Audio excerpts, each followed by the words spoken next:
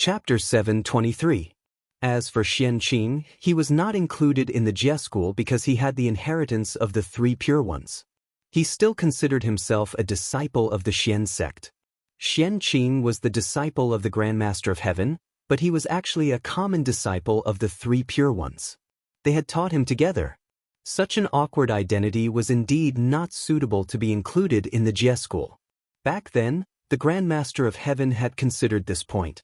That was why he did not pull Xianqing in when he established the Jie school. Since he was not a disciple of the Jie school, Xianqing had no reason to interfere in the battle between the Jie school and the Chan school. The disciples of the Jie school were Xianqing's junior brothers, but the disciples of the Chan school were also his junior brothers. Master, this? After coming back to his senses, Xianqing still looked at the Grand Master of Heaven in confusion. Although it made sense to reject him because he was not a disciple of the Jie school, it was still a little far-fetched. Xianqing could not be a disciple of the Jie school, but he was definitely a disciple of the Grand Master of Heaven. Even if he could not fight for the Jie school, he could fight on behalf of his master. Moreover, with Xianqing's strength, if he interfered in the immortal god-killing tribulation, the Jie school would definitely win. Unless the saint interfered, Xianqing could kill the three sects alone. Since that was the case, the Grand Master of Heaven still did not let him interfere in this killing tribulation. Obviously, he had some difficulties. Thinking of this, Xianqing looked up at the Grand Master of Heaven. What he saw was the Grand Master of Heaven's eager gaze. In a trance, Xianqing seemed to understand why the Grand Master of Heaven did not let him participate in the battle. The Grand Master of Heaven wanted to use this opportunity to completely draw the line between him and the Jie school so that he could be free of worries and devote himself to cultivation so that he could achieve the Tao as soon as possible and cultivate the primordial chaos Tao fruit. How could the Grand Master of Heaven not know the benefits of letting Xianqing and the Jie school participate in the battle? Of course he knew. However, he also knew that Xianqing was not suitable to be involved with the Jie school at this moment. The Grand Master of Heaven knew what the Jie school was like now. Even he was implicated, causing the progress of his cultivation to be abnormally slow. If Xianqing was involved in the Jie school, he would probably not have the chance to break through to the primordial chaos Daluo Jingxian. In order to break through the primordial chaos Daluo Jingxian, one had to first transcend the primordial chaos. If Xianqing was tainted with karma because of the Jie school, how could he break through? Seeing that a primordial chaos Daluo Jingxian was about to be born in his sect, how could sect leader Tong Tian delay his best disciple for the sake of the broken ship of the Jie sect? If Jie school was gone, it could be rebuilt. On the contrary, if Xianqing was gone, it would be difficult to cultivate another disciple like him. Furthermore, if Xianqing could successfully break through to become the primordial chaos Daluo Jingxian, then Jie school would be gone. It would not be a big deal. He, the Grand Master of Heaven, could still hold his head high in front of his fellow Taoists with the help of Xianqing. After all, he had cultivated a primordial chaos Daluo Jingxian. Alas! Yes, Master. Xianqing obeys. Seeing sect leader Tong Tian like this, Xianqing knew that he was determined not to let him participate in this great calamity. Therefore, Xianqing did not force him and directly accepted the order. Sect leader Tongtian's idea was quite good, but once the killing calamity started, even the saints could not help themselves, let alone Xianqing. His involvement with the three pure ones was so deep that he could not avoid this immortal god-killing calamity no matter what. He had to enter the calamity and even die. This immortal god-killing calamity might be the opportunity for Xianqing to cut off the karma between him and the three pure ones. If he entered the calamity and died, his body would turn into ashes. He came and left cleanly. In this way, when Xianqing returned, it would be the time for him to become the primordial chaos Daluo Jingxian. However, before Xianqing died, he still had to repay his master's kindness. Sect leader Tong Tian was worthy of his master's name.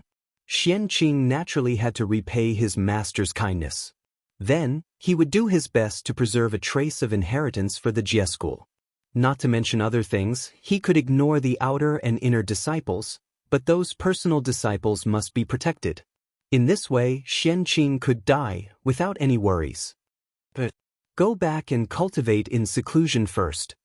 I will handle the matters of the Jie school. You don't have to share the burden. Seeing that Xian Qing understood his painstaking efforts, sect leader Tong Tian nodded with satisfaction. After that, sect leader Tong Tian dismissed many disciples and asked them to rush back to their cave residences and focus on refining magic treasures to wait for the immortal god-killing calamity. The immortal god-killing calamity was about to arrive, and the boundless killing aura began to gradually spread between heaven and earth. When it completely covered the untainted land, it meant that the immortal god-killing calamity had taken shape and it was time to erupt. At that time, the immortal god-killing calamity would completely erupt and sweep across the whole untainted land, affecting all the living beings who practiced the acquired path. It should be known that in the immortal god-killing calamity, not only the disciples of the three religious sects had to go through the calamity, but also countless living beings who practiced the acquired path. However, compared to the disciples of the three religious sects, their treatment was much worse. The disciples of the three religious sects at least had the investiture of the gods as a guarantee. If they died, except for a few unlucky ones, most of them could enter the investiture of the gods to survive. However, if those ordinary cultivators died, unless they made great contributions or were lucky enough to enter the investiture of the gods, they would die. As for the rest, if they died, they would really die. Their souls would enter the nether world to be reincarnated, or completely turn into ashes and fly away. There was no other way. After all, the master of the three religious sects was a sage. With such a powerful background, naturally, they would receive treatment that others did not have. The privileged class had always existed. Since ancient times, it had always been like this. However, compared to the mortal society, the mythical world was more cruel. As the tribulation aura spread, more and more cultivators in the untainted land sensed the impending killing calamity. Because when they were meditating, they could occasionally see that the untainted land was filled with a layer of blood. That blood-red color was formed by killing intent. It was a boundless killing intent that stretched as far as the eye could see. Wasn't such a strange phenomenon a sign of the impending killing calamity? For a moment, a tense atmosphere spread in the untainted land. While the three religious sects were constantly moving and everyone was in a state of anxiety, the netherworld, which was isolated from the world and almost forgotten, also had some movements at this moment. Fengdu City, Netherworld. At this moment, the powerhouses of the netherworld were gathered here to discuss a major event that could change the current situation of the untainted land. Fellow Taoists, I think you all have a premonition that the next calamity of the untainted land is coming. On the main seat, the ghost emperor of Fengdu looked at the people below and said slowly. Below him were all famous big shots of the untainted land. For example, ancestral shaman Shenming, patriarch Nether River of the Blood Sea, and other top great divine abilities of the untainted land. Even Goddess Hudu had left the reincarnation palace and rushed here personally to participate in this gathering. I did sense it. This calamity is called the immortal god calamity. It seems to be caused by the backlash of the Khanate Myriad Tao. It's a calamity specially targeted at the three religious sects. However, it doesn't matter. The netherworld is located in a remote corner and has not cared about worldly affairs for many years. No matter how powerful this immortal god calamity is, it won't affect this place. As soon as the ghost emperor of Fengdu finished speaking, Patriarch Nether River, who was sitting below him, said. However, judging from his attitude, he clearly did not care too much about this calamity. When the rest of the people heard this, they nodded their heads in agreement. Just as Patriarch Nether River said, the netherworld was located in a remote corner. Since its birth, no calamity of the world had affected this place except for the chaos demon god calamity. Moreover, the netherworld also had the protection of the most powerful Dharma treasure in the untainted land, the Chaos Supreme Treasure, the 6 Paths of Reincarnation Disc. Even if a calamity of the world affected this place, it would not be able to escape the suppression of the 6 Paths of Reincarnation Disc. As such, they naturally had an indifferent attitude towards the impending apocalypse of heaven and earth. However, such an outcome was obviously not what the Ghost Emperor of Fengdu wanted to see. Therefore, he frowned and said, "Fellow Taoist Nether River, you're wrong. How can the eruption of this calamity of the world have nothing to do with the nether world? You should know that every time the calamity of the world erupts, countless living beings will be affected and die tragically in the calamity. And after they die, they will come to the nether world. They will either be reincarnated and start all over again, or they will stay in the nether world and become a member of our world. So, how can you say that it has nothing to do with the nether world? Every time the calamity of the world erupted, the nether world would be in chaos for a period of time. Moreover, after these ghosts were reincarnated, the population and strength of the nether world would welcome an explosive growth. Countless ghosts entering the nether world would definitely affect the order of the Een court. Therefore, the nether world would inevitably be in chaos for a period of time. Order would only be slowly restored after all these ghosts were sent into the cycle of reincarnation. As for why the population and strength would increase, it was even simpler.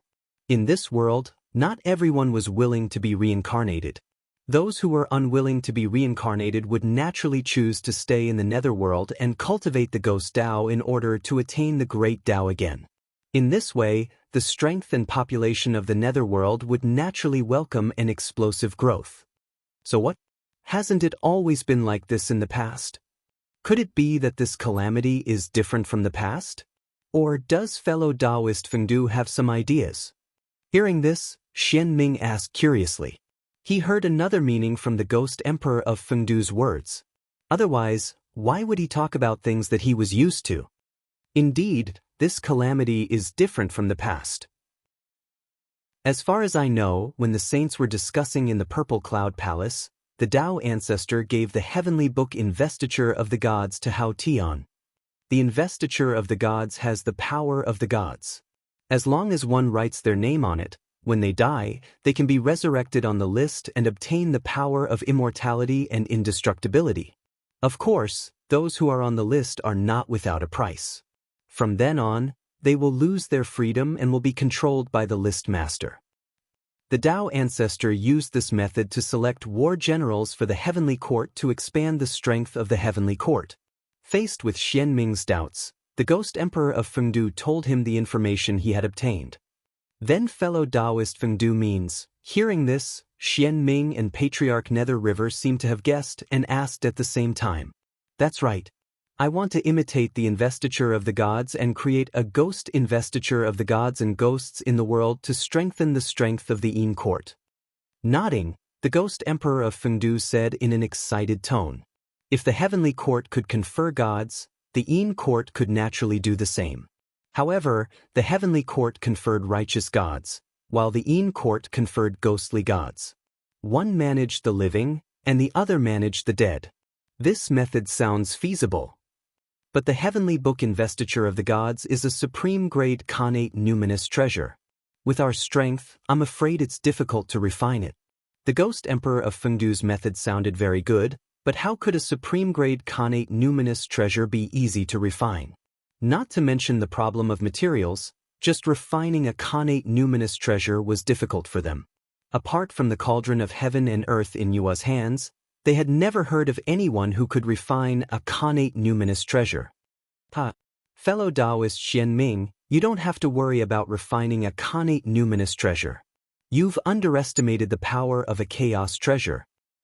I believe that as long as Goddess Hutu is willing to help, it won't be difficult to refine a supreme-grade connate numinous treasure. Hearing Ancestral with Xian Ming's worry, the Ghost Emperor of Fengdu laughed and turned to look at Goddess Hutu. At the same time, Ancestral with Xian Ming also looked at Goddess Hutu with a puzzled expression, as if he wanted to verify the authenticity of the Ghost Emperor of Fengdu's words. Indeed, the 6 paths of reincarnation disc can refine connate numinous treasures. Nodding, Hu confirmed that what the Ghost Emperor of Fengdu said was true.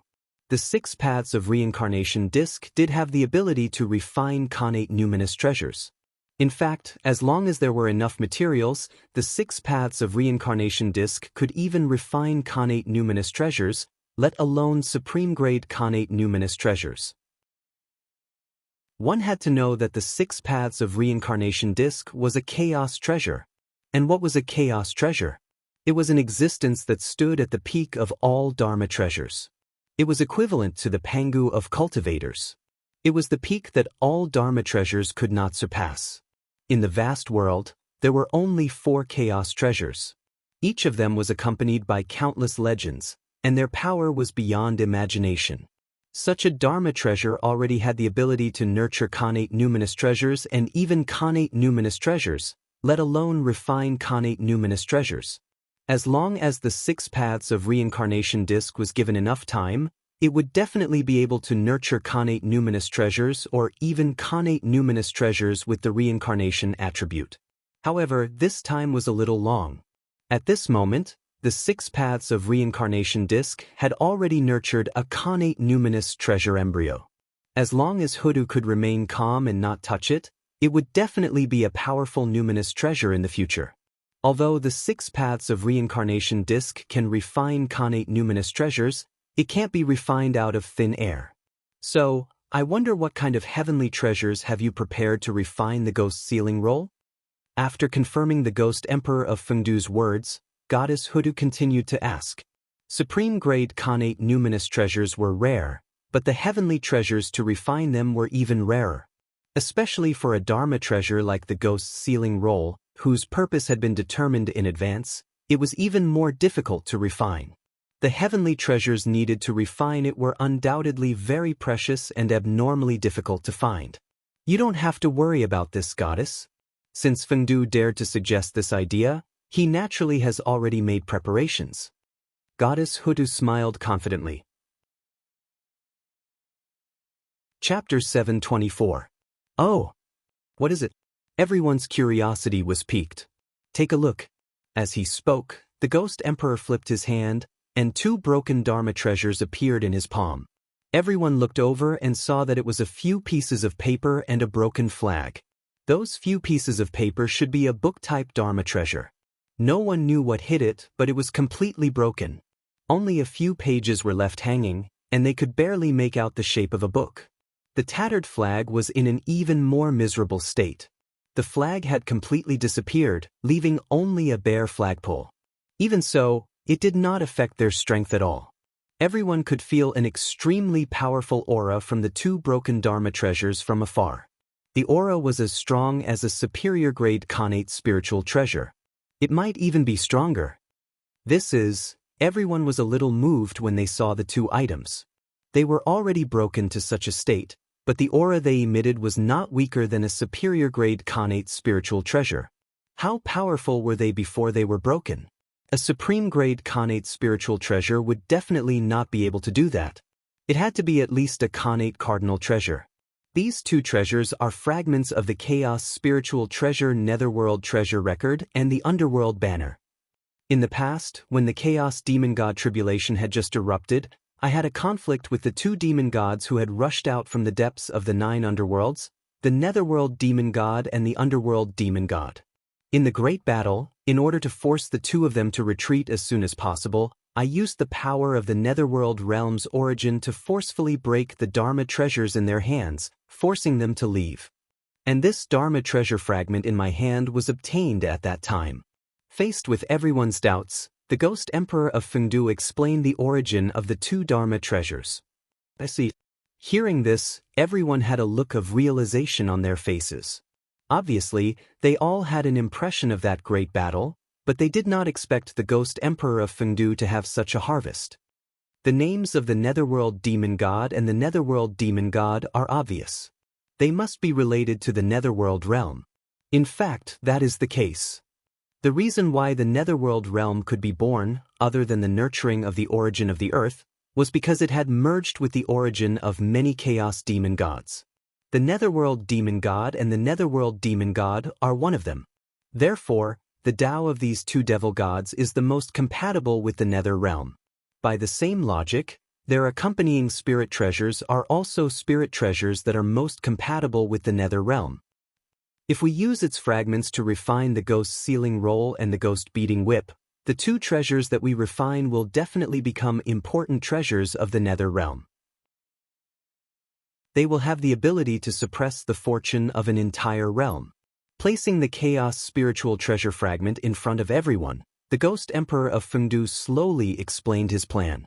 The Netherworld Treasure Record was a chaotic spirit treasure that was born from the Netherworld's Grand Tao, and it could be said to be innately capable of carrying the karmic luck of the Netherworld.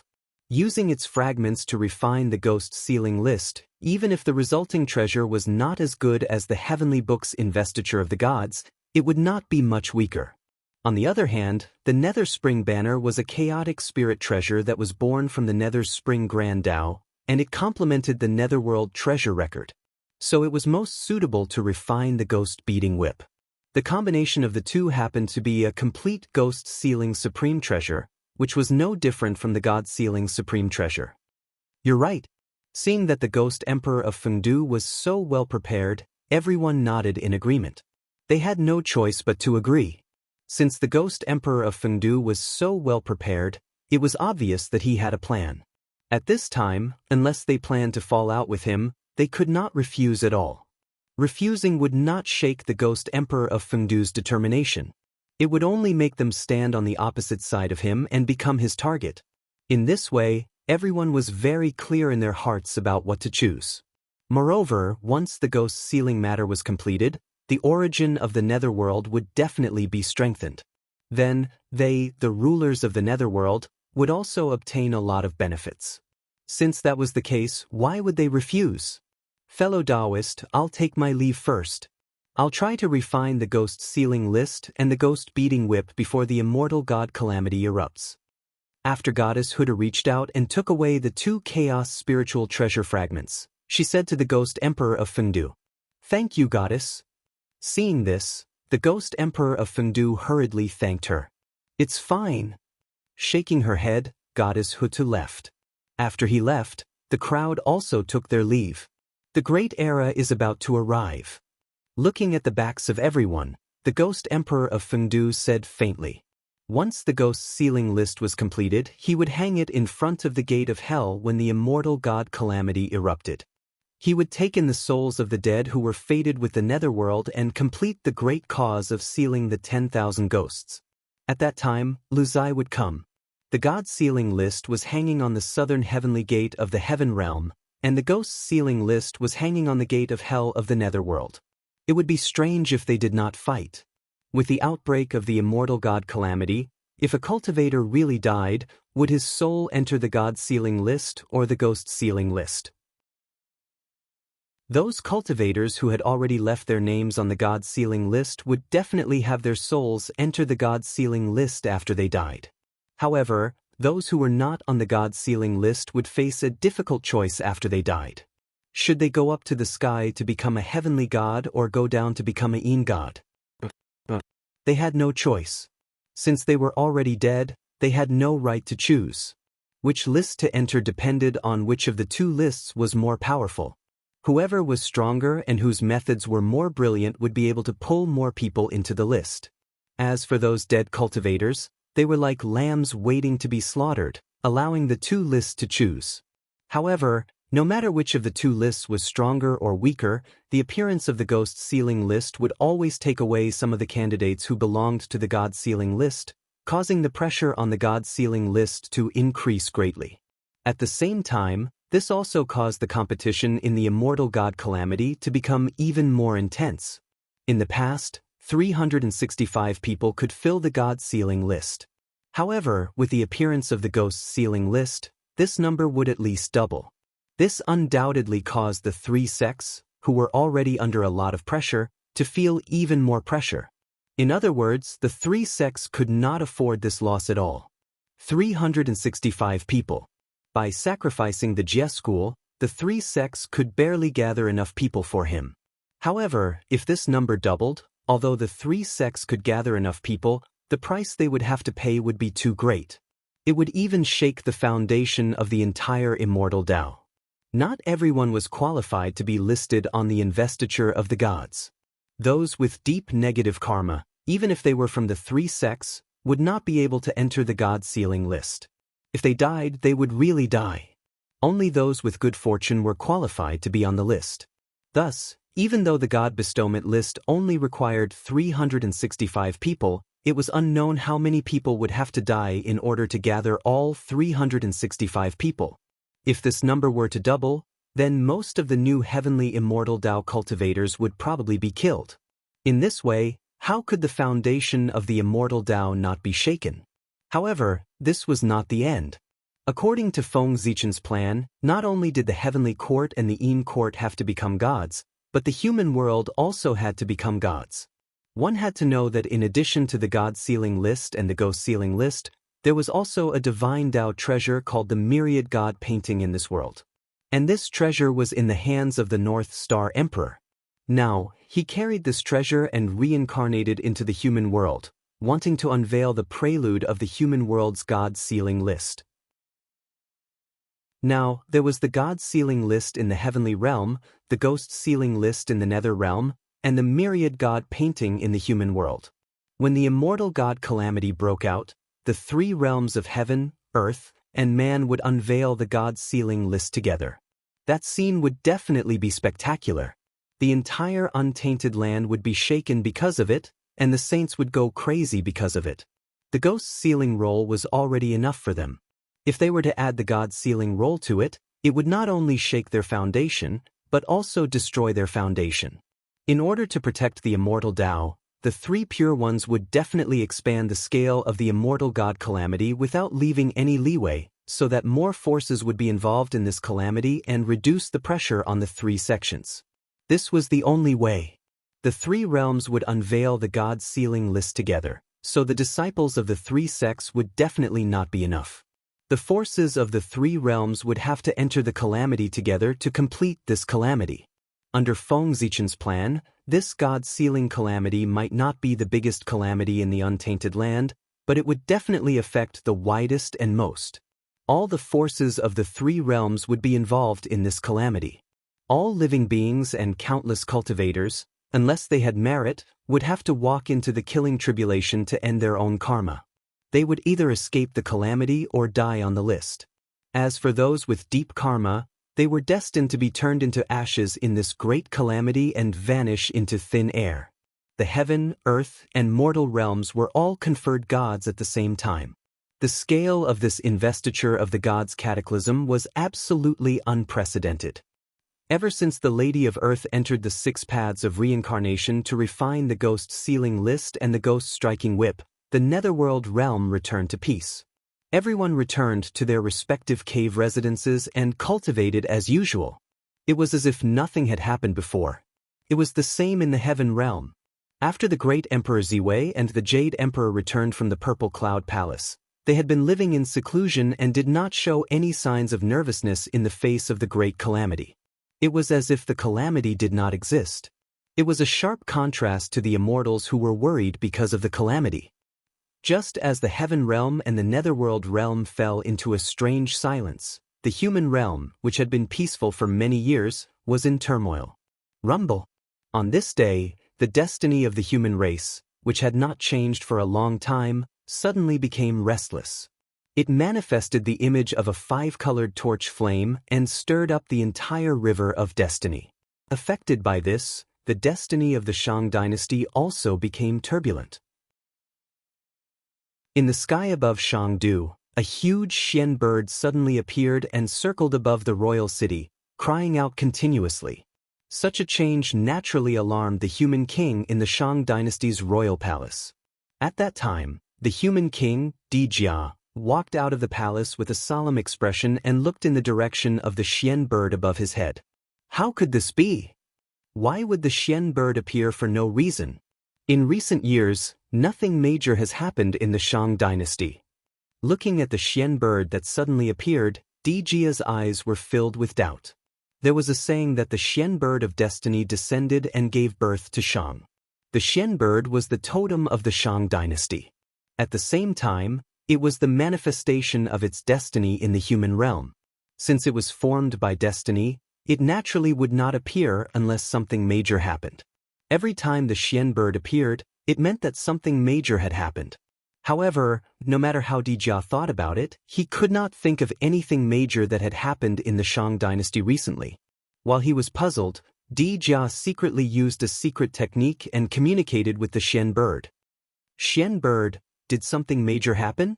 A dignified voice came from Jia's mouth and resounded in the Xian bird's heart.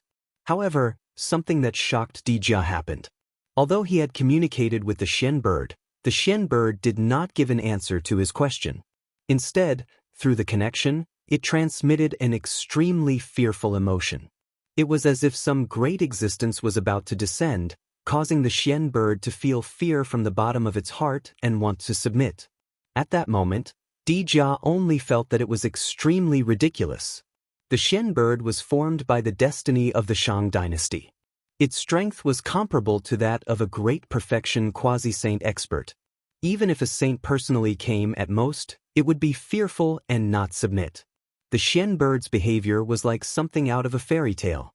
However, while he felt that it was ridiculous, Jia could not help but feel curious.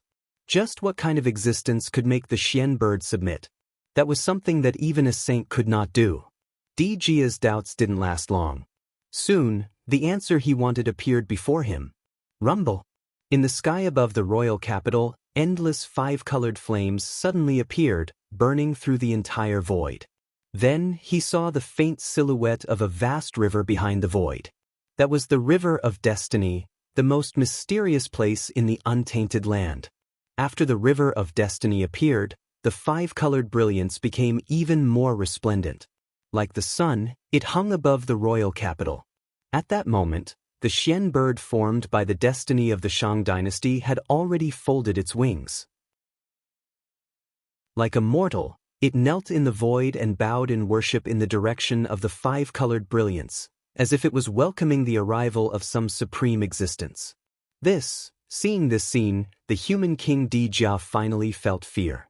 Just as he was about to move, he saw an unfathomable majesty suddenly spread out. In an instant, that terrifying majesty pressed down on Jia and forced him to kneel on the ground. Even someone as strong as the human king could not summon any strength to resist in front of this majesty. He could only submit, and that was the only way. Rumble. As if the sky was collapsing, the space shattered in an instant. A ball of resplendent Exinhua accompanied by five-colored light appeared before Jia's eyes. This is Exinhua? Slightly stunned, Jia recognized the origin of the Exinhua before him. It was the manifestation of the destiny of the human race. No wonder the Xian bird submitted. Compared to Exinhua, it was not worth mentioning. The Xian bird was formed by the destiny of the Shang dynasty. However, Exinhua represented the destiny of the entire human race. The difference between them was clear at a glance. The Xian bird itself was just a part of Exinhua. Ever since Xia Qi changed the world to a family world, the destiny of the human kings was no longer represented by Exinhua. Instead, it was represented by their respective totems. Chapter 725. That was because neither Xia nor Shang could represent the entire human race. Therefore, Exinhua left them. And in this world, the only ones who could use Exinhua as a symbol were the legendary 3 sovereigns, 5 emperors, and king of Great Yu. Could it be that they had descended? Looking at Exinhua in front of him, Jia could not help but have a bold guess. Unfortunately, he guessed wrong and it was a big mistake. That was not Exinhua formed by the destiny of the human race, but the manifestation of Feng Zichen's destiny. With Jia's shallow knowledge, he did not know that other than the 3 sovereigns, 5 emperors, there was another person who could use Exinhua as a symbol. That was Feng Zi, the human race's Saint Emperor Feng Zichen. He was really too ancient, so ancient that the world had almost forgotten him. Feng Zichen attained the Tao in the primordial era, and he had already become the human emperor before the 3 sovereigns, 5 emperors. He was the first human emperor of the human race, and at the same time, the greatest human emperor. He had single-handedly created the glory of the primordial human race. Feng Zichen's greatness not only allowed him to use Exinhua as a symbol, but even his own destiny was also manifested in the image of Exinhua. In other words, the reason why the destiny of the human race was in the image of Exinhua was because he had once imprinted the image of his own destiny on the destiny of the human race. The destiny of the human race was the manifestation of his destiny. As such, the two were naturally identical. When Di Jia saw Xinhua, his first reaction was that the destiny of the human race had manifested. In fact, that was not the case. It was the result of Feng Zichen's destiny manifesting. The two were exactly the same, so he naturally could not tell them apart. Of course, this was also related to Di Jia being too weak. As long as he could pull himself together and look directly at the ball of Xinhua that Feng Zichen had transformed into, he would be able to tell the difference between him and the human race's Xinhua. As a sovereign personage, Di Jia was not qualified at all. It had to be said that compared to the world of the public, it was indeed easier to produce mediocre people. Take Di Jia for example. If it was during the era of the public, he would never be able to become the human king. It was only during the era of the family that he was able to steal the position of the human king by relying on his status as a member of the royal family. The decline of the human race with each generation might not necessarily be due to the incompetence of the human king. If the human kings were more outstanding with each generation, then why would the human race worry about not being able to prosper? However, it didn't matter. This was because Feng Zichen had been reincarnated. As long as he could become the emperor, whether it was the family world or the public world, everything would become history. From now on, the human race would only have one emperor, and that was Feng Zichen. Rumble. Feng Zichen ignored Di Jia's question and focused on controlling Xinhua. Di Jia wasn't displeased at all. Although he was the human king, in front of those mighty existences who could control the destiny of the human race, his position as the human king was nothing. He could be stripped of his position at any time. In fact, even if his ancestor, Cheng Tang, was here, he would not dare to be disrespectful to such a character, let alone him, Di Jia. Just wait patiently. As time passed, the ball of Xinhua continued to emit light and gradually enveloped the entire Shang dynasty's capital. Then, a shocking change happened. The Xian bird formed by the destiny of the great Shang dynasty began to slowly evaporate under the illumination of the Xinhua, turning into wisps of light that merged into the Xinhua. No! Your Majesty, please stop. Seeing this, Di Jia finally panicked. He couldn't care less about the other party's identity and hurriedly stopped him. The Xian bird could be said to be the foundation of the great Shang dynasty. If it was completely devoured by the Xinhua, the great Shang dynasty would be finished. For a faction without the slightest bit of destiny, Di Jia couldn't think of a second possibility other than gradually heading toward destruction. He was the king of the great Shang dynasty. He could be incompetent and absurd, but he would never watch his country be destroyed in front of him. Therefore, even though he knew the other party's identity, Di Jia still spoke up. As the emperor of the Shang dynasty, his duty was to stop the other party from devouring the great Shang dynasty's destiny. However, although Di Jia spoke up to stop him, Feng Zichen clearly didn't care about his words. He completely ignored him and continued to devour the great Shang dynasty's destiny. You've gone too far. After all, he was a human king and had his dignity. Di Jia's previous humble attitude was already the limit of what he could do.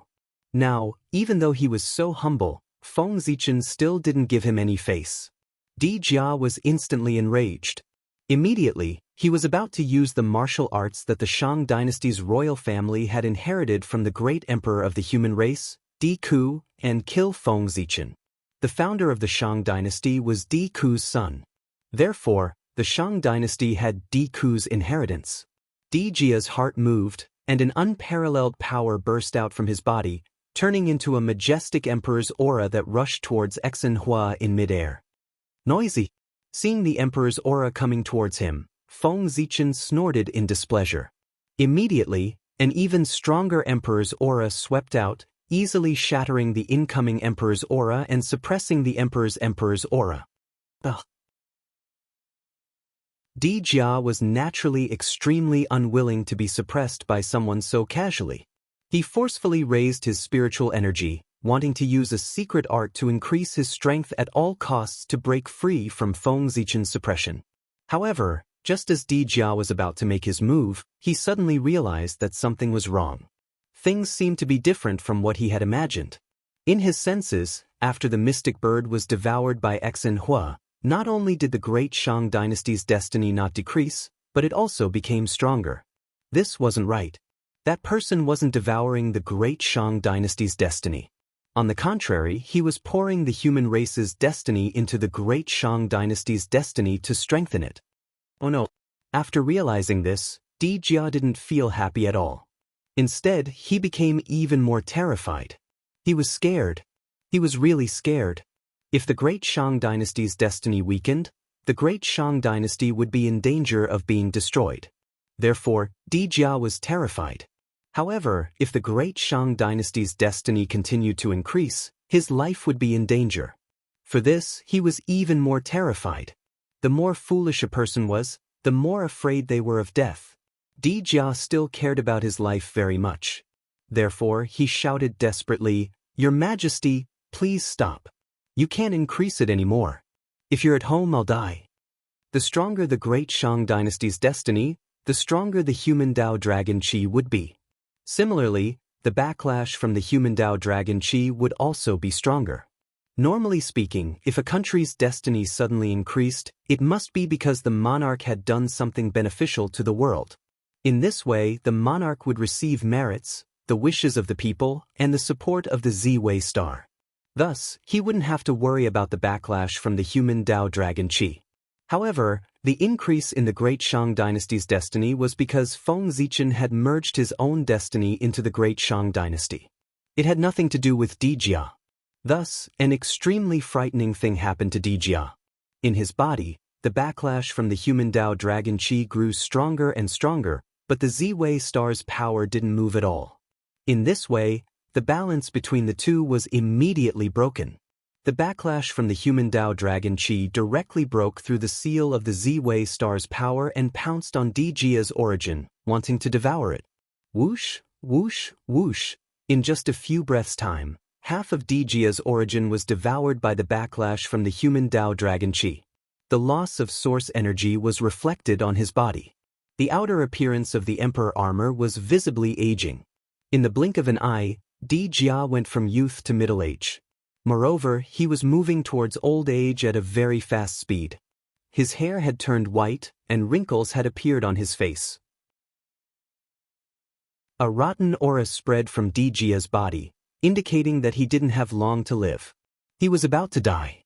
At the crucial moment, it was Feng Zichen who noticed Di Jia's situation and saved his life. He's about to die? What a piece of trash. Although he was displeased, Feng Zichen still acted. He used a strand of Z-Wei star qi to protect Di Jia's origin, preventing him from dying from the backlash from the human Dao Dragon Qi. Although Di Jia was crippled, he was related to Feng Zichen's future plans. He couldn't die. After an unknown period of time, the Xian bird of fortune was finally devoured by Xinhua. Then, Xinhua suddenly twisted and turned into the appearance of a Xian bird. It looked exactly like the Xian bird from before. It was impossible to tell the real one from the fake.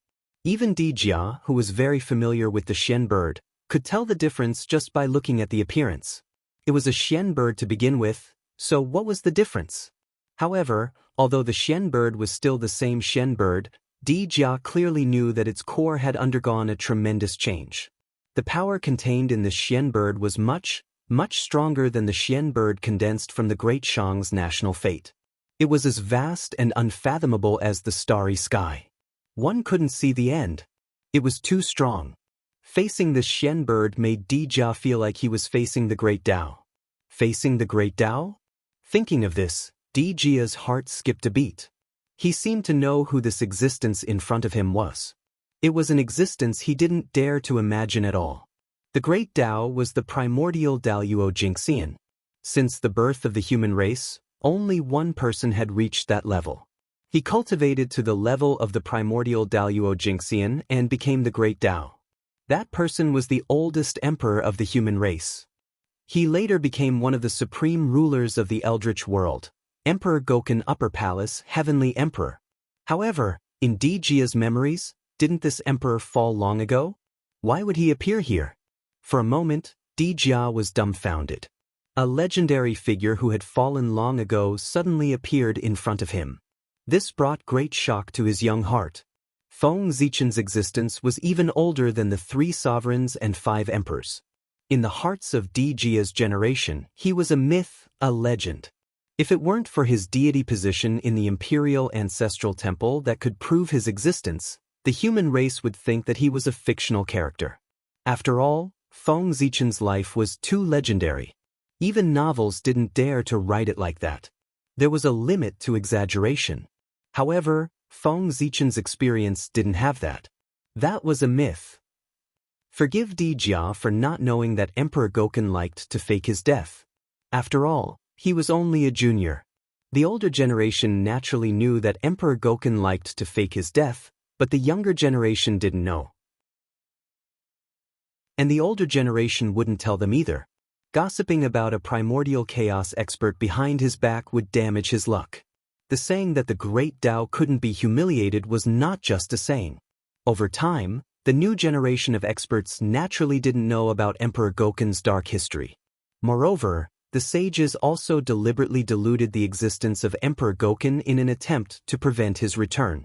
Therefore, there were even fewer living beings in the primordial world who knew about Emperor Gokun. Only the disciples of those top factions knew a thing or two about him. However, because his experience was too bizarre, they treated him as a legend and didn't take it to heart. Di Jia was like that. He was a fatuous ruler. Could you expect him to have any extraordinary abilities? Are you His Majesty the Sacred Emperor? After hesitating for a long time, Di Jia asked respectfully. How could he not be respectful? If this person was really the Sacred Emperor, then he was the most noble existence of the human race. His status was already at the peak. Other than Empress Nuwa, he was the most powerful. Yes. In the void, Feng Zichen replied indifferently. Now that the luck had been merged, it was time for him to explain some things to Di Jia. This time, he planned to reincarnate into the Shang dynasty's royal family. However, he wasn't willing to find himself a parent. Therefore, his reincarnation method was a little special. He needed the cooperation of the current human king. Oh! Greetings, Your Majesty. He thought that the other party wouldn't answer, but he didn't expect the other party to actually answer. Di Jia couldn't help but be stunned for a moment. A moment later, he realized what had happened and hurriedly bowed. May I know why Your Majesty has fused the luck of the human race with the luck of the Great Shang? After bowing deeply, Di Jia asked cautiously. Recently, when I was traveling the river of time and space, I discovered that the human race was about to face a great calamity. Therefore, I decided to reincarnate into the human race to help the human race survive this calamity. Seeing his appearance, Feng Zichen couldn't be bothered to correct the mistakes in his words and directly said. What had fused with the luck of the Great Shang wasn't the luck of the human race, but his own luck. It wasn't that Feng Zichen didn't have the ability to mobilize the luck of the human race, but that he couldn't.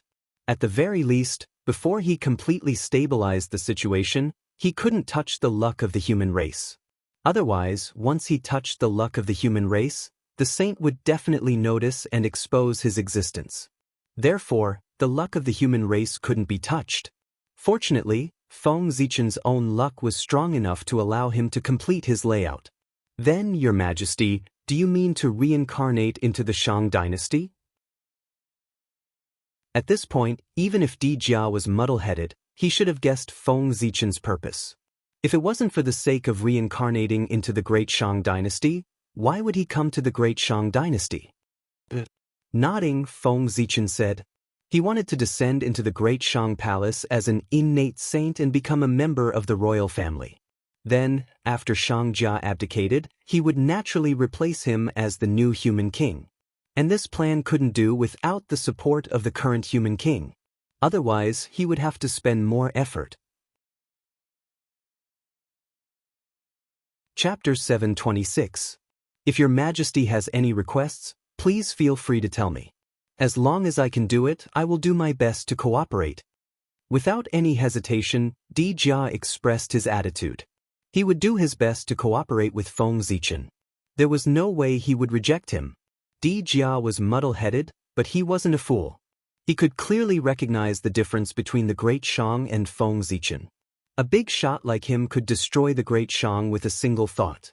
Facing him, the Great Shang had no room to reject him. Was he rejecting him? What could he change?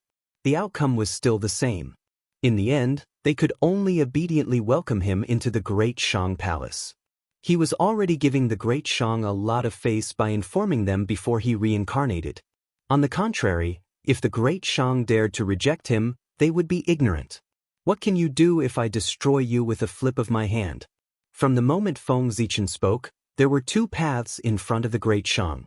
One was to take the initiative to cooperate, the other was to be beaten into taking the initiative to cooperate. Di Jia was a smart person. Since the outcome of the two paths was the same, he would definitely choose the one with the lowest price. Rejecting him would only offend him. However, if he took the initiative to cooperate, although there was a high chance that he would lose the throne in the end, he would also gain a favor from the other party. A favor from primordial chaos Daluo Jingxian was enough to protect the Great Shang for a long time. Later, I will reincarnate into the Great Shang Palace as an innate saint. You need to make up a suitable identity for me and protect my reincarnation for 20 years. In the void, Feng Zichen instructed Di Jia indifferently. With a suitable identity, it would be convenient for his next plan. As for protecting him for 20 years, it was because he had to seal his memories for 20 years after reincarnating. The sudden appearance of a clansman in the Great Shang royal family would inevitably attract the attention of people with ulterior motives. If he acted a little special, he would not be far from exposing his identity. Therefore, Feng Zichen decided to be straightforward. He directly sealed his memories so that his reincarnation could live an ordinary life for 20 years to avoid the eyes of people with ulterior motives. He had not asked about her for 20 years. Naturally, he needed a guardian to take care of her. Otherwise, if something happened to her reincarnation, it would be a big joke. Your Majesty, what do you think if I arrange for your reincarnation to be my younger brother who is wandering outside? Di Jia said hesitantly after some thought. The inheritance of the Great Shang dynasty's throne was a little special. It coexisted with the death of the father and the death of the father. The younger brother's right of inheritance was greater than the son's. Emperor Jia had arranged for Feng Zichen's reincarnation to be his younger brother. His intention was clear. He wanted to make him his successor. However, in the face of Di Jia's good intentions, Feng Zichen did not agree. That's too much. Just arrange for him to be an ordinary member of the royal family. Feng Zichen shook his head and refused. It was too eye-catching. The identity that Emperor Jia had arranged for him was too conspicuous. Anyone who saw the sudden appearance of an heir to the throne, and who was even found from outside, would feel that there was something wrong. All right then. Zhu Jia understands. The corner of Di Jia's mouth twitched as he replied. With the current strength of the Great Shang dynasty, the position of the human king had become a death sentence. Apart from the person in front of him, no one else could escape the fate of being devoured by the dragon energy of the human Tao. Therefore, for the sake of the lives of the other members of the royal family, Di Jia could not wait to give up the throne. Although the throne was good, the Zi family no longer had the fortune to enjoy it. After the two of them reached an agreement, Feng Zichen began his journey of reincarnation. In the void, a seven-colored brilliance appeared and covered the entire Shang Palace. Then, the void trembled inexplicably. Faint shadows of gods and demons crossed the river of time and space to appear in this world. Boom, boom, boom. All kinds of shocking, strange phenomena appeared one after another. However, right at that moment, the sound of a bell suddenly sounded from that unknown spacetime. Then, purple gas appeared in the sky and devoured all of the abnormal signs of heaven and earth. It was Hongmeng Daozhong.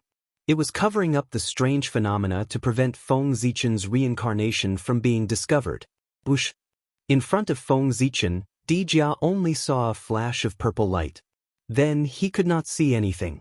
When he came back to his senses, he realized that he had returned to the palace without him noticing. It was as if he had just been in a dream. What Xian Bird? What Exanhua? What Emperor Gaochen? None of them had appeared.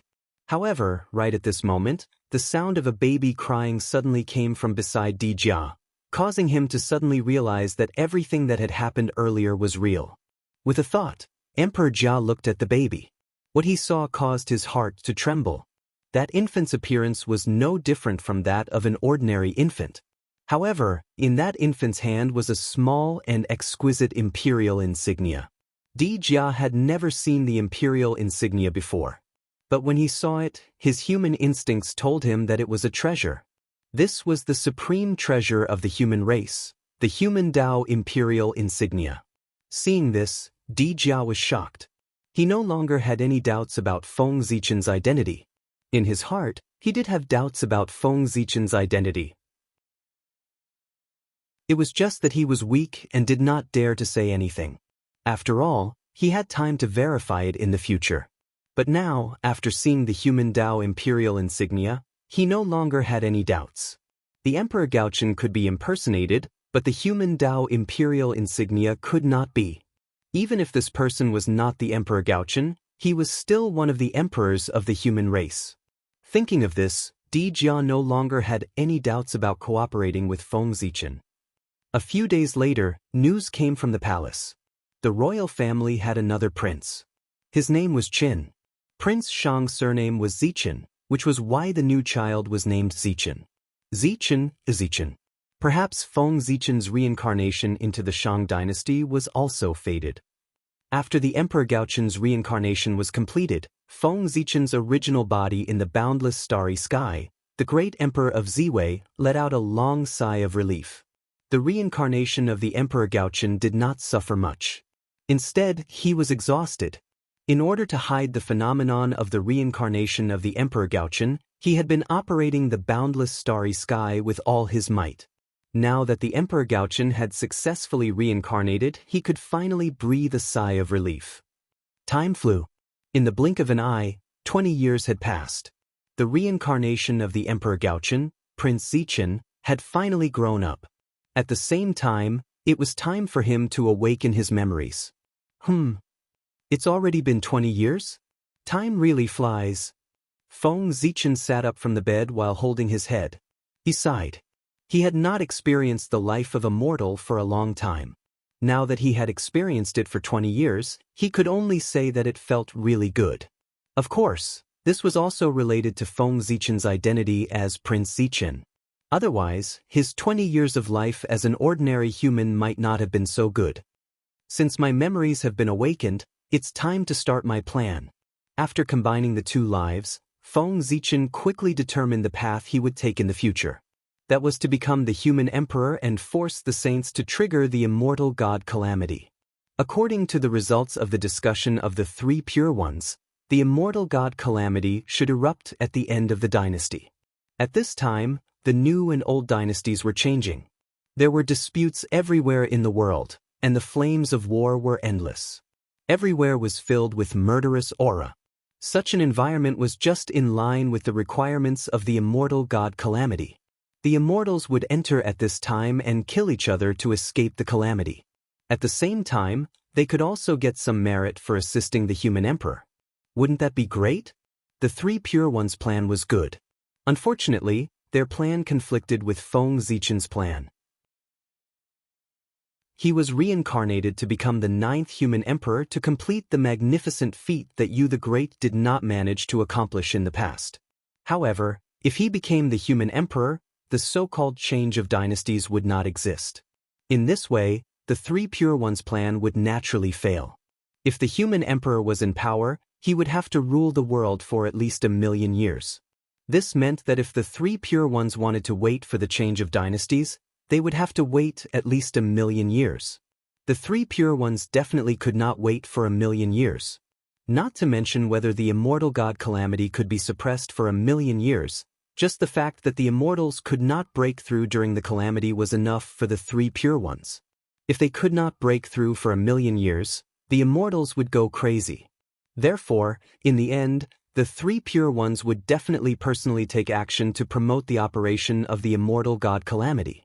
There was no doubt that the way they chose to promote the immortal god calamity would definitely be to destroy the Shang dynasty. Because the human race should not have the birth of the 9th human emperor. When Feng Zichen chose to become the 9th human emperor of the human race, He was already standing on the opposite side of the saints. Even if there was no immortal god Calamity, the saints would still attack him. And with the immortal god Calamity, wouldn't it be better? He could use this opportunity to suppress the human emperor to complete the immortal god Calamity in one fell swoop. It would save him a lot of trouble. It seems that this time, I have to have a good fight with the saints. Thinking of the scene when he became an emperor in the future, Feng Zichen could not help but look forward to it. This time, he became an emperor was different from that time when Yu the Great became an emperor. This time, he just happened to be in time for the immortal god Calamity. And this gave Feng Zichen room to operate. Because of the immortal god Calamity, there was a crack in the relationship between the three pure ones. The Grandmaster of Heaven and the Heavenly Lord of Primordial Beginning were already showing signs of falling out for their respective disciples. This gave Feng Zichen a chance to rope in the Grandmaster of Heaven. If the Grandmaster of Heaven wanted to protect his disciples, he could only cooperate with him. If the two sides reached a consensus, then Feng Zichen's matter of becoming an emperor would be completely settled. Roping in the Grandmaster of Heaven was equivalent to blocking two saints at once. All of a sudden, two saints were gone. In addition to Goddess Nuwa, the number of saints that Feng Zichen had to deal with increased from 5 to 2. Two saints could not stop Feng Zichen. As for the Heavenly Tao, it was even simpler. The Heavenly Tao could kill Yu the Great, but it could not kill Feng Zichen. It was because Feng Zichen was the great Taoist priests and the orthodox Pangu. He was not going to destroy the world. He was just going to be the human emperor. Even if the Heavenly Tao was dissatisfied, it could only pinch its nose and accept it. Otherwise, what else could the Heavenly Tao do? Kill Feng Zichen ruthlessly? That was obviously impossible. The words Orthodox Pangu were the greatest life-saving talisman in the primordial world. The 12 ancestral shamans had done more than one or two heaven-defying things back then. They were much more excessive than Feng Zichen. They did not take the Heavenly Tao seriously at all. However, even so, the Heavenly Tao did not send down any heavenly punishment to kill them. Unless it was really the end of the world, the Heavenly Tao would not attack the Orthodox Pangu. The strongest second generation of the primordial world was not just a saying. It really had special privileges. After Feng Zichen awakened his memories, he no longer hid his sharpness. He began to come into contact with political affairs and entered the center of power of the Shang dynasty. He first observed the politics in the imperial court. Then, with his outstanding performance, he obtained the qualifications to be in power. After that, he relied on this place to start his path of hegemony. With knowledge that far exceeded this era, Feng Zichen quickly increased his reputation. In less than 100 years, his good name spread throughout the entire Shang dynasty. After another 300 years, Feng Zichen was about to become a saint in the Shang dynasty. The people of the world bathed in his kindness and worshipped him like a god. After another 50 years, Di Jia finally could not bear the burden and decided to abdicate. Even with the protection of Feng Zichen Ziwei Emperor Qi, he could not withstand the backlash of the dragon Qi of the human path. Di Jia abdicated, and Feng Zichen ascended the throne under the unanimous recommendation of everyone, becoming the new human king. Amidst the solemn music, Di Jia abdicated the position of the human king and went to the ancestral land of the human race to cultivate in seclusion. Feng Zichen was crowned king. The transfer of power between the new and old king was completed. The ascension of a new king was naturally a big deal for the Shang dynasty and the human race. However, to the immortals and gods, it was not something worth paying attention to. This was because such a scene had happened too many times. They were already used to it. Although the human king was strong, he could not live forever. He had to change every few hundred years. As long as one lived long enough, they would have experienced the change of the human king several times. After experiencing so much, they naturally did not care. Under the habitual thinking, these immortals thought that the human king of this generation would be the same as the previous human king. After a few hundred years, he would choose to abdicate because he could not withstand the backlash of the dragon Qi of the human path. However, as time passed, they gradually realized that they were wrong. The human king of this generation seemed to be more outstanding than they had imagined. At first, When Feng Zichen reigned for 500 years, no one noticed anything unusual. However, when he reigned for 1,000 years, everyone gradually realized that something was wrong. This human king seemed to be quite outstanding. He actually persisted for 1,000 years under the backlash of the dragon chi of the human path and did not fall. For a time, many people began to pay attention to this human king, predicting how long he could last. Then, another 5,000 years passed. This human king was still alive. At this time, even those mighty figures began to pay attention to this human king. 6,000 years, this human king had the bearing of a Daluo. It seemed that it would not be long before another Daluo Taoist priest appeared in the human race. Chapter 727. Time flew by, and in the blink of an eye, another 5,000 years had passed. At this moment, Feng Zichen had already been in power for 11,000 years.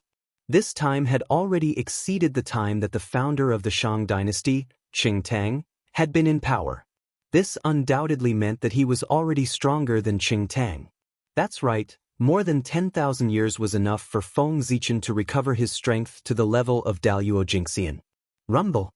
As Feng Zichen's reincarnation stepped into the realm of Daluo Taoist priests, the long river of destiny trembled endlessly. The moment the fire leaped up, a large amount of destiny gushed out and flowed into the body of the mystic bird formed by the destiny of the Shang dynasty. In an instant, the destiny of the Shang dynasty skyrocketed. It was also because of this that the great divine arts practitioners of the primordial world were alarmed. They all looked in the direction of the imperial capital of the Shang dynasty in shock and bewilderment, wanting to see the origin of the human king. Unfortunately, in the sky above the imperial capital of the Shang dynasty, the mystic bird spread its wings like a cloud in the sky, blocking all the peeping gazes, making it impossible to see the true situation of the current human king. With such a commotion, the saints were naturally alarmed. They glanced at the imperial capital of the Shang dynasty from afar. No one knew what they saw, but they shook their heads and retracted their gazes. It was just another Xia Qi. This was the conclusion that the saints came to after seeing Feng Zichen. Xia Qi was the one who changed the world into his home. He was also the first human king to fall due to the backlash of the dragon chi of the human path. Before he fell, Xia Qi was already the Daluo Taoist priests. Originally, he would not die. Unfortunately, in order to prove his excellence, Xia Qi actually chose to withstand the backlash of the dragon chi of the human path. In the end, the human king of a generation fell on his throne. In the eyes of the saints, the current human king was completely another Xia Qi. In order to continue staying in the position of the human king, he did not hesitate to use his powerful strength to suppress the backlash of the dragon chi of the human path. Little did they know that the result of doing so was nothing more than ending up like Xia Qi. However, the human king's luck was clearly better than Xia Qi's. That was because he had an advantage over Xia Qi. That was, he had the protection of the Emperor Star, but Xia Qi did not. The protection of the Purple Star power appeared precisely after learning the lesson of Xia Qi's fall. He believed that with the protection of the Purple Star's power, this human king would be able to last longer than Xia Qi. However, this didn't change anything. Could it be that this generation's human king could take another step forward and become the human emperor?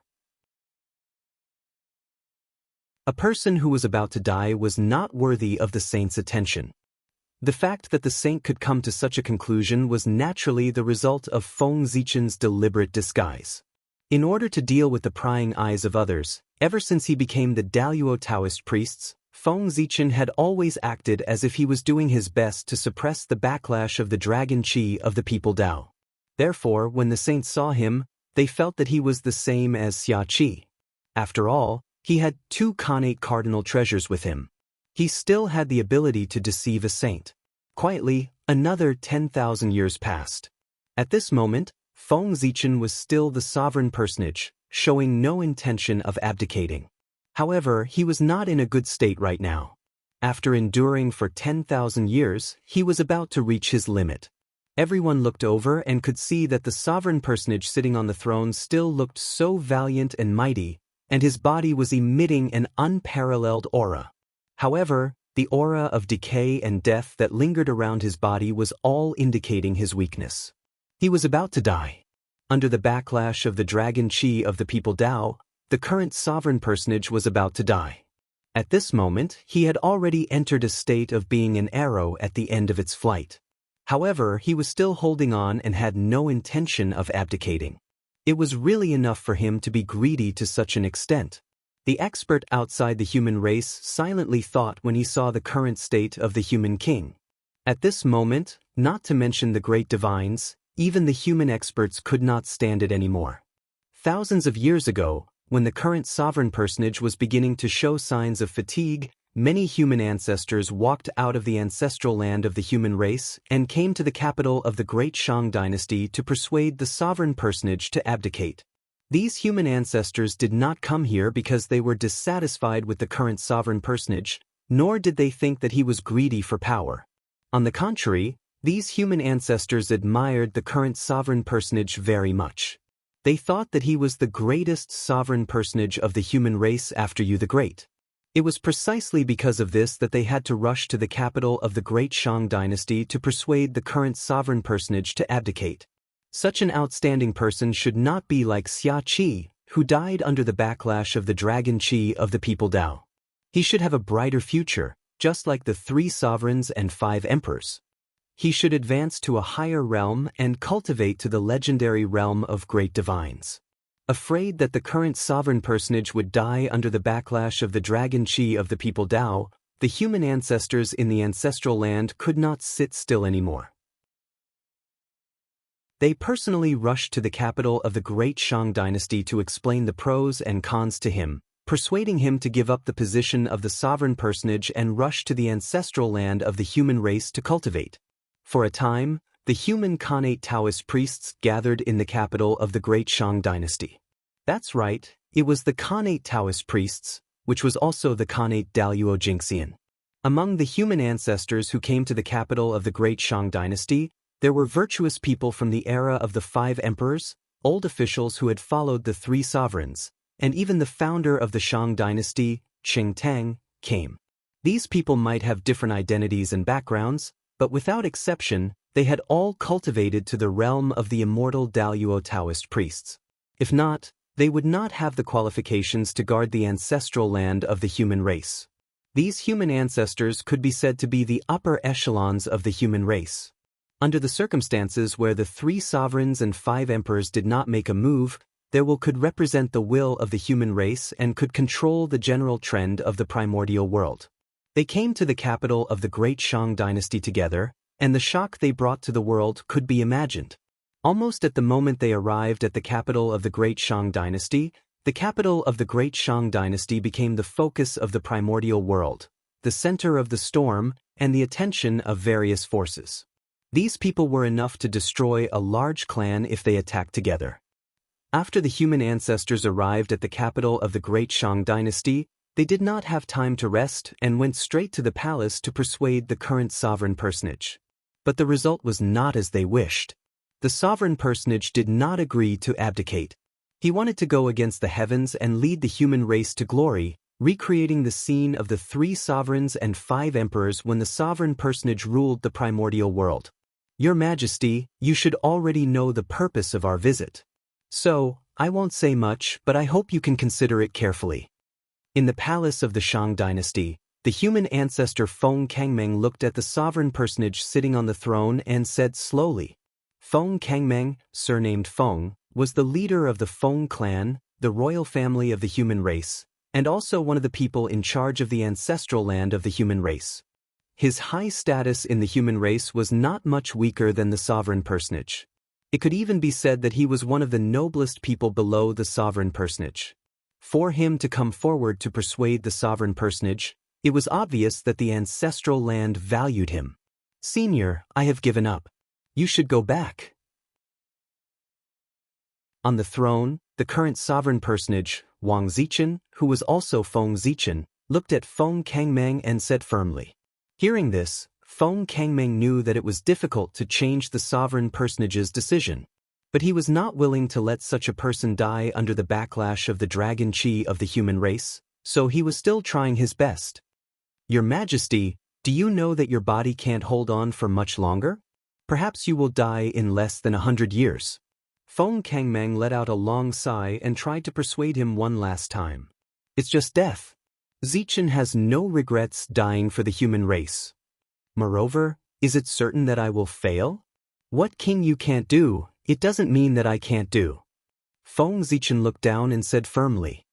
You, hearing this, Feng Kangmeng stood up in anger and pointed at Feng Zichen, speechless. What do you mean by what king you can't do? It doesn't mean that you can't do. Let's not talk about whether you can compare to King Yu. Just your current state, coupled with what you said just now, is not convincing at all. Surpassing King Yu? You are already an arrow at the end of its flight and will die soon. Do you know that? Looking at the current human king, Feng Kangmeng really wanted to shout out. But he could not. The human king had such ambition, and he had no reason to discourage him. Sigh. After pointing at the current human king for a long time, Feng Kangmeng did not say a word. In the end, he sighed helplessly and sat down again. Senior, you don't have to worry. Since I have the determination to become an emperor, I naturally have complete confidence. Although I am not in a good state now, it is not a problem for me to hold on for tens of thousands of years. If I still have no hope of becoming an emperor after tens of thousands of years, then I will go to the ancestral land without any advice from you elders. Seeing the other party like this, Feng Zichen had no choice but to reveal some information to prevent instability. Is this true? Hearing Feng Zichen's words, Feng Kangmeng stood up and asked in disbelief. At this moment, his mind was filled with the words, I can hold on for tens of thousands of years. I can hold on for tens of thousands of years, tens of thousands of years. They seemed to have underestimated this human king. He was far more powerful than they had imagined. However, after the shock, Feng Kangmeng's first reaction was disbelief. The current human king had been on the throne for more than 20,000 years. It could be said that he was the human king who had been on the throne for the longest time. If he could hold on for another tens of thousands of years, then his achievements would probably catch up to King Yu. However, being on the throne for more than 50,000 years, even with the protection of the Emperor Star's power, was not something that the Daluo Taoist priests could do. One had to know that although the human king had the protection of the Emperor Star's power, the human king was not the master of the Emperor Star. He could receive its protection, but he could not receive its full protection. This meant that there was a limit to the protection of the Emperor Star for the human king. However, there was no limit to the backlash of the dragon energy of the people Dao on the human king. Under this situation, the Emperor Star's power would gradually lose its effect. Someone had calculated that the Emperor Star's protection for the human king had an upper limit of 50,000 years. After 50,000 years, the Emperor Star's power in the human king's body would reach its limit and would not continue to increase. At this time, if the human king wanted to resist the backlash of the dragon energy of the people Dao, he would need to use his own strength to resist it, or use the wishes of the people, merits, and other special powers to weaken the power of the backlash. Apart from this, if he could condense an imperial purple chi, he could also resist the backlash of the dragon energy of the people Dao. The imperial purple chi was born from the origin of the way of the emperor. Its might was endless, and its power was immeasurable. With an imperial purple chi, he would not need to worry about the backlash of the dragon energy of the people Dao for at least 1,000,000 years. This item was the treasure to resist the backlash of the dragon energy of the people Dao.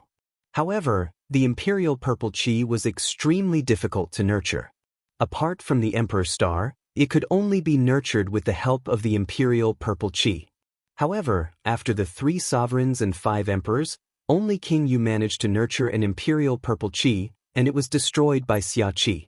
As for the other human kings, none of them had been on the throne for 50,000 years, let alone nurturing an imperial purple chi. This human king before him, Feng Kangmeng glanced at him and felt that he was indeed extraordinary. However, he did not believe that he had reached the level of being able to condense an imperial purple chi. Then why was he so confident? Was it because of his strength? Feng Kangmeng vaguely had a guess. Then he looked expectantly at the current human king, hoping to get a definite answer from him. That's right. I've broken through and surpassed the Daluo Jinxian. I'm standing in the Sage-to-be realm. Facing Feng Kangmeng's expectant gaze, Feng Zichen said slowly. At the same time, a vast and boundless aura rose from his body, shaking the void and sweeping through thousands of daos. Sage-to-be. Without a doubt, he was in the Sage-to-be realm. Feeling this power that far surpassed his own, Feng Kangmeng confirmed that Feng Zichen's realm was above the Daluo Taoist priests. Sage-to-be. He could already be called a mighty figure. I've already broken through to the Sage-to-be realm. The backlash of the People Dao dragon energy will not affect me in the short term. Moreover, it won't be long before my plan in the human race is completed. At that time, I'll obtain a large amount of People Dao merit and the power of will of the people. In this way, I'll be able to hold on for hundreds of thousands of years, let alone tens of thousands of years. The throne of the human emperor will belong to me. The great cause that King Yu has yet to complete will be completed by me. I'll eventually become the 9th great emperor of the human race. In the Human King Palace, the current human king shouted his great wish to the sages of the human race. Since the human king has the determination to become the human emperor, then we'll go all out and do our best to help the human king attain the Dao. After confirming that the human king's realm was Sage-to-be and not the Daluo Taoist priests, Feng Kangmeng changed his previous attitude of persuading the human king to fully support him. Of course, the sages of the human race treated the Sage-to-be differently from how they treated the Daluo Taoist priests. If the human king was only the Daluo Taoist priests, then his chances of becoming the human emperor would naturally be very slim. They wouldn't put the human king in danger just to gamble on this slim hope. Therefore, the sages of the human race would definitely persuade the human king to abdicate. However, if the human king was a Sage-to-be, then the outcome would be completely different. The human king in the Sage-to-be realm could be said to have touched the threshold of the human emperor and had a great chance of becoming the human emperor. It should be known that throughout the history of the human race, there were only 9 people who could cultivate to the Sage-to-be realm during the human race's rule. The 3 sovereigns and 5 emperors and Yu the Great. There was no need to elaborate on the merits of these 9 people. As for the current sovereign personage, he was the 10th. With these 9 examples, the sages of the human race had reason to believe that the current human king was also qualified to aspire to the human emperor realm. They couldn't be happier that such a person wanted to attain the human emperor realm. Why would they refuse? Of course, they would fully support him. Chapter 728. No one knew what Feng Kangmeng and the current human king discussed in the palace. In short, the final result was that Feng Kangmeng, a sage of the human race, walked out of the palace with a helpless expression. Obviously, he had failed to persuade the human king. Although Feng Kangmeng had decided to support Feng Zichen, in order to cooperate with his plan, he still pretended that his persuasion had failed. It had to be said that those who could cultivate to the level of Daluo Taoist priests were all good actors. Feng Kangmeng's expression and actions were so real that no one could see any flaws. After Feng Kangmeng returned, a few more sages of the human race went to the palace to persuade the human king to abdicate. However, without exception, they all failed. At this moment, everyone understood that the current human king was determined to prove his Dao and become the human emperor. Even if he died for it, he would not hesitate. When the other experts of the human race saw this, they naturally admired the human king's ambition. However, in the eyes of those powerful people, the human king's actions were a little foolish, just like Xiaoqi back then. How naive was it to bet with one's life on that unrealistic possibility? Ridiculous! This was the evaluation of the human king after the saint heard of his determination. The word ridiculous showed that the human king's actions were all useless. Even if he endured until the end, what could he do? The heavenly Tao did not allow him to become the human emperor, and the saint would not allow him to become the human emperor. If he went against the heavens, he would definitely die. The terror of the Tao blocking calamity had been proven by Yu the Great. Even Yu the Great, whose strength was not inferior to the 5 emperors, could not survive the calamity. How could the current human king survive it? With a cold smile, the saint no longer paid attention to the current human king. After this person died, the Shang dynasty would definitely collapse, and the immortal god calamity would begin. With a thought, the saint decided on the following procedures. He wanted to destroy the Shang dynasty after the current human king died, and use this to open the curtain of the immortal god calamity. The current human king had been in power for too long.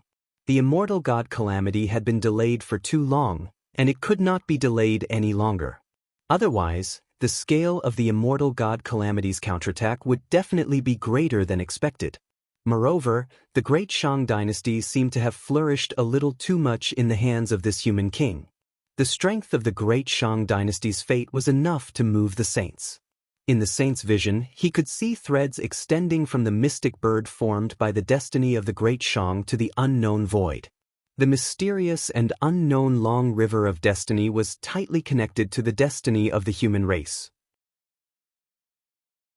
Undetectable fortune flowed out from Xinhua's body through these lines and surged into the Xian bird's body, causing the fortune of Great Shang to grow stronger and stronger.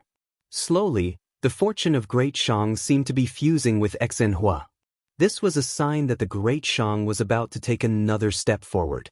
Once Xinhua and the Xian bird were fully integrated, the human race would be able to relive the prosperity of the ancient era of the 3 sovereigns and 5 monarchs.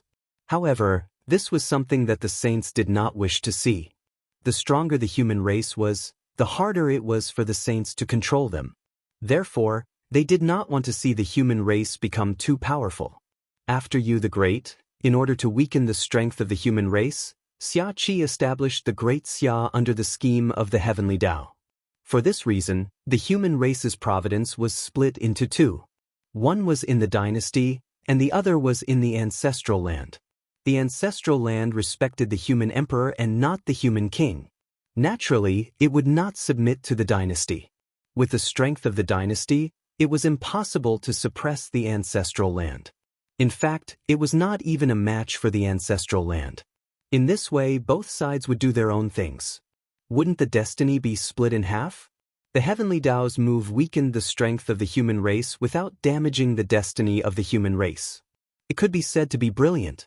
Why couldn't the human race produce a supreme emperor after Yu the Great? The backlash of the human Tao Dragon Qi was one reason, but more importantly, it was because the destiny was not enough. With only half of the previous destiny, how could an existence comparable to Yu the Great be born? Whether it was to trigger the immortal god-killing tribulation or to prevent the Great Shang from taking another step forward after the human king died, there was no need for the Great Shang to exist. Sometimes, being strong was also a sin. The saints could ignore the human king, but the sages of the human race could not. After persuading the human king to abdicate, the sages of the human race discussed and decided to help the human king. After all, he was the king of the human race. Could the sages of the human race watch him die? Therefore, no matter what, the sages of the human race had to help the human king.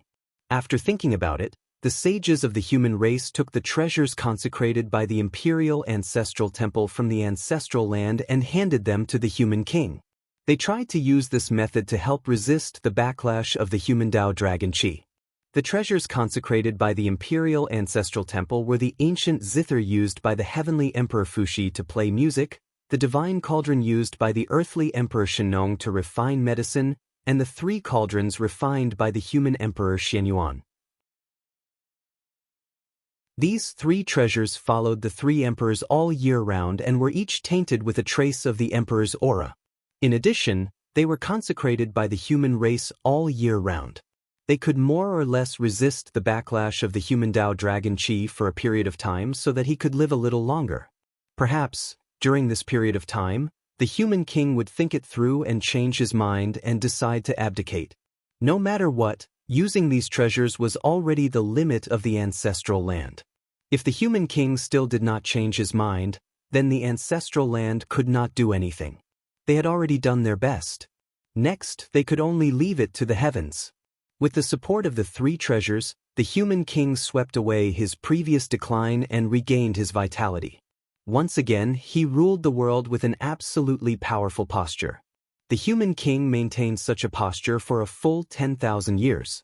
Only then did the three treasures reach their limit and could no longer continue to resist the backlash of the human Dao Dragon Chi for him. They slowly faded and he returned to the state of an arrow at the end of its flight. In other words, the human king was going to die of old age again. However, he still had no intention of changing his mind. But at this time, there were no more treasures to extend the human king's life. For a time, the human king's safety became the focus of everyone's attention once again. It was under such circumstances that someone proposed a bold idea. Since the treasures left behind by the three emperors could help the human king resist the backlash of the human Dao Dragon Chi, then, could the treasures that the three emperors used to attain the Dao also work? As soon as this idea came out, it immediately received the unanimous approval of everyone. After having a solution, the sages of the human race directly took action. After they spoke to the human king, they hurriedly ran to the fire cloud cave to borrow the treasures of the three emperors and 5 emperors. If the treasures of the 3 emperors could do it, then the treasures of the 5 emperors could naturally do it as well. Perhaps, with the support of the 8 human emperors' treasures, the human king could really become the 9th human emperor of the human race. The weakest of the human race's sages were the Daluo Taoist priests. Under their full speed, their speed was naturally extremely fast. Therefore, they quickly arrived at the fire cloud cave. "Your Majesty, please save the human king." In the cave, when everyone saw the 3 empresses, they hurriedly reported the human king's current situation to them in order to obtain the help of the 3 emperors. However, the result was completely different from what everyone had expected. They had thought that after they reported the situation, the 3 emperors would immediately help. But in the end, what awaited them was the silence of the 3 emperors. Silence, endless silence. In the fire cloud cave, after listening to everyone's report, the 3 emperors fell into a strange silence and did not say a word. Did they not intend to help the human king? No, that was not the case. It was not that they were unwilling, but that they could not. With the strength of the 3 emperors, how could everything that happened in the human race's territory be hidden from them? They naturally knew about the human king's situation.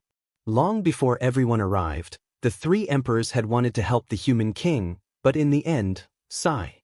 "Take a look outside." The Earth Emperor Shenong sighed and said helplessly. When everyone heard this, their minds were filled with question marks. Why did he want them to look outside for no reason? However, although they were puzzled, they still looked outside the cave as they were told. However, this glance caused them to be greatly shocked. They saw that in the sky above the fire cloud cave, the shadows of 5 supreme treasures were hanging. The Tai Chi diagram, the Panga banner, the 4 immortal swords, the Eastern Scion treasure lotus flag, and the 12th grade golden lotus of virtue. 5 saints' treasures. Other than Goddess Nuwa and Goddess Hudu, the other 5 saints had all taken action.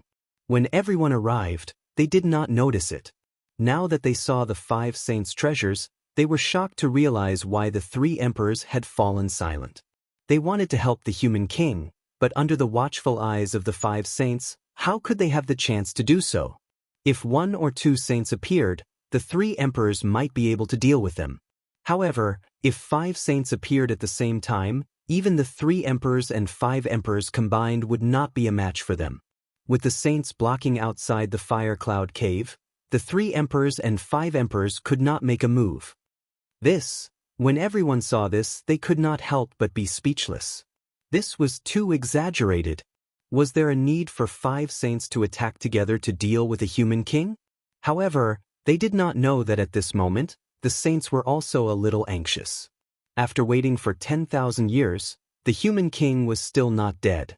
Seeing that the human king was about to die, everyone thought of a way to extend the human king's life. If they really succeeded, the human king would live for hundreds of thousands of years, and the immortal god calamity would not come. Feeling anxious, the saints were no longer cold. They directly blocked outside the fire cloud cave, preventing the 3 emperors and 5 emperors from saving the human king. And this was the origin of the scene in front of everyone. As for the saints attacking the fire cloud cave, why didn't Feng Zichen help? Because there was no need. The human king had accumulated enough. Although he had not reached the level of becoming the human emperor, he had the ability to contend against the saints. In other words, the human king no longer had to hide his strength. It was time for him to show his strength in front of everyone. He could not become the human emperor if he kept hiding.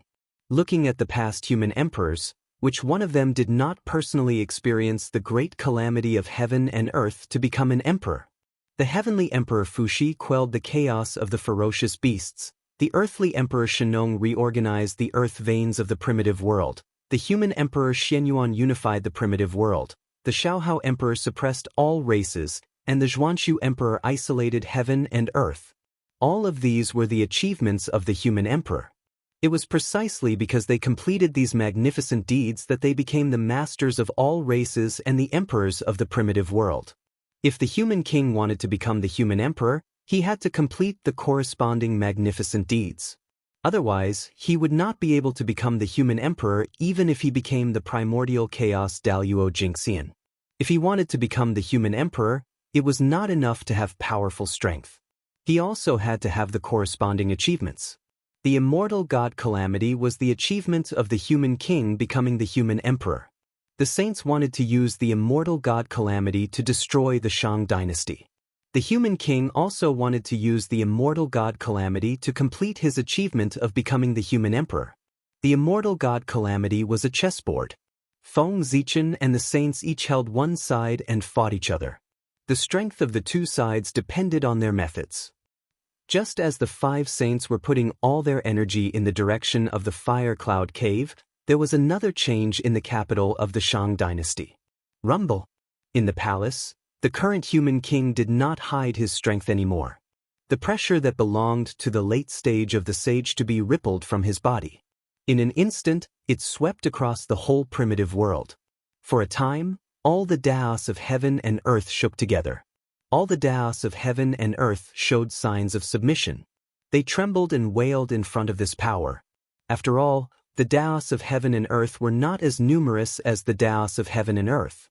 Crack, as the current human king displayed his strength without any scruples, a huge hole suddenly appeared in the sky above the capital of the Shang dynasty. One could vaguely see the vast and unfathomable space-time inside.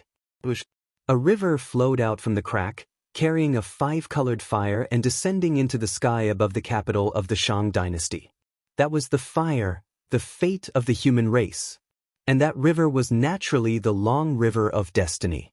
The arrival of the fate of the human race in the capital of the Shang dynasty meant that the current human king had the qualifications to become the human emperor. He could be like Yu the Great, dominating the fate of the human race and opening his own path to becoming the emperor. Screech. Seeing the fate of the human race descending, the fate mystic bird screeched and turned into a ray of black light, fusing into the fire. Boom. In an instant, the fire's aura skyrocketed, and his figure completely stabilized, standing in the sky above the capital of the Shang dynasty. At this moment, the fire replaced the mystic bird, and the fate of the human race reappeared. The fate of the human race that had wavered for countless years after the fall of Yu the Great finally welcomed its master today and stabilized again. At the same time, this also meant that a new emperor of the human race had risen. With the help of the fire, Feng Zichen's strength immediately began to skyrocket. In the blink of an eye, he crossed the quasi-saint level and reached the realm of primordial chaos. That's right. It was primordial chaos Daluo Jingxian. The fate of the human race today was much stronger than back then. Back then, the fate of the human race could raise the strength of the human emperor to the level of half-step primordial chaos. Now, the fate of the human race was even stronger, so it could naturally raise the strength of the human emperor to the level of primordial chaos. This was also because Feng Zichen's current position of human emperor was not perfect. Otherwise, with the support of the fate of the human race, his strength would not stop there. He would at least reach the mid-stage of primordial chaos. Human emperor. Feng Zichen, with the help of the fire, could already be said to be the human emperor. However, he was not perfect as the human emperor and could not enjoy the same treatment as the 3 sovereigns and 5 emperors. When he was in power, he was the human emperor. But after abdicating, he could only be the human king. If he wanted to become the true human emperor, Feng Zichen still lacked a great enough contribution. The immortal god massacre tribulation was his opportunity, conferring the title of human emperor to 10,000 gods.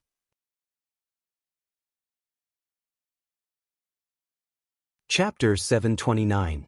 How could this be?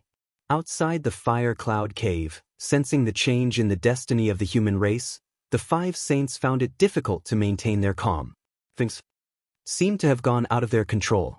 Not only did the human king, who they thought was about to die, not only did he not die, he even went one step further and cultivated to the quasi-saint realm and sought the position of the human emperor.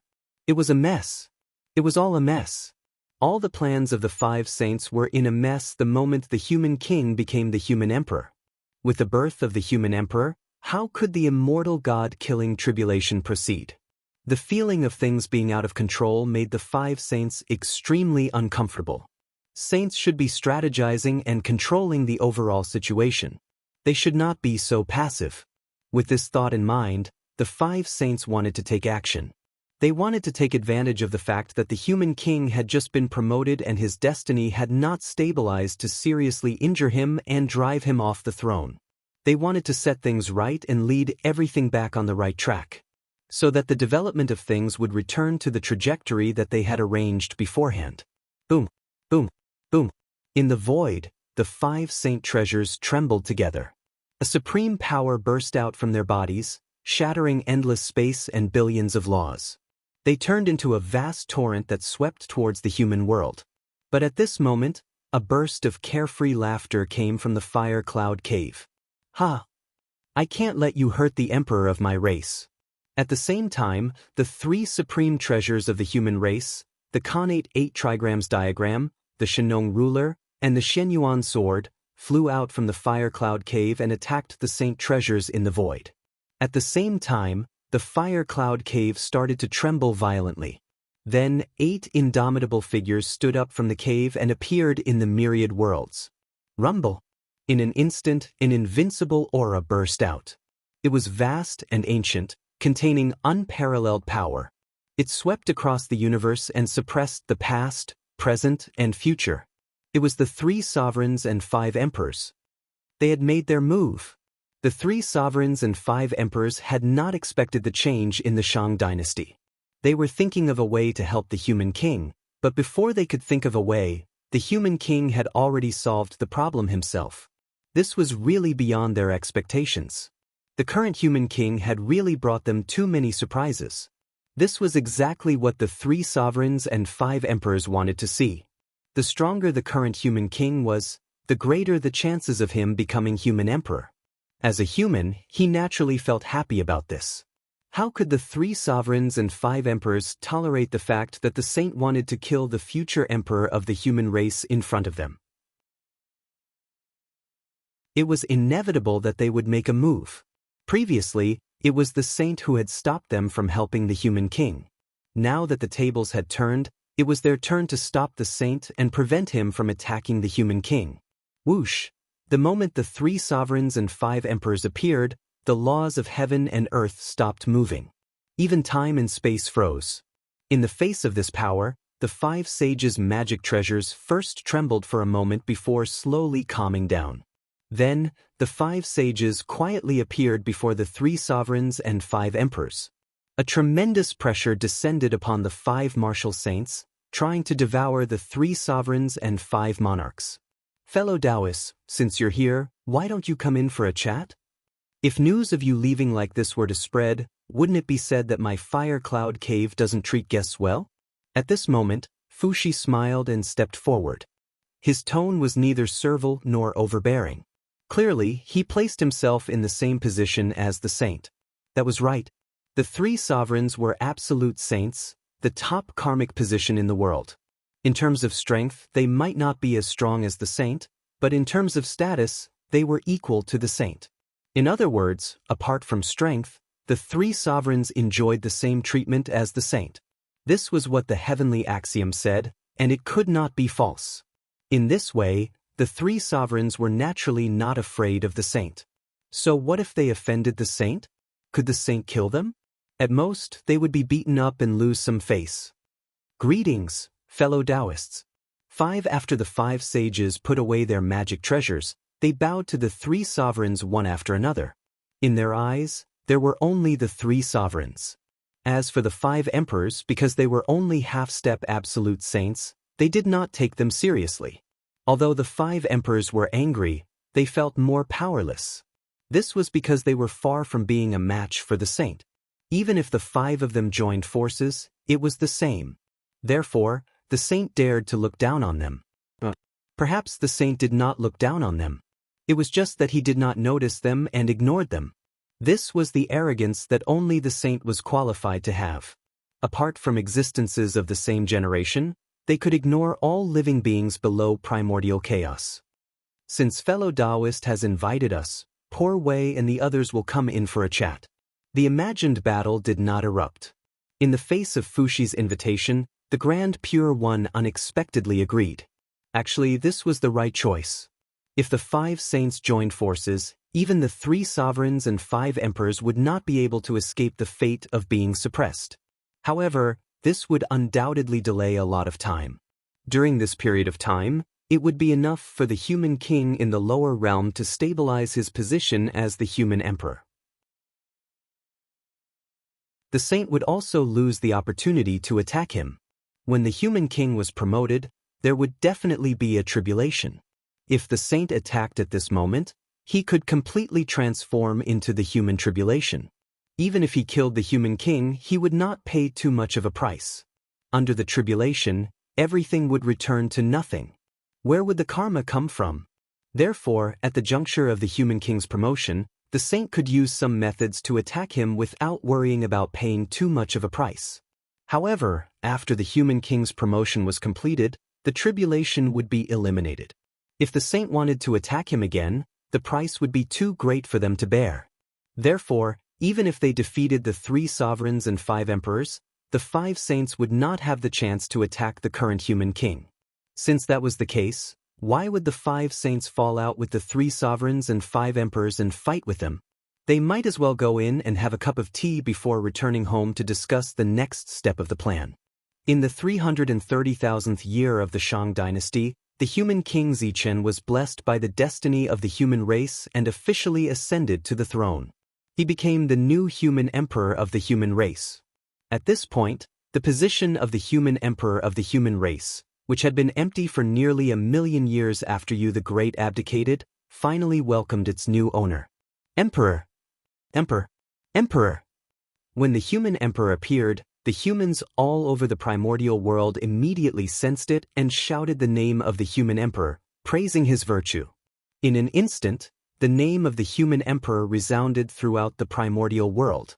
When Feng Zichen returned to the Shang dynasty's capital, the living beings here, whether it was the former officials of the Shang dynasty or the experts from the ancestral land of the human race, all bowed to him and said, "Greetings, Your Majesty." The human emperor was different from the human king. The human king was the king of a dynasty, but the human emperor was the emperor of a race. All humans had to respect the human emperor. This was the basic etiquette. "Everyone please rise." With a wave of his hand, a gust of wind helped everyone up. Feng Zichen said, "Do you have anything to report? If there's nothing else, I need to make a trip to the Fire Cloud Cave." Looking at everyone, Feng Zichen asked. Since he had become the human emperor, he naturally had to make a trip to the Fire Cloud Cave. It was also a kind of inheritance for the new emperor to meet the old emperor. "We're fine." Everyone shook their heads when they heard that, indicating that they had nothing to report. Seeing this, Feng Zichen's figure flashed and disappeared in front of everyone. He arrived outside the Fire Cloud Cave. "Yo! The human emperor is here." At this moment in the Fire Cloud Cave, Fushi, who was pouring tea for everyone, felt something. He turned his head to look outside the cave and said to everyone. As soon as he finished speaking, a familiar yet unfamiliar voice echoed in everyone's ears. Human Emperor Zichen has come to visit the 3 sovereigns and 5 emperors. It was Feng Zichen who spoke. This voice, when they heard this voice, all the saints stopped what they were doing. Then, they stood up in unison and looked out of the cave in disbelief. This voice reminded them of a person who had long fallen. It was because of this that the 5 saints were surprised, shocked, and in disbelief. If it was really that person, then they would be in big trouble. However, there was one thing that the 5 saints could not understand. If it was really that person, how did he revive quietly and reincarnate into the human race? Puzzled, the 5 saints could not help but have doubts in their eyes. Unlike the saints' doubts, the 3 sovereigns and 5 emperors became excited at the same time after hearing this familiar voice. Was that person really back? In a trance, everyone remembered the name of the human emperor of this generation, Zichen. Zichen, Zichen. They should have thought of it long ago. Without a doubt, this must be that person. Because only he could complete such shocking achievements in such a short period of time and become the human emperor who shocked the primordial world. Just like in the ancient times, he led the human race to rise in ignorance. He walked out of the ancestral land, cut through thorns, and built a huge world in the primordial world, causing the human race to become one of the strongest races in the primordial world. Let's go! Everyone, follow me to welcome His Majesty. With an answer in his heart, Fuxi said to the people around him excitedly. Of course, the other human emperors agreed when they heard that. Fellow Taoists, do you want to go together? Although he was excited, Fuxi did not forget that there were still guests. Therefore, he turned his head and asked the Grand Pure One and the others. Of course, we'll go together. Poor Wei and the others haven't seen that fellow Taoist for a long time. The Grand Pure One nodded and said meaningfully, All right, let's go together. Just like that, the group of 13 people walked out of the fire cloud cave in a grandiose manner to welcome the legendary human emperor. It's really you, Gaochen. Outside the fire cloud cave, the heavenly lord of primordial beginning, Zhuan-Ti, and the other 2 were shocked when they saw the familiar face. Their expressions suddenly turned ugly. They could not forget how the primordial god had fallen in their hands that day. For that, the 3 of them had paid an unimaginable price. The influence brought about by the murder of the celestial emperor had not been completely dispelled until today, and it had been affecting them all this time. Why did the heavenly lord of primordial beginning, Zhuan-Ti, and the other 2 lose their intelligence and do all kinds of unwise things? It was because of that. Even if a saint killed the heavenly emperor, it was impossible for him to escape unscathed without paying a price. The consequences of killing the heavenly emperor had always affected them. First, it caused their luck to be low. Then, it would affect their judgment at the critical moment. Why do you think Taoist Zhuan-Ti foolishly ran to Haotian? Why did the heavenly lord of primordial beginning say such unwise words in the purple cloud palace and mercilessly embarrass the sect master of heaven? That was the reason. The heavenly lord of primordial beginning had the intention to kill Haotian in the purple cloud palace, but Tao ancestor Hongjun did not do anything to him. It was because he saw that his condition was not right that he did not argue with him. Otherwise, did he really think that Tao ancestor Hongjun was a good person? If the 5-element sacred beasts heard that, they would definitely spit on his face. Damn it, if Tao ancestor Hongjun was a good person, would they end up like this? The heavenly lord of primordial beginning, Zhuan-Ti, and the other 2 had clearly noticed that, but they could not deal with it. If the effects of killing the heavenly emperor could be dispelled so easily, wouldn't the heavenly emperor be killed every day if he still had the dignity of a hammer? Zhuan-Ti was still fine. He was an old homebody and would not step out of Mount Meru for no reason. Therefore, this matter had the least impact on him. However, the heavenly lord of primordial beginning and Taoist Zhuan-Ti were different. They often had to go out, which caused this matter to have a great impact on them, causing them to be miserable. For this reason, the 2 of them hated the North Star Emperor the most. The North Star Emperor's death did not have much to do with them. Did they kill the North Star Emperor? No, they did not. The North Star Emperor committed suicide. It was just that before he died, he schemed against the 3 of them and put the blame of killing the heavenly emperor on them. They took the blame for nothing and paid a huge price for it. One could imagine the anger in the hearts of the Heavenly Lord of Primordial Beginning and Taoist Zhuan-Ti. At this moment, in front of their enemies, the anger in their hearts was ignited, and a terrifying murderous intent was born. However, before the two of them could make a move, Fushi Shenong and the others stepped forward and bowed to Feng Zichen. "Congratulations on your return, Your Majesty." "Congratulations." The voices of the 8 people resounded in the ears of the Heavenly Lord of Primordial Beginning and Taoist Zhuan-Ti. It was like a basin of cold water that extinguished the anger in their hearts. This was not the time to make a move. "Fellow Taoists, it's been a long time." After the 8 people bowed, Feng Zichen returned the greeting. At this moment, there was no need for him to hide his identity. Previously, he hid his identity because he was not strong enough. He was worried that others would find out about his identity and destroy his plan. But now he was strong enough. Although his strength had not recovered to its peak state, it was enough to be comparable to primordial chaos Daluo Jingxian. With such strength, he could naturally solve all difficulties. Then, there was no need for him to continue hiding his identity. He could appear in front of everyone openly. Moreover, even if he did not take the initiative to expose his identity would not be hidden for long. The saints were not fools. A fierce person suddenly appeared under their noses. How could they not investigate his origin? After this investigation, Feng Zichen's identity could not be hidden. After all, there were too many loopholes. In the past, the saints did not notice, so Feng Zichen could still fool them. But once the saints were serious, his disguise lost its meaning. P.S. I made a mistake. The name of the protagonist's reincarnation is Zichen, not Zichen. After all, Zichen is in line with the naming style of the Shang dynasty's royal family. In addition, I want to take a day off tomorrow. As a man, there would always be a few days every month when he understood everything.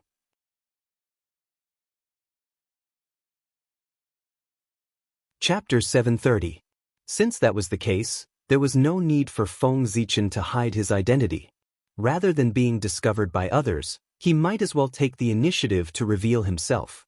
Actually, it hasn't been that long. However, Taoist Gaochun's methods are indeed brilliant. Not only did he use Poor Wei and the other 2 to fake his death to escape, but before he disappeared, he even put the blame on Poor Wei and the other 2. At this moment, the Heavenly Lord of Primordial Beginning walked in front of Feng Zichen with a gloomy face and said, "It's Taoist Yuanshi.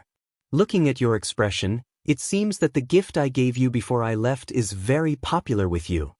Seeing the Heavenly Lord of Primordial Beginning, Feng Zichen greeted him with a smile. In his words, there was no hint of guilt for deceiving the Heavenly Lord of Primordial Beginning. Hearing that, not to mention the Heavenly Lord of Primordial Beginning, even the Taoist priest Jieyin and Taoist Zhuan-Ti's expressions changed. They pointed at Feng Zichen and were so angry that they could not speak. It could be said that they liked the gift Feng Zichen gave them before he died. They liked it so much that in order to repay Feng Zichen's gift, the Heavenly Lord of Primordial Beginning and the other 2 could not wait to skin him alive. Taoist Gaochun, the Heavenly Tao reincarnation, retribution is not good. What you did to Poor Wei and the other 2 in the past, in the future, you will definitely pay back double. Knowing that now was not the time to attack Feng Zichen, the Heavenly Lord of Primordial Beginning suppressed his anger and threatened him coldly. Then, he walked to the side with his hands behind his back and did not speak. Behind him, the Taoist priest Zhuan-Ti and the Taoist priest Jieyin did not speak, but the way they looked at Feng Zichen was also cold. Obviously, their plan was the same as the Heavenly Lord of Primordial Beginning. They wanted to give Feng Zichen retribution in the future. Feng Zichen was very disdainful towards the threat of the 3. If the Heavenly Lord of Primordial Beginning and the other 2 had the ability to deal with him, they would not have waited until today. "How dare you!" The primeval Lord of Heaven and the other 2 were enraged when they saw Feng Zichen behaving in such a manner. But at this moment, a cool feeling suddenly rose from the depths of their hearts. In the blink of an eye, it flowed through their bodies, calming the anger in their hearts and calming the 3 of them down. At the same time, The shadow that had shrouded their hearts all year round also completely disappeared in an instant. Easy. Incomparably easy. At this moment, the long-awaited feeling of relaxation appeared on the three of them once again. This is... While in a trance, the three of them came to a realization and learned the origin of their changes this time. That was the effect of killing the Celestial Emperor. It had disappeared. Since the North Star Emperor had returned, it meant that he was still alive. If the North Star Emperor didn't die, the Heavenly Lord of the Origin and Xuan-Ti wouldn't have killed the Heavenly Emperor. In this way, the many curses that the Heavenly Tao had attached to the three of them would naturally disappear. Once the curse was gone, the three of them felt their spirits clear up. The saint's calm state of mind once again appeared on them, allowing them to look at everything calmly. If one looked into the eyes of the Heavenly Lord of Primordial Beginning and the other two, they would realize that there was no longer any anger in their eyes. There was only endless calmness. After the saint's state of mind recovered, Feng Zichen's words could no longer shake the Tao hearts of the three of them. No matter what he said, the three of them could deal with it calmly. It wasn't that they didn't care, but they remembered it in their hearts.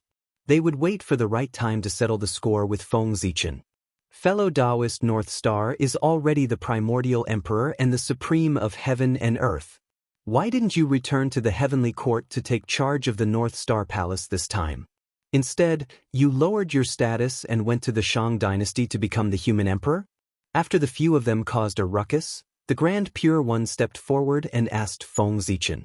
As soon as the Grand Pure One said that, be it Feng Zichen or the 3 sovereigns and 5 emperors, they all looked displeased and looked at him with unfriendly gazes. Lowered my status? Why can't the emperor of the human race compare to the emperor of the heavenly court and the primordial emperor? Did the heavenly Tao say that? Why don't I know? Without answering the Grand Pure One's question, Feng Zichen caught the loophole in his words and questioned him unhappily. Saint, please tell me, how are we inferior to the emperor of the heavenly court? Could it be that the 4 heavenly gods are the supreme beings of heaven and earth? Then, the 3 sovereigns of the human race are grass by the roadside and not worth mentioning? After Feng Zichen, the 3 sovereigns and 5 emperors asked the Grand Pure One with ugly expressions. The poor Wei has misspoken. Fellow Taoists, please calm down. Knowing that he had misspoken and been caught by the other party, the Grand Pure One did not quibble and admitted his mistake. The Grand Pure One admitted his mistake so straightforwardly that Feng Zichen, the 3 sovereigns, and 5 emperors had prepared a lot of words, but they did not know how to say them. Fellow Taoist, you're being too serious. Just be careful in the future. Also, although the human race is not strong, the 3 sovereigns are second saints personally conferred by the Heavenly Tao. Their status is the same as yours. The human emperor of our race is also publicly acknowledged as the emperor of Earth. He is the master of all races and is protected by the human Tao. Fellow Taoist, you have underestimated the emperor of our race today. In the future, you will have to fight to settle this karma. Please understand, fellow Taoist. After thinking for a long time, Feng Zichen said that, as the saying goes, trouble comes from the mouth. The Grand Pure One's words just now had already formed karma with the human race. If he did not get back at them, in the future, if this matter were to spread, where would the human race's face be? If the human race did not do anything when their emperor was being looked down upon, they would definitely be mocked by all living beings. Therefore, the human race had to have a fight with the Grand Pure One. Winning or losing was not important. What was important was to show that attitude. Look, in order to protect the reputation of the human emperor, the human race did not even hesitate to start a war with the saints. Presumably, the living beings of the primordial world who saw this scene would know the attitude of the human race. The human emperor could not be humiliated. This is indeed the fault of the poor Wei. Therefore, the poor Wei is willing to accept any price. The Grand Pure One was also a shrewd person. Naturally, he knew the meaning behind this. Therefore, he calmly accepted this karma and waited for the human race to settle the score in the future. The karma has been accepted. Fellow Taoist Gaochen, Can you explain to the poor Wei why you reincarnated in the Shang dynasty and became the human emperor? After changing the topic, the Grand Pure One reorganized his words and continued to ask the question. Why do I have to become the human emperor? That's naturally because the heavenly Tao owes me the position of the human emperor. In the primordial world, the human race respects me as the sacred emperor. The Magi recognize me as the human emperor. The dragon race recognizes me as the human emperor. The phoenix race, the Qilin race, and the other Khanate races also recognize me as the human emperor. Even the mortal enemies of the human race, the demons, have to call me the human emperor when they see me. Even the East Emperor, Di Jun, calls me the human emperor. It can be said that all living beings in the primordial world respect me as the human emperor. However, the heavenly Tao did not recognize me as the human emperor. The heavenly Tao is the manifestation of the will of the primordial world. It does not recognize me as the human emperor. Even if everyone in the world recognizes me as the human emperor, I am not considered the human emperor. As the saying goes, if you don't have a proper name, you won't be able to go smoothly. If I steal the position of the human emperor as an ordinary person, I will definitely cause trouble in the future. Therefore, I specially reincarnated as a human and became the human emperor to make up for this flaw and make myself legitimate. After hearing the Grand Pure One's words, Feng Zichen first asked a question before speaking passionately. He could not say that he had reincarnated as a human this time to specially destroy the immortal god-killing tribulation, right? Naturally, he had to make an excuse. That was Feng Zichen's excuse. Actually, that was not all an excuse. Just as he had said, he was not the human emperor conferred by the heavenly Tao. He had conferred it himself. At that time, it was still the Khanate era. The human race was just an inconspicuous character among the 10,000 races. They could not enter the eyes of the heavenly Tao. Since that was the case, the conferment of the human emperor would naturally not alarm the heavenly Tao. Feng Zichen's position as the human emperor was jointly respected by the human race. He had only obtained the recognition of the human race and not the recognition of the heavenly Tao. By the time the human race was valued by the heavenly Tao and decided to nurture them into the main characters of the world, Feng Zichen, the recognized human emperor of the human race, had already fallen many years ago. The heavenly Tao wanted to prosper the human race. Even if it knew about Feng Zichen's achievements, it could not confer him the title of human emperor. Instead, it should focus on the present. Because of that, Feng Zichen, the first-generation human emperor, was deliberately forgotten by the heavenly Tao. That also led to Feng Zichen's awkward position in the human race.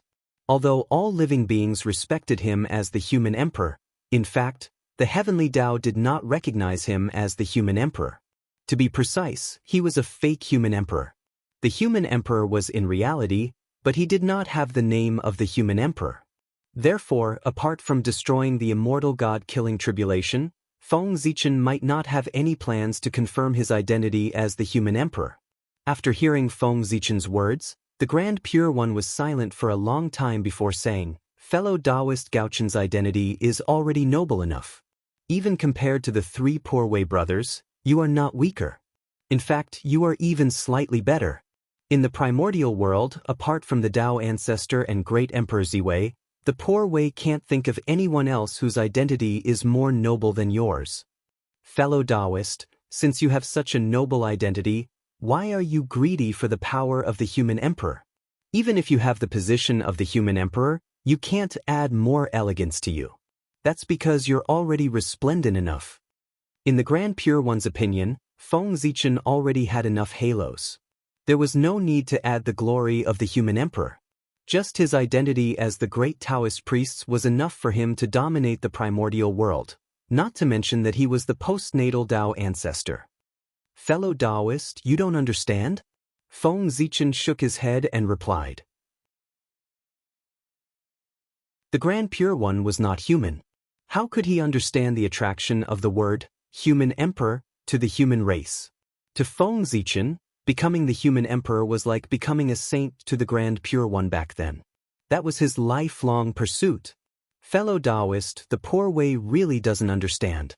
However, I can't ignore the fact that you want to become the human emperor. Knowing that Feng Zichen had already made up his mind, the Grand Pure One changed his calm attitude and said domineeringly, "Interfere.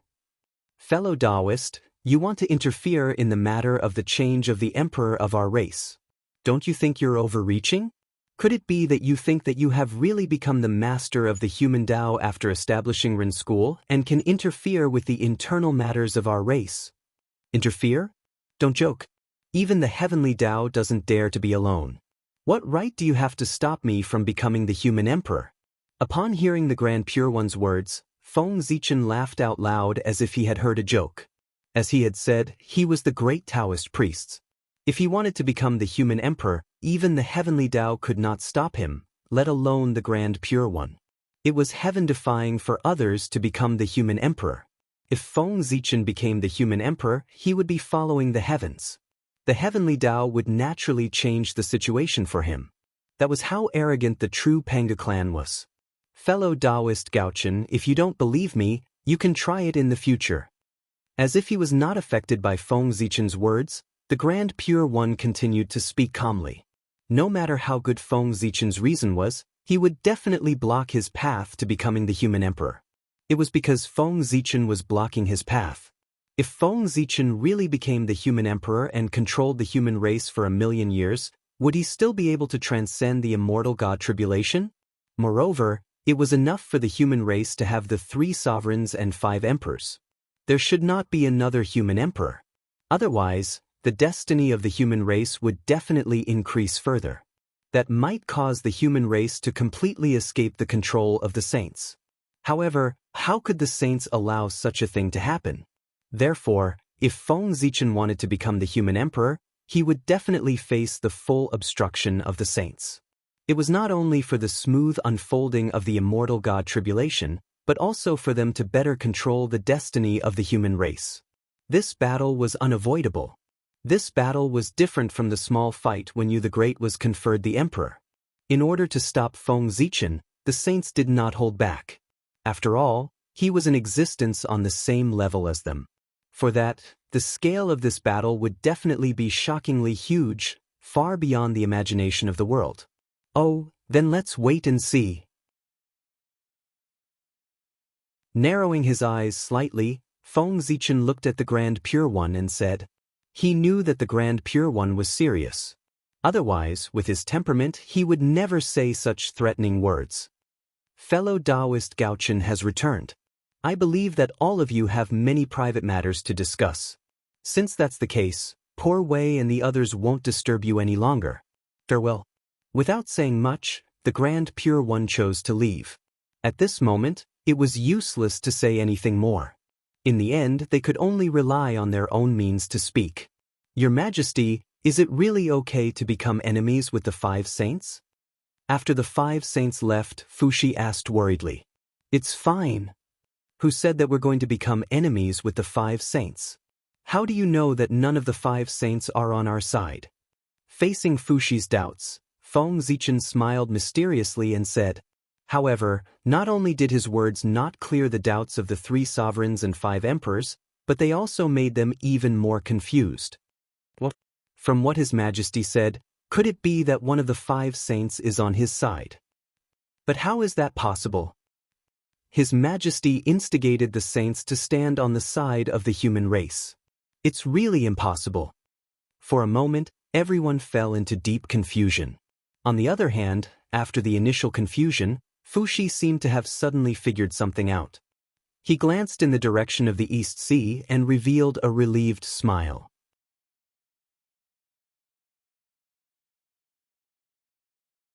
Chapter 731. After all, he was one of the few wise men in the primordial world. Just from Feng Zichen's words, Fushi could roughly guess his plan. However, even though he had a guess in his heart, Fushi did not say it out loud. It was good that he was clear about this matter. Once he said it out loud, it would inevitably cause unknown changes. Everyone, the human race still has things to deal with, so I won't stay here for long. When everything is over, let's have a good gathering. After chatting with the 3 sovereigns and 5 emperors for a while, Feng Zichen said goodbye. Your Majesty, you can go ahead if you have something to do. Seeing that Feng Zichen was about to leave, the 3 sovereigns and 5 emperors hurriedly stood up to send him off. It's a pity that we're trapped in the fire cloud cave and can't leave easily. We can't help your Majesty much. We can only watch your Majesty run around for the human race alone. Otherwise, we'll definitely have a good fight with that saint. Outside the fire cloud cave, Fushi said regretfully as they were about to part ways. Although the 3 sovereigns were absolute saints and had the same status as saints, it was not without a price. Although it was said that they were cultivating in seclusion in the fire cloud cave, they were actually suppressing the destiny of the human race in the fire cloud cave and could not leave easily. In other words, the 3 sovereigns and 5 emperors were trapped in the fire cloud cave. They could only leave for a short time when the human race faced a great calamity. They could not leave at all other times. For this reason, even if the 3 sovereigns and 5 emperors wanted to go down to the lower realm to help Feng Zichen, they could not do it. Fellow Taoists, don't be anxious. You won't be free for long.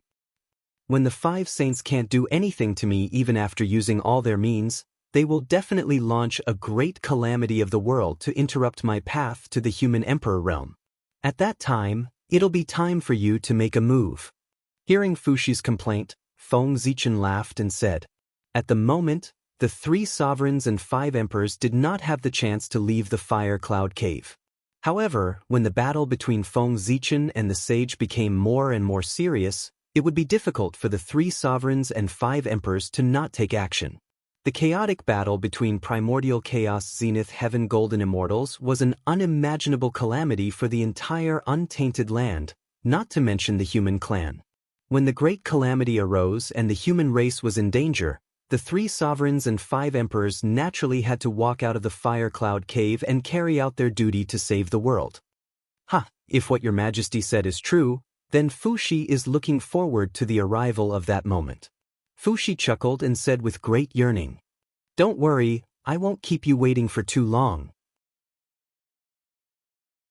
After finishing his last sentence, Feng Zichen's figure slowly dissipated. He had already left the fire cloud cave and returned to the capital of the Shang dynasty.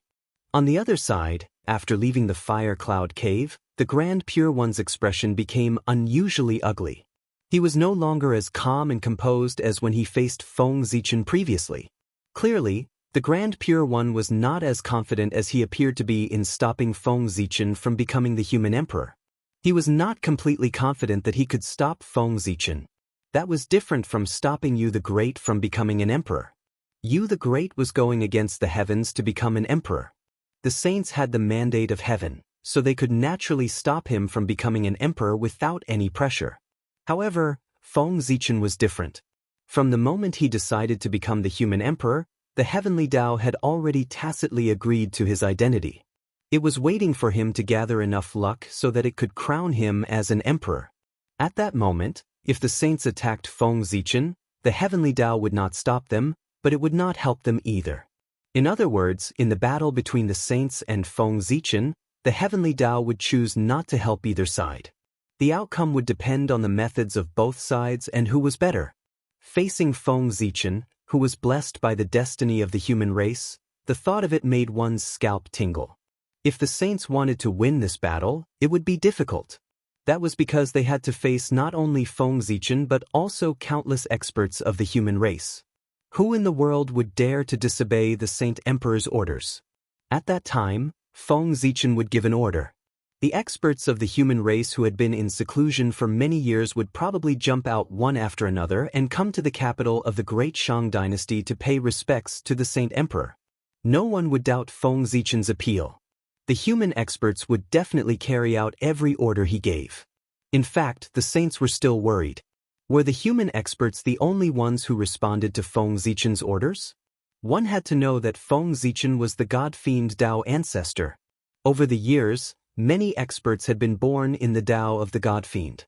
If they also responded to Feng Zichen's orders, their scalps would go numb just thinking about it.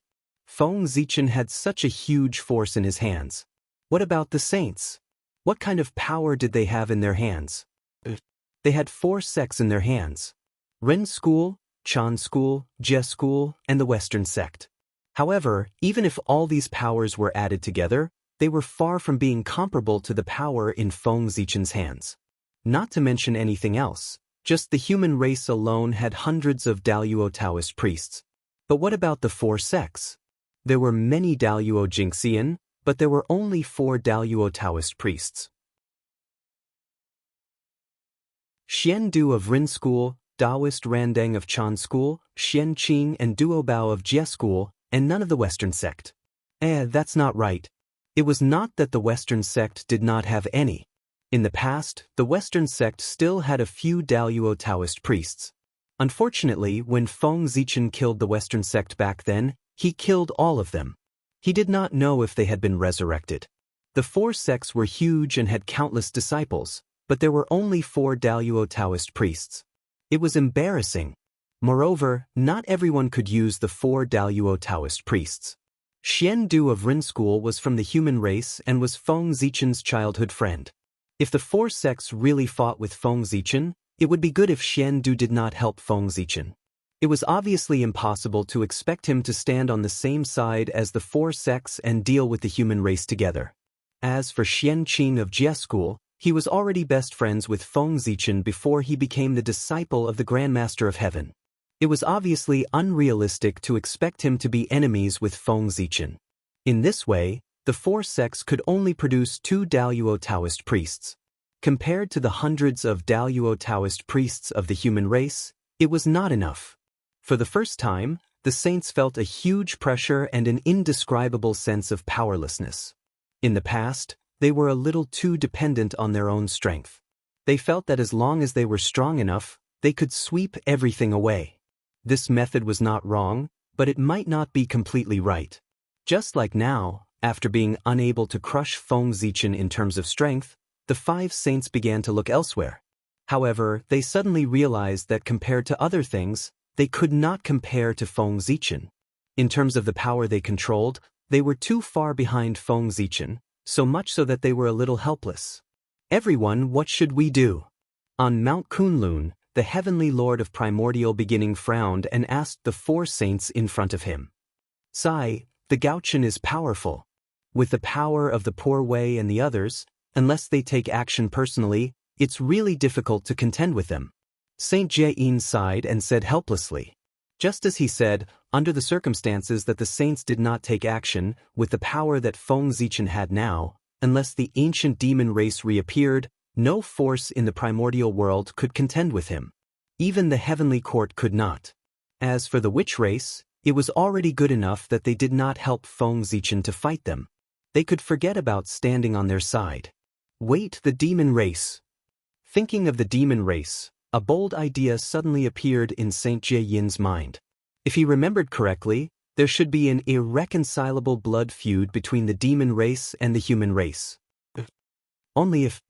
What would happen if the demon race dealt with the human race? The current demon race was indeed no match for the human race, but what if the ancient demon race revived? Could the human race really withstand the counterattack of the ancient demon race and continue to dominate the primordial world? The more Saint Jie-in thought about it, the more ridiculous it became. Soon, he thought of the decisive battle between the human race and the ancient demon race, reenacting the grand battle between the witch race and the demon race in the past, turning the entire primordial world into ruins. But immediately, Saint Jie-in put away all his thoughts. This idea was too crazy. He was just thinking about it. It was impossible for him to really take action. After all, the matter of the ancient demon race involved too many people. If Saint Jie-in really revived them, it would not only involve the human race. There were other forces. For example, the Kuan Peng of the North Sea, the current heavenly court, and the Western sect. Saint Jie-in had not forgotten that in terms of hatred, the ancient demon race's hatred for the Western sect was far above that of the human race, second only to the witch race. Reviving the ancient demon race was helping the enemy. However, since the ancient demon race could not be revived, the remaining demon race forces could be used. With the current strength of the demon race, it was impossible for them to overthrow the human race, but they could still cause trouble for the human race. In addition, when things were really impossible, it was not impossible to revive some of the ancient demon race's experts. With an idea in mind, St. Jain was about to speak, but at this moment he heard the Grand Master of Heaven shouting at the side, "What are you talking about? You're just scheming." In Poor Way's opinion, we should join forces and directly set up a large array in the primordial world to seal the world, so that the existences above the Daluo Taoist priests can't make a move. Then, we'll each send our disciples to the capital of the Great Shang Dynasty. If we can overthrow the rule of the Great Shang Dynasty, that would be the best. If not, the dead disciples will be enough to fill the god role and complete the immortal god-killing tribulation. In that case, when the tribulation is over, we'll directly kill our way to the capital of the Great Shang Dynasty in the name of avenging our disciples and oust Gaochen from the throne. In that case, won't everything be solved? Hearing this, the other four saints all had stunned expressions on their faces. They were really shocked. How did the Grand Master of Heaven come up with this plan? He's not here to cause trouble, right? How many humans are there? How many people are there in the four sects? And they're attacking the capital of the Great Shang Dynasty? The disciples of the four sects would probably drown to death with just a mouthful of saliva from each human. If they really followed the Grand Master of Heaven's plan, the disciples of the four sects would probably die as many as they sent. The Grand Master of Heaven's words were indeed intentional. His idea was very simple. If they really followed his plan, the disciples of the four sects would definitely come out in full force and be involved in the immortal god-killing tribulation. In that case, whoever entered the god role could only depend on fate. It could be said that it was very fair. Unfortunately, although this plan was good, it was unrealistic. Third brother, be careful with your words. The human race can mobilize millions of Tai Jingxian at any time. With such strength, how can the disciples of the four sects compete with the human race? At this moment, the Grand Pure One said helplessly. He could guess a thing or two about the Grand Master of Heaven's idea. This method was indeed fair, but other than the Grand Master of Heaven, no one would agree. Moreover, even if everyone agreed, this plan would not succeed. Not to mention anything else, they could not even set up a large formation to lock down the world. Did they really think that Feng Zichen did not have any allies? As soon as they set up the formation, Nua, Goddess Hutu, and Emperor Ziwei would probably interfere and stop them from succeeding. At that time, it would be another problem. The Grand Master of Heaven also knew that his plan was a little presumptuous. Therefore, after sighing, he did not say anything else. With our current strength, I'm afraid we can't stop the North Star from becoming the human emperor. Therefore, we can only do it from another angle. In the Poor Way's opinion, if the North Star wants to become the human emperor, it can only continue to strengthen the Great Shang Dynasty. Through this, it can gather enough providence to form the fruit of the human emperor. In that case, we can start from this aspect and secretly destroy the foundation of the Great Shang Dynasty so that the North Star will not be able to gather enough providence. Over time, under the backlash of the Dragon Chi of the People Path, he will have no choice but to abdicate. After thinking for a while, the scheming Taoist Kundi came up with a solution. That makes sense. Hearing this, everyone came to a realization. Previously, they had all made a mistake. They thought that if they wanted to stop Feng Zichen from becoming the human emperor, they had to deal with him. However, that was not the case. The Great Shang Dynasty was Feng Zichen's foundation. As long as they destroyed the Great Shang Dynasty's foundation, they would be able to stop him from becoming the human emperor even if they did not attack Feng Zichen. Thinking about it this way, things were much simpler. They could not do anything to Feng Zichen, but what could they do to the Great Shang Dynasty? The Great Shang Dynasty's territory was vast and there were countless living beings. No matter how capable Feng Zichen was, it was impossible for him to take care of everything. There would always be places that he could not take care of. And this was an opportunity for everyone. Using a single point to break the surface, the Great Shang Dynasty would definitely perish. After confirming the general direction, everyone began to discuss in the Kunlun Mountain Jade Void Palace to perfect their next plan. After leaving the Fire Cloud Cave, Feng Zichen returned to the great Shang dynasty's capital. The first thing that the human emperor had to do was to receive an audience from the various human factions to have a clear understanding of the current situation of the human race. Then, he had to wait for the representatives of the myriad races to come and pay their respects to the human race to show the dignity of the human emperor. The human emperor was not only the emperor of the human race, but he was also the ruler of all races and the emperor of all spirits. When the human emperor appeared, the myriad races would naturally come to pay their respects to him to show their respect. If any race dared to not come, it would be even easier to deal with them. They would directly send troops to attack them and use their blood to establish the supreme dignity of the human emperor. P.S. The next chapter is at night, the very late kind.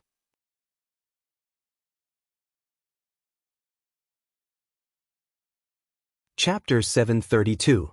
In the Human King Palace, Feng Zichen sat on the throne and accepted the worship of the representatives of the human clan.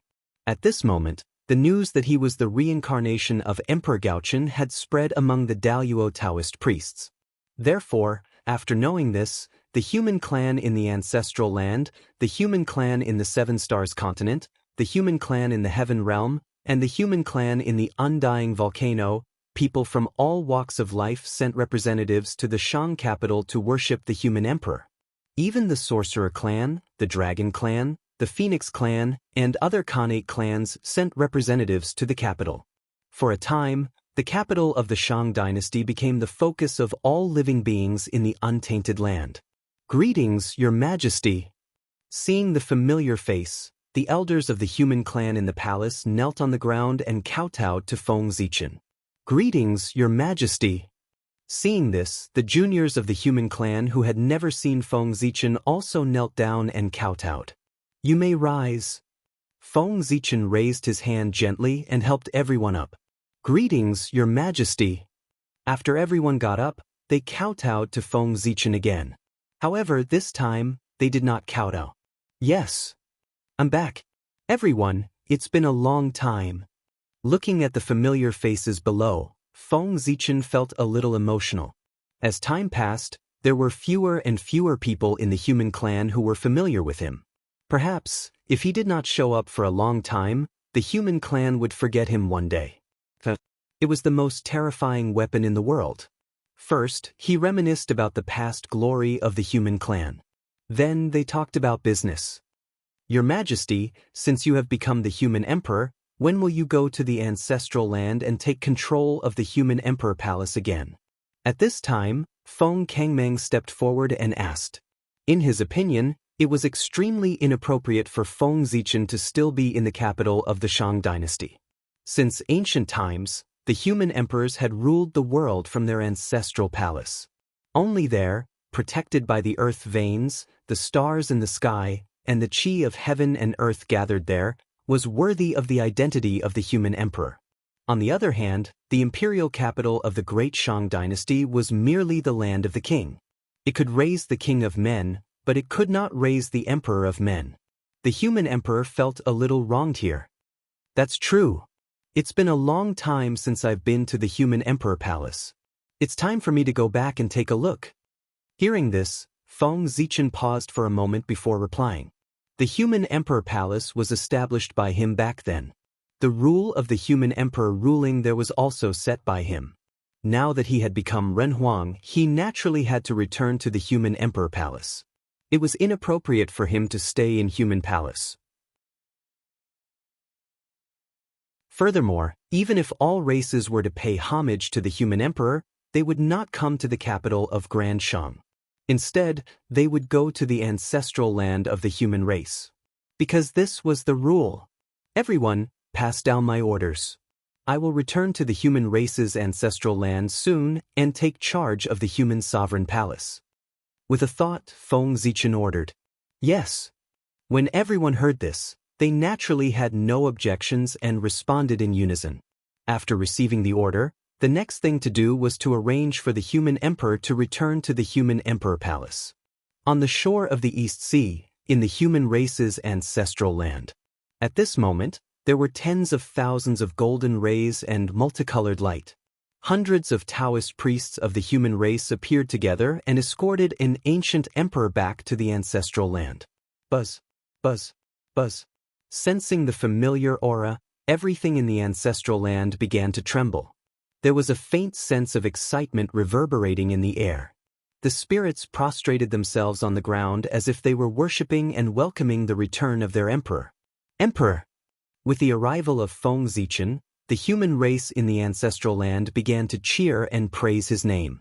It was as if they were expressing the joy in their hearts. Rumble! At this moment, the human race's ancestral land began to shake.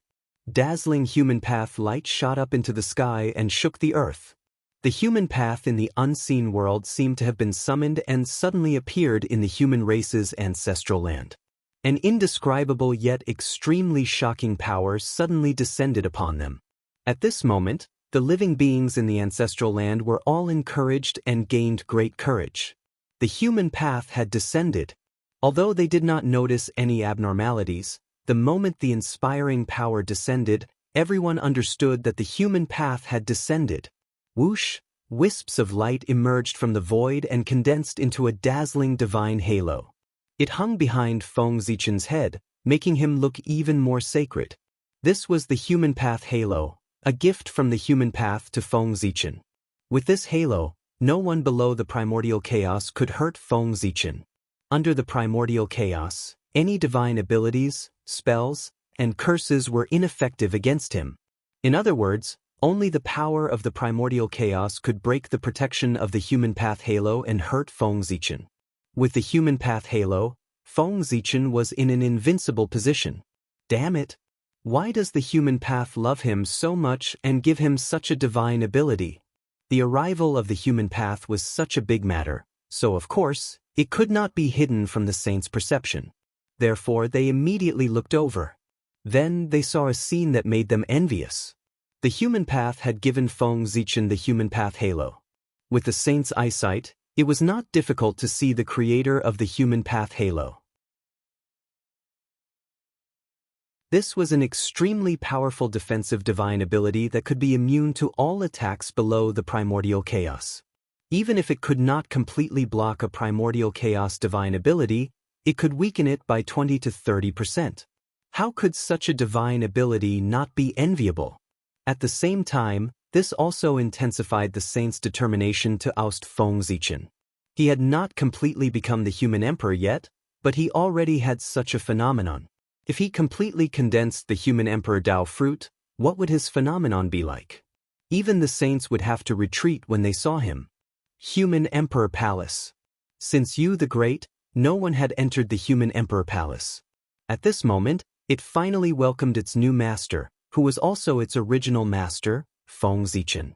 On this day, on the first day of the first year of the Zichen Saint Emperor calendar, the human race's Saint Emperor Feng Zichen entered the Human Emperor Palace and began his career of ruling the human race again. It was also on this day that the human race entered a new era. The human emperor was in power.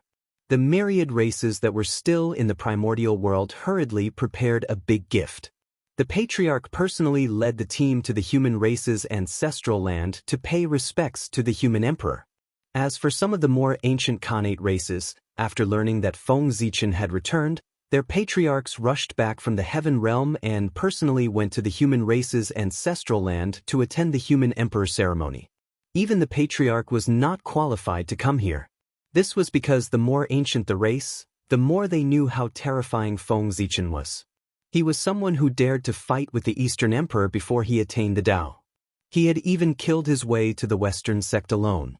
The consequences of offending him were probably more serious than offending the saint. On the other hand, some of the younger races did not pay much attention to Feng Zichen because they did not know much about him. They casually sent their clansmen over. However, no one dared not to pay respects to the human emperor even though they did not pay attention to him. Even if the younger generation was not sensible, they were not fools. When they saw so many people of the older generation going to pay homage to the human emperor, they naturally understood that the other party had a great background and was far from being someone they could provoke. After the worship of the myriad races, Feng Zichen finally had time to deal with the human race's matters. Next, he began to carry out a bold reform of the human race. First, he had to repair the teleportation array. In the past, under Feng Zichen's suggestion, the ancestral Magus Emperor Jiang had used his supreme divine ability to set up teleportation arrays on all the space nodes in the primordial world, thus connecting the entire primordial world to the primordial world. This was a great achievement. Therefore, after completing this feat, the ancestral Magus Emperor Jiang had a deeper understanding of the Tao of space and obtained the opportunity to become a primordial chaos immortal.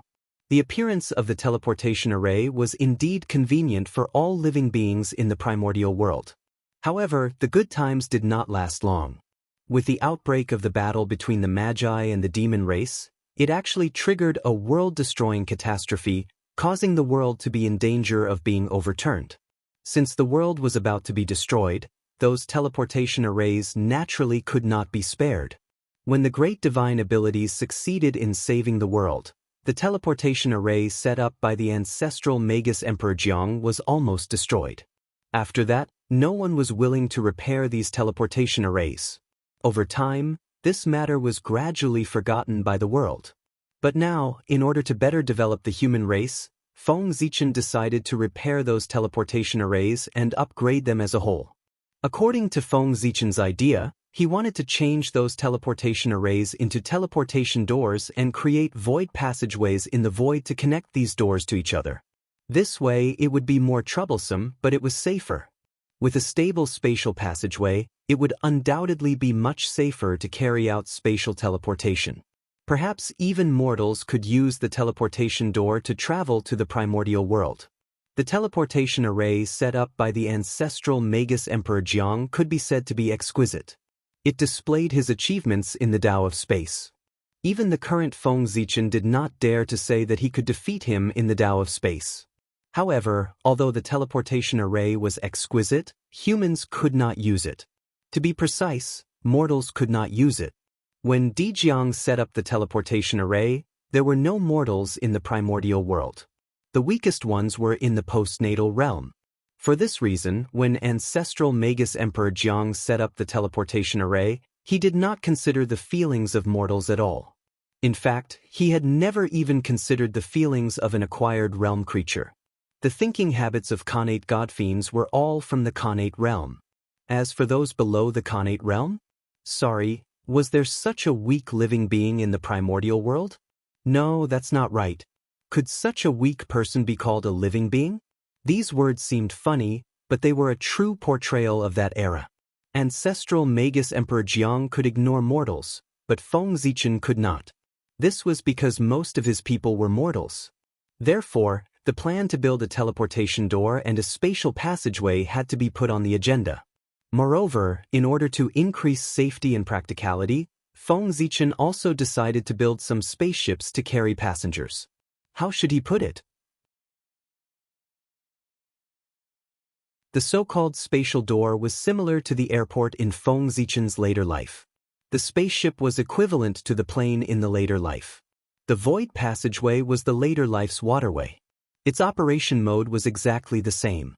However, one was a technological version, and the other was a Xianxia version. Building a complete transportation system in the entire human territory was a huge project, and it involved a lot of knowledge. With the power of the human race, it was definitely possible to complete it, but it would take a lot of time. Therefore, Feng Zichen decided to ask for external help. As the saying goes, there was a hierarchy of knowledge, and there was a specialization in the field. Professional matters had to be left to the professionals. That disciple of the Jie school became Feng Zichen's best choice. Firstly, the Jie school was most famous for array formations. Its famous disciples were all array formation experts. Secondly, the disciples of the Jie school were professionals in building teleportation arrays. They had enough experience. One had to know that the plan of the teleportation array was originally proposed by Xian Qing. The first teleportation array was also created by him. In order to adjust the teleportation array, Xian Qing had asked the disciples of the Jie school for help. Under the influence of their ears and eyes, The disciples of the Jie school naturally had a full understanding of teleportation arrays.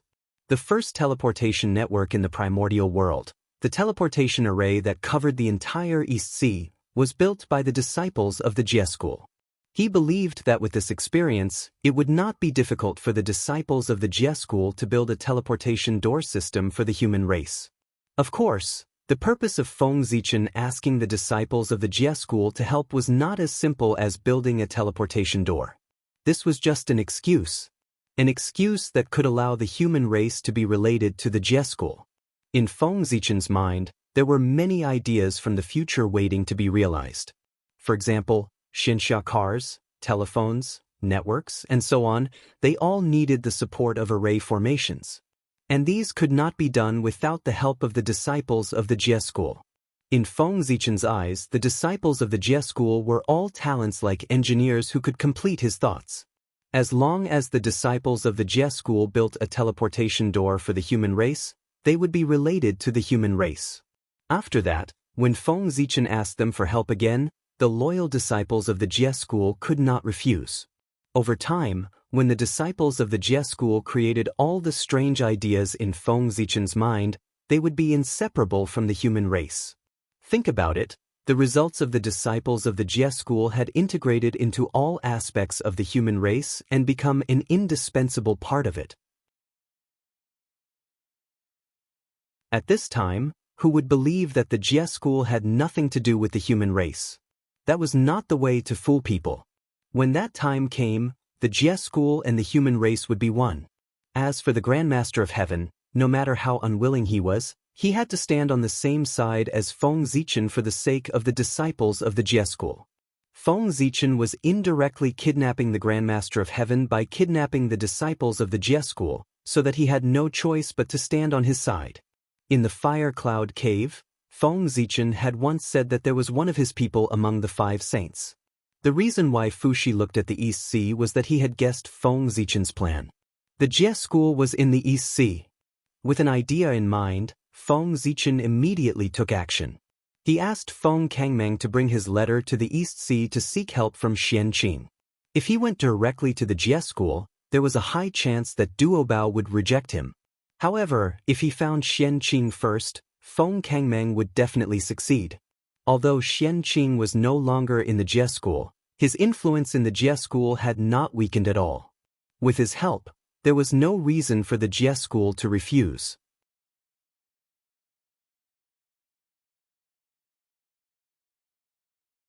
Chapter 733. Now that the Grandmaster of Heaven was not in Jie school, Xianqing could be in charge of half of Jie school. That gave Feng Zichen a lot of room to operate. He could do whatever he wanted. Anyway, Duobao would not go against Xianqing. When the Grandmaster of Heaven returned from Kunlun Mountain, he would probably realize that Jie school was no longer the Jie school he knew. Instead, it was the Jie school of the human race. When Feng Kangmeng rushed to the 3 Immortal Island, Xianqing already had a plan. He walked out of the cave abode calmly and used a special method to gather the disciples of Jie school who were familiar with him. Building a teleportation portal for the human race was a matter of great merit. Naturally, not everyone was qualified to participate.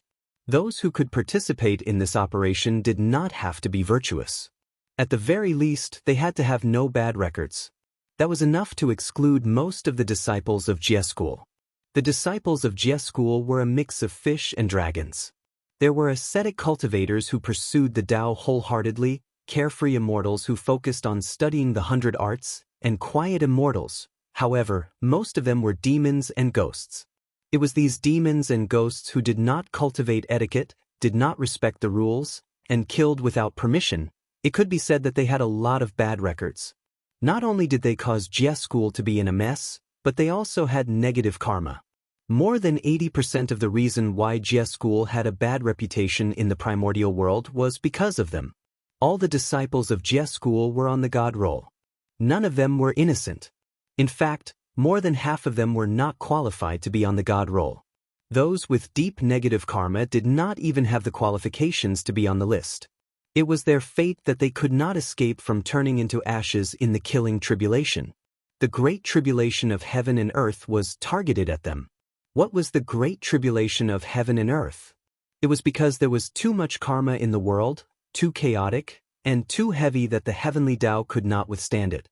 Therefore, the heavenly Tao launched a great tribulation, causing the primordial world to change and the world to collapse to complete the goal of cleaning up all karma. When the great tribulation erupted, the first to be targeted were those with deep negative karma.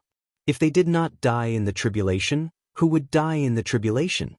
They could not let those who had contributed die, right? Those with deep negative karma were people who had committed many evil deeds. It was a worthy death for them to die in the tribulation. It also happened to show the fairness of the heavenly Tao. Usually, the heavenly Tao might not pay attention to you when you committed all kinds of evil. However, once the great calamity erupted, these people would be the primary targets of the heavenly Tao.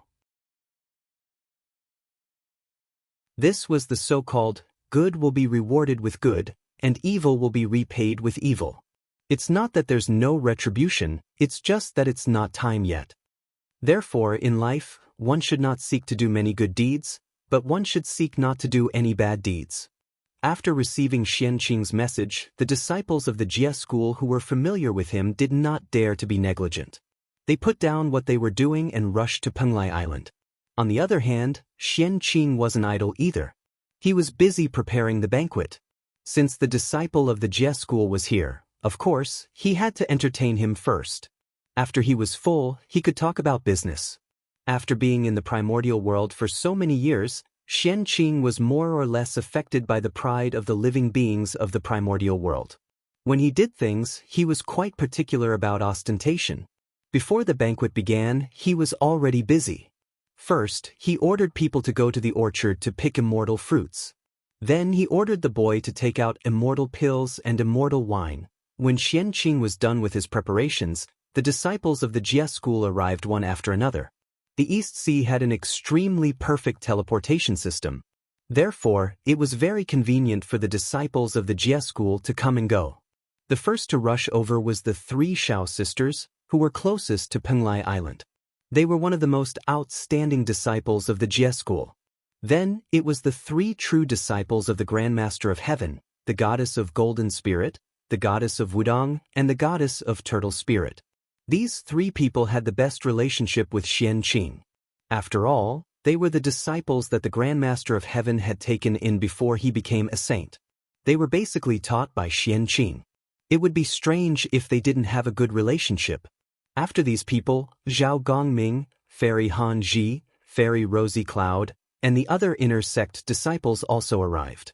Although there were many disciples of the Jie school, only a few dozen people that Xianqing had his eyes on could be called over by him.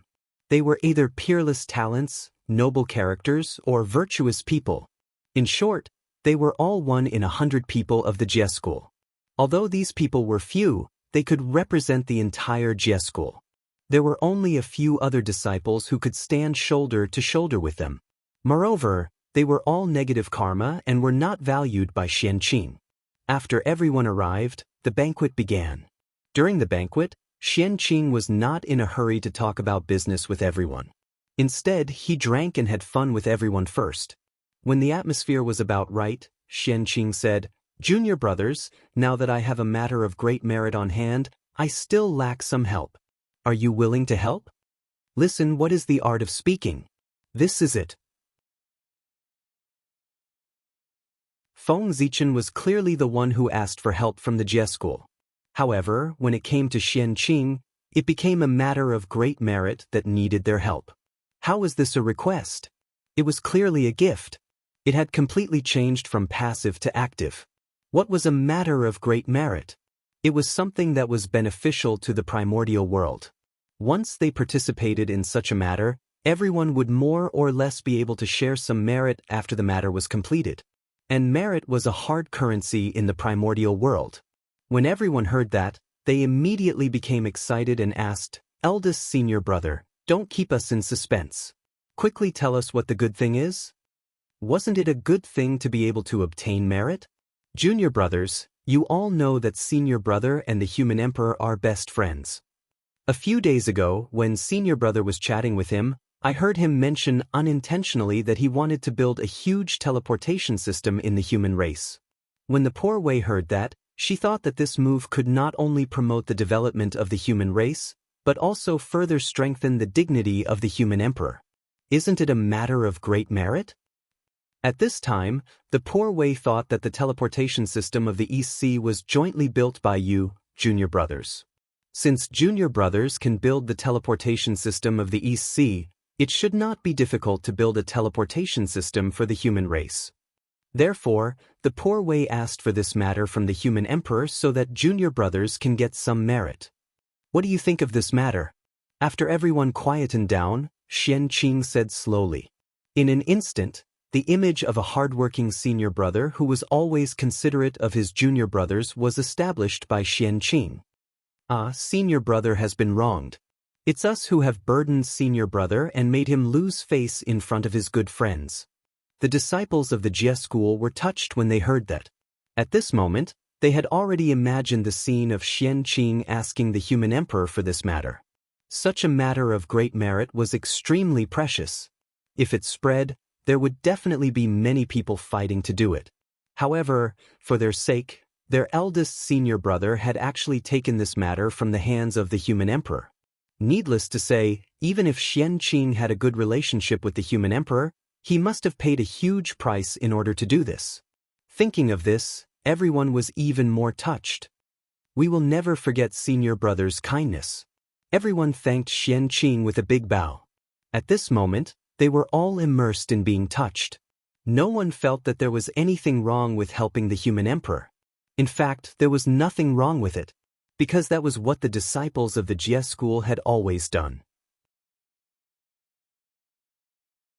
Under Xian Qing's guidance, the disciples of the Jie school often participated in the development of the human race. Or they made some small inventions to promote the development of the human race. Or they entered the imperial court to help the human emperor govern the world. There were really too many such things. The disciples of the Jie school used this method to obtain merit. Over time, they got used to it. And it was precisely because they were used to this method of obtaining merit that they did not feel that there was anything wrong with Xian Qing's words. It had always been like this. What was wrong with it? Hey, junior brothers, please get up. I'm already very satisfied that you don't blame me for agreeing on your behalf. How can I accept your gratitude? Xian Qing said hurriedly as he swept out a breeze to help everyone up. What are you saying, senior brother? After hearing such a matter of great merit, senior brother thought of us immediately and did not hesitate to ask for this matter for us. We can't thank you enough. How can we blame you? Even beasts know kindness. If we blame senior brother because of this, wouldn't we be worse than beasts? Yun Xiao hurriedly stepped forward and said agitatedly after hearing Xian Qing's words. Fellow Taoist Yun Xiao is right. If poor Wei and the rest blame senior brother because of this, wouldn't they be worse than beasts? Behind Yun Xiao, the disciples of the Jie school also chimed in. Hi, junior sister, don't be agitated. It's good that you don't blame me. Xian Qing hurriedly comforted everyone when he saw how agitated they were. After a while, when everyone quietened down, Xian Qing continued, since all of you have no objections, I'll call the messenger of the human race over and ask him to bring you to the ancestral land of the human race to discuss this matter with the human emperor. As he spoke, Xian Qing looked at everyone and waited for their reply. We'll do as senior brother says. Everyone nodded and replied. No one would refuse anything that had to do with merit, not to mention building a teleportation system for the human race. They had no reason to reject at all. After the ancient times, merit had become more and more difficult to obtain. Alright. Xian Qing nodded and instructed the boy to call Feng Kangmang over to get to know everyone. Greetings, fellow Taoists. In the hall, Feng Kangmang greeted them in a manner that was neither servile nor overbearing. Greetings, fellow Taoist. Seeing this, the disciples of the Jie school greeted him one by one. In front of Feng Kangmang, the disciples of the Jie school did not dare to be arrogant. Although they were disciples of the sages, the other party was the Daluo Taoist priests, who was far more powerful than them. If not for their status as disciples of the sages, They would not even have the right to speak to someone like Feng Kangmeng, let alone treat him as an equal.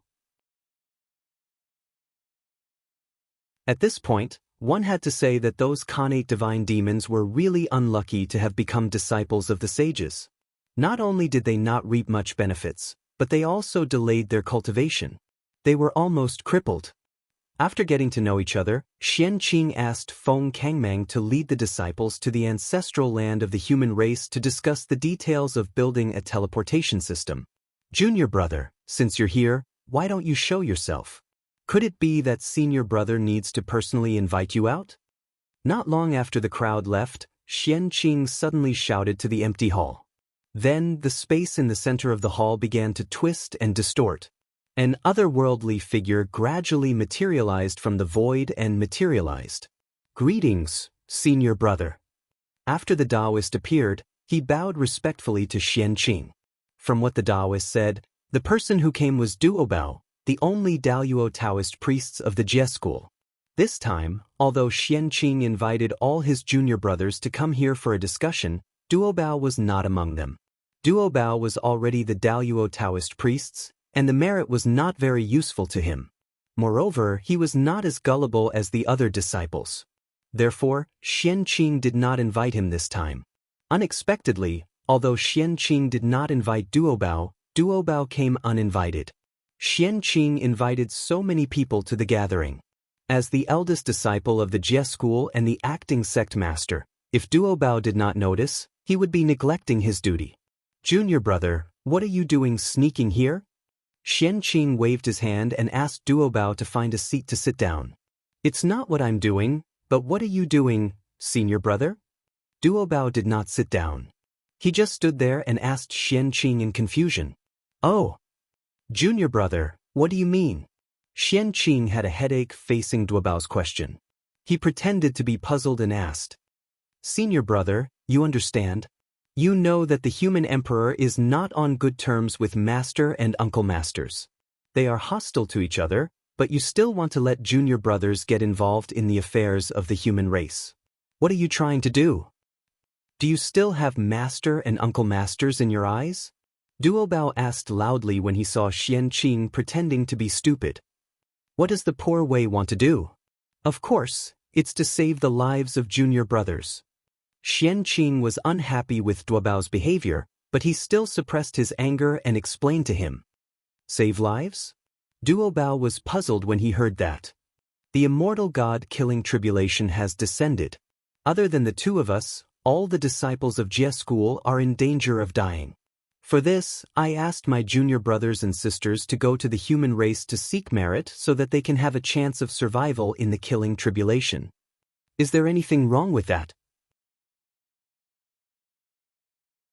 Although Xianqing had the intention of using his junior brothers, his starting point was indeed for their own good. After all, having merit or not was completely different in the killing tribulation.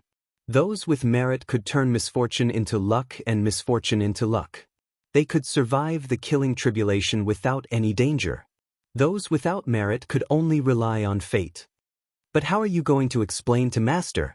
Now, Master and Uncle Masters are thinking of ways to stop the human emperor from taking another step forward.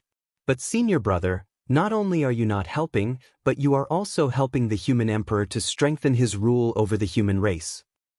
If senior brother is like this, what should Master do? After hesitating for a while, Duobao still said. Xianqing's actions were indeed helping those disciples, but at the same time, he also made it difficult for the Grandmaster of Heaven. P.S. Don't panic. There's still one more update. I'll write it even if I don't sleep. I'm a little excited today. I can't write well.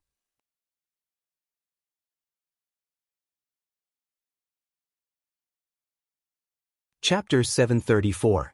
It was obvious that the elders of the sect were racking their brains to plot against the human emperor. However, as a junior, Xianqing was actually helping the enemy. He kept pulling them back and creating difficulties for their plan. Was that appropriate? Obviously not. There's nothing to explain about that. Even if the poor Wei doesn't let the junior brothers do it, someone else will take over the matter of building a teleportation system for the human race. In the end, it will be done by the human emperor and become his merit. Since the outcome is already decided and we can't change anything, why can't the disciples of the Jie school complete this matter of great merit? It's better to let the disciples of the Jie school benefit than to let outsiders benefit, right? Since Xian Qing dared to let the disciples of the Jie school go to the human race to help, he must have thought of an excuse in advance. He would not let anyone catch him. Just as Xian Qing had said, the matter of the human emperor building a teleportation system for the human race was a foregone conclusion. Outsiders could not change or destroy it. The karma of destroying great merit was so strong that ordinary people could not bear it. Because they could obtain merit, if the disciples of the Jie school did not go, there would be plenty of people in the primordial world. The human emperor did not have to worry about not being able to build a teleportation system. If the disciples of the Jie school did not go, it would not affect the human emperor's plan. Instead, it would cause them to miss out on merit. Since that was the case, why should the disciples of the Jie school go? If they went, they would only make the Grand Master of Heaven feel uncomfortable, but they would be able to benefit these disciples. However, if they did not go, these disciples would not be able to get anything. So, I already know Senior Brother's intentions, but it's not easy to explain to Master. Duobao sighed and said helplessly. Since he had already said so much, he had nothing to say. What could he do? Continue to blame Xian Qing? It didn't make sense. Xian Qing's words were already very clear. What he did just now was completely selfless. He was thinking for his junior brothers and sisters. It was really impossible to blame him. Junior brother, don't worry. If Master blames me, I will bear it alone. I won't implicate those junior brothers and sisters. Compared to the safety of those junior brothers and sisters, so what if the poor Wei is punished by Master? Either way, the poor Wei won't die. However, if those junior brothers and sisters die in the tribulation, they will truly die. Seeing how worried Duobao was, Xian Qing comforted him instead. He was not afraid of being punished by the sect leader of Tong Tian. If the sect leader of Tong Tian punished him because of this, wouldn't his disciples' heart turn cold? Therefore, even if the sect leader of Tong Tian came back, there was a high chance that he would not punish him. In fact, he would even praise him. How could a master have the heart to punish a senior martial brother who loved his junior martial brother so much? One had to know that this was the primordial world, not the future. The status of a direct disciple was not inferior to that of a biological son. In fact, it was even slightly higher. The relationship between orthodoxies was much more stable than the relationship between bloodlines. Senior brother, you, hearing this, Duobao was completely moved. He felt a strong sense of guilt in his heart. His senior martial brother had done so much for his junior martial brothers and sisters, but he still suspected that his senior martial brother's true purpose was to help his good friend, the emperor, attain the Tao. How despicable was that? When he thought of how well Xian Qing treated him, the guilt in Duobao's heart grew even stronger. He bowed deeply to Xian Qing and said sincerely, Duobao is here to thank senior martial brother on behalf of my junior martial brothers and sisters. If Master wants to punish senior martial brother after he returns, I will plead for senior martial brother even if I have to risk my life. Duobao's bow could be said to be a display of his true feelings. His words came from the bottom of his heart. He was really moved by Xian Qing's actions. Junior martial brother, please get up. There's no need for this between you and me. Xian Qing said emotionally as he stepped forward to help Duobao up. At this moment, not to mention Duobao, even he was moved by himself. As the eldest senior martial brother of the Celestial Sect of Wonders, he was really too perfect. It could be said that he was worried about the future of his junior martial brothers and sisters. There was no other person like him in the entire primordial world. How could one not be moved by such a scene? That's not right. At this moment, Xian Qing suddenly realized that as the eldest senior martial brother of the Celestial Sect of Wonders, he was not perfect enough. Since he was the eldest senior martial brother of the Celestial Sect of Wonders, he definitely could not only care about Jie School. Chan School should also help him a little. Only then could he match his character. Therefore, He had to help the disciples of Chan School. Otherwise, it would inevitably make the heavenly lord of primordial beginning unhappy. Thinking of this, Xianqing suddenly said to Duobao, who was beside him, "Junior martial brother, is there anything else? If there's nothing else, why don't you follow me to meet the junior martial brothers of Chan School?" Hearing that, Duobao could not help but frown. Unlike Xianqing, as the eldest disciple of Jie School, his relationship with the disciples of Chan School was not very good. "Senior martial brother, why are you meeting them? One or two of them? They're not big, but they're quite arrogant. They didn't learn anything about second Uncle Master's ability, but they learned his temper completely. They look down on this and that all day long. They're very arrogant.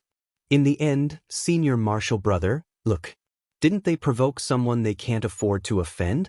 Not only were they tortured to death, but they also triggered the immortal God-killing tribulation and implicated all the disciples of the heaven immortal Tao. Why are you meeting such people? You're making yourself angry for nothing." Speaking of the disciples of Chan School, Duobao was full of anger and complained to Xianqing, "Junior martial brother, calm down. No matter how many mistakes they have, they're still our junior martial brothers. We can't treat them as enemies. As for why senior martial brother wants to see them, it's naturally to save them. The immortal God-killing tribulation has descended. The disciples of Jie School are not the only ones who have entered the tribulation. There's also the disciple of Chan School. Poor Wei, as a senior martial brother, since he has already arranged a way out for Jie School, he can't be biased. He has to make plans for the disciples of Chan School." Shaking his head, Xianqing said, "What? Senior martial brother wants to plan for the disciples of Chan School?" As soon as Xianqing finished speaking, Duobao exclaimed in disbelief. Even his tone changed as if he had been greatly shocked. "That's right." Xianqing nodded and said affirmatively. Then, he used his divine ability and summoned the disciples of Chan School to see him. As the eldest senior martial brother of the Xian sect, Xianqing naturally had the means to contact all the disciples of the Xian sect. That was the privilege given to him by the Tao ancestor. This, Duobao frowned and was about to say something, but before he could speak, Xianqing glared at him fiercely. Seeing this, even if Duobao was dissatisfied, he did not dare to say anything. In just a few days, the disciples of Chan School came together and rushed to Penglai Immortal Island. Xianqing personally went out of the island to welcome them. When Duobao saw that, he naturally followed closely behind. However, as soon as they saw the people of Chan School, Xianqing and Duobao frowned. There was no other reason. The disciples of Chan School were not all here. 2 of them were not here. One of the 12 golden immortals of Chan School was missing. The great Taoist Master Numinous Treasure did not come. The in-name disciples of the Heavenly Lord of Primordial Beginning were also missing one person. The old man of the South Pole did not come. Seeing this, the faces of the 2 people who had rushed over excitedly darkened. If not for Xianqing holding him back, Duobao would have scolded him. "Greetings, eldest senior brother." "Greetings, senior brother Duobao." The disciples of Chan School were also a little embarrassed. After greeting the 2 of them, they did not say anything else. "Why aren't the great Taoist Master Lingbao and the old man of the South Pole here?" Xianqing asked Guangqingzi with a dark face. He was angry, but he did not even call him junior martial brother. He directly called him by his name. "Ah, this, eldest senior martial brother, the 2 junior martial brothers are seriously injured and can't go far. Please forgive us." Guangqingzi was still thinking about his junior martial brother, so he spoke up for them. However, before he could finish, he was stared at by Xianqing's cold gaze and could not continue. In the poor Wei's opinion, they just don't want to come. They don't take senior martial brother seriously at all. What serious injuries? How can they be injured on Mount Kunlun? At the side, Duobao shouted with a displeased expression. Hearing that, Xianqing's gaze became even colder, causing Guangqingzi to break out in cold sweat. "Guangqingzi, tell me the truth. Why didn't they come? Don't lie to me. You should know what I'm capable of." Senior martial brother's pre-celestial divination was taught by senior martial uncle. Staring at Guang Qingzi, Xian Qing asked word by word. This, under Xian Qing's gaze, Guang Qingzi felt a lot of pressure. He did not know how to answer. He could not tell the truth. The great Taoist master numinous treasure had always hated Xian Qing because he was punished by the heavenly lord of primordial beginning back then. Therefore, he found an excuse not to come when Xian Qing summoned him. As for the old man of the South Pole, after his identity as the Khanate star god was abolished, he was a little depressed and could not raise his spirits about anything. Therefore, he did not come. The old man of the South Pole was fine, but the great Taoist master numinous treasure was a little troublesome. If he told the truth, would Xian Qing let him go? Junior martial brother South Pole's Tao heart was injured and has been in seclusion. As for junior martial brother numinous treasure, he is, at this point, Guang Qingzi could not continue. However, even if he did not say it, Xian Qing had calculated the reason why the great Taoist master numinous treasure did not come. What a great Taoist master numinous treasure! Poor Wei did not care about his disrespect to me. Instead, he hated poor Wei. Such a narrow-minded person will have to go to the investiture of the gods. Furious, Xian Qing wanted to kill him and send the great Taoist master numinous treasure to the investiture of the gods. After all, he was the former celestial emperor. The moment Xian Qing killed him, the heavenly Tao sensed it. One could see that the name of the great Taoist master numinous treasure faintly appeared on the investiture of the gods. Xian Qing's words determined the fate of the great Taoist master numinous treasure. However, it was true that no one knew about this because Feng Zichen, Hao Tian, and Lei Zhe had joined forces to set up layers of seals on the god rank roll, and it completely eliminated the possibility of others spying on it. Even the saints could not. After that, Xian Qing flicked his sleeves and returned to the main hall. Although everyone was shocked, they only thought that Xian Qing said it out of anger and did not take it to heart. Seeing Xian Qing leave, they immediately followed. The human emperor needs a group of blacksmiths to refine a large number of spaceships for him to carry mortals to travel in the void passage. This is also a matter of merit. If it is done, you can share some merit to protect yourself in the killing tribulation. In that case, are you willing to go? In the hall, Xian Qing suppressed the anger in his heart and said to the disciples of the Chan sect. The primeval Lord of Heaven was good at blacksmithing, and so were his disciples. All of them were blacksmithing masters. Especially Yun Zhongzi. If it were not for Feng Zichen, the title of the number one forger in the primordial world would have fallen on his head. The spaceships refined by the disciples of the Chan sect would definitely meet all of Feng Zichen's requirements. Building a teleportation system for the human race was a merit. Refining a spaceship that matched it was also a merit. And this was the merit that Xian Qing prepared for the disciples of the Chan sect. It was the most appropriate thing to leave the task of refining the spaceship to the disciples of the Chan sect. It just so happened that it could complement the disciples of the Jie sect. The two sects each had their own duties. The Jie sect specialized in setting up teleportation arrays, and the disciples of the Chan sect specialized in refining spaceships. They did not interfere with each other, and they could obtain merit. In this way, Xian Qing also seemed to be impartial. It could be said that it was the best of both worlds. To be honest, Xian Qing's plan was really perfect. If he really succeeded, not only would he help Feng Zichen solve the problem, but also the three pure ones would not be able to find fault with him. Because what Xian Qing did was for the future of the disciples of the two sections. It really made the three pure ones unable to find a place to vent their anger. As the senior brother, he cherished his junior brothers so much. It's fine if you don't reward him, but you still want to punish him. What kind of logic is that?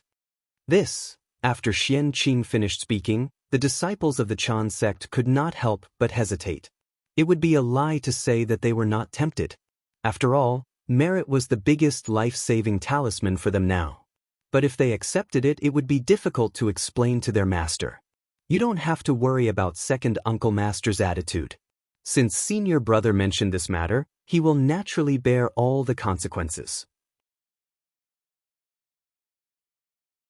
Seeing that they were hesitating, Xianqing knew what they were thinking, so he vouched for them. This, Xianqing had already said so, but the disciples of the Chan sect still did not make up their minds. The influence of Heavenly Lord Yuanshi on them was still too great. Think about it carefully. If you are willing to take this merit, go to the ancestral land of the human race within 100 years.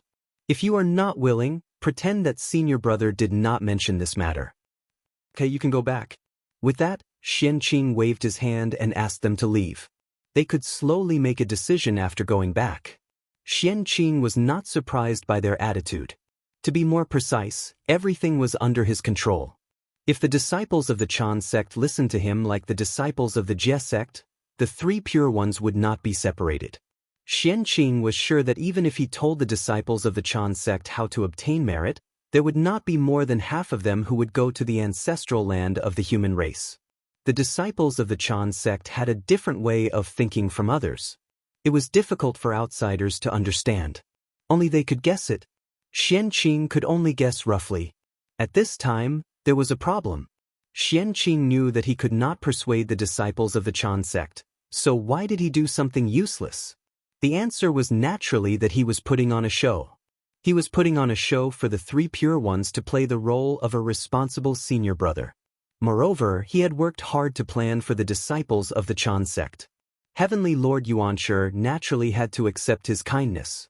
As for whether the disciples of the Chan sect would accept his kindness, that was another matter.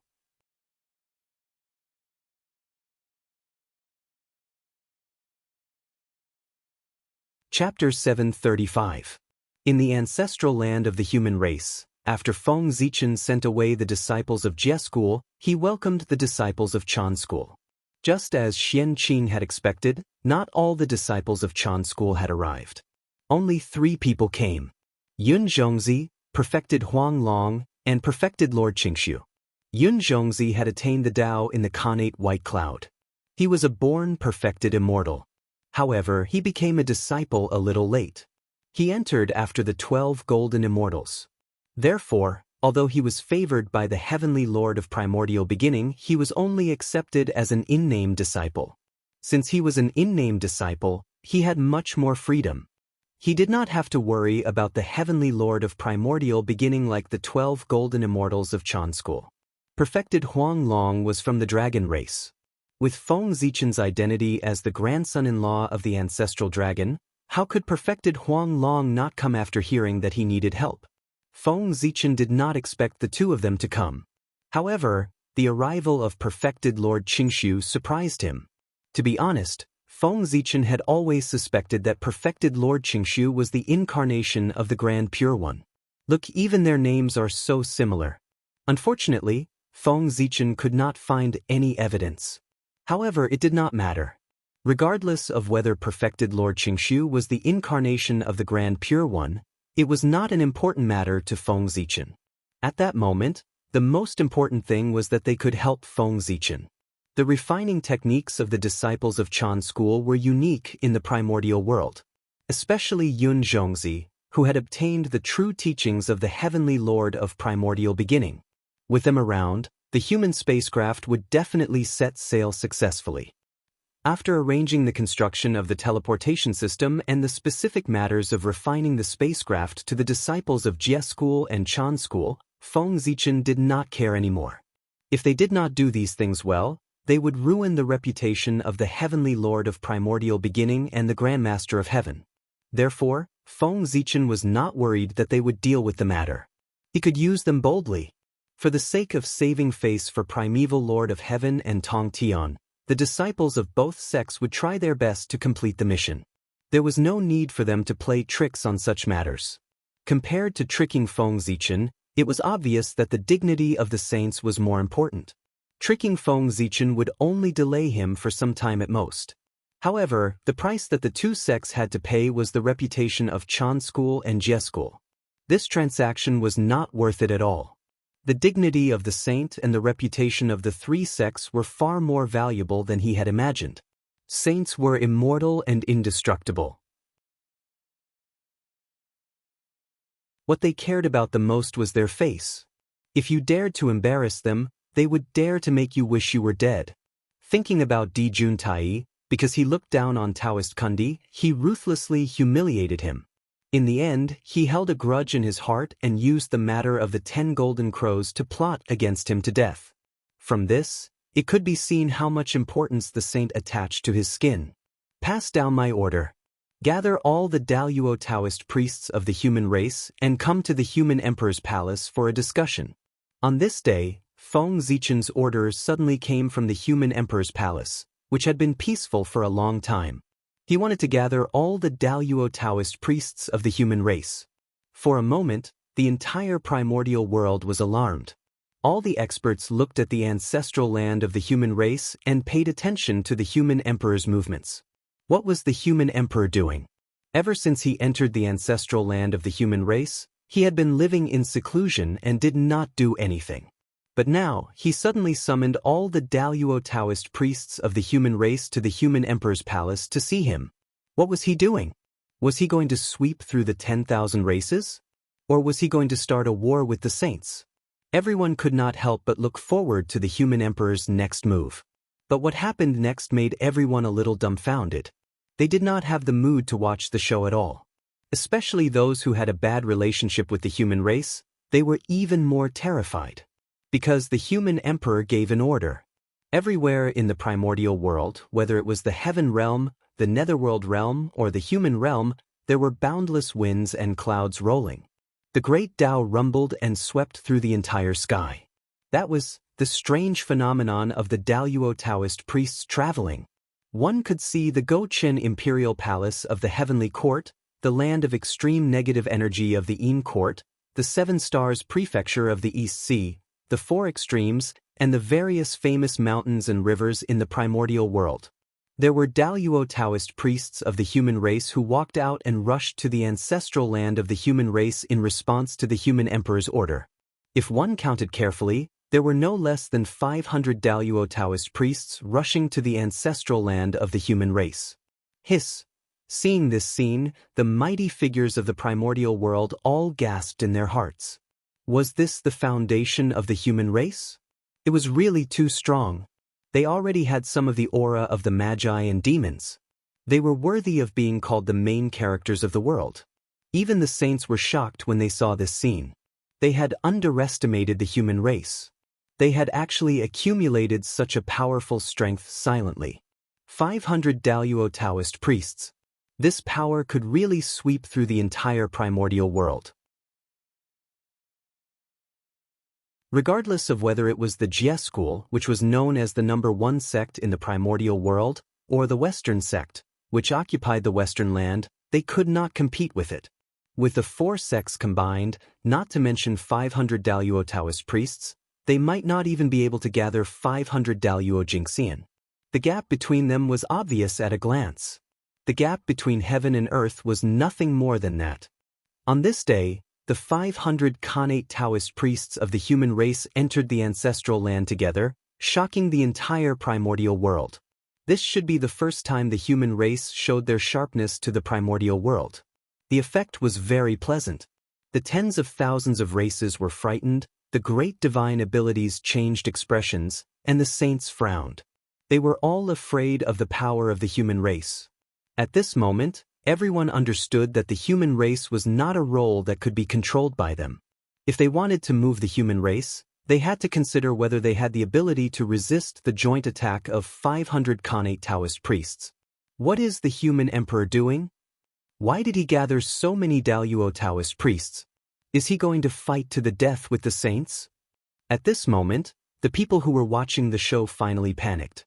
The combined power of the ancestral land of the human race was enough to destroy the primordial world. If they fought with the saints again, it would be another decisive battle between the liches and demons. At that time, the primordial world would be destroyed. All the living beings in the world would not be able to stay out of it. They would all be affected. Bad things did not happen to them. Of course, they were willing to watch the show. However, once bad things happened to them, they would be more flustered than anyone else. They were so terrified that most of them looked at the ancestral land of the human race, waiting for the next step of the human emperor's plan. If the human emperor really wanted to fight with the saints, they would have to make plans early. The best choice was to seek refuge with a powerful person. Under the great tribulation of heaven and earth, even the Daluo Taoist priests were in danger of dying. Only the powerful people could protect themselves. Everyone was looking forward to the next step of Feng Zichen's plan. However, they did not expect that after he called the Daluo Taoist priests to the ancestral land of the human race, there was no movement. The ancestral land of the human race fell into silence. However, the more it was like this, the more flustered everyone was. Calm was often a sign of the coming storm. The calmer it was now, the more terrifying the storm that would come later would be. The human emperor must be doing something big. Everyone thought so. Just as everyone was worried and afraid in another part of the primordial world, in the Jade Palace of Kunlun Mountain, a conversation about the human race was going on. 500 Daluo Taoist priests. The early stage of the demon race is just like this. The human race has hidden so well. If they were not exposed at this time, even the poor way would not know that there are 500 Daluo Taoist priests in the human race. After taking a deep look in the direction of the ancestral land of the human race, the heavenly lord of the origin still said in disbelief. 500 Daluo Taoist priests was really beyond his expectations. The number of Taoist priests in the human race is indeed beyond expectations. The poor way also calculated that although there are many Daluo Taoist priests in the human race, there should not be more than 300 of them. But now, 500 Daluo Taoist priests in the human race have appeared, which is more than 200 more than the poor way expected. This, sigh, it seems that we have underestimated fellow Taoist Gaochen. He must have some means to hide from our senses so that we can't detect the breakthrough of the human Taoist priests. After the heavenly lord of the origin finished speaking, the Grand Pure One said, as the most proficient schemer among the saints, he had been secretly paying attention to the human race. Every time a Daluo Taoist priest was born in the human race, he would secretly remember it. However, even so, he still missed more than 200 of them.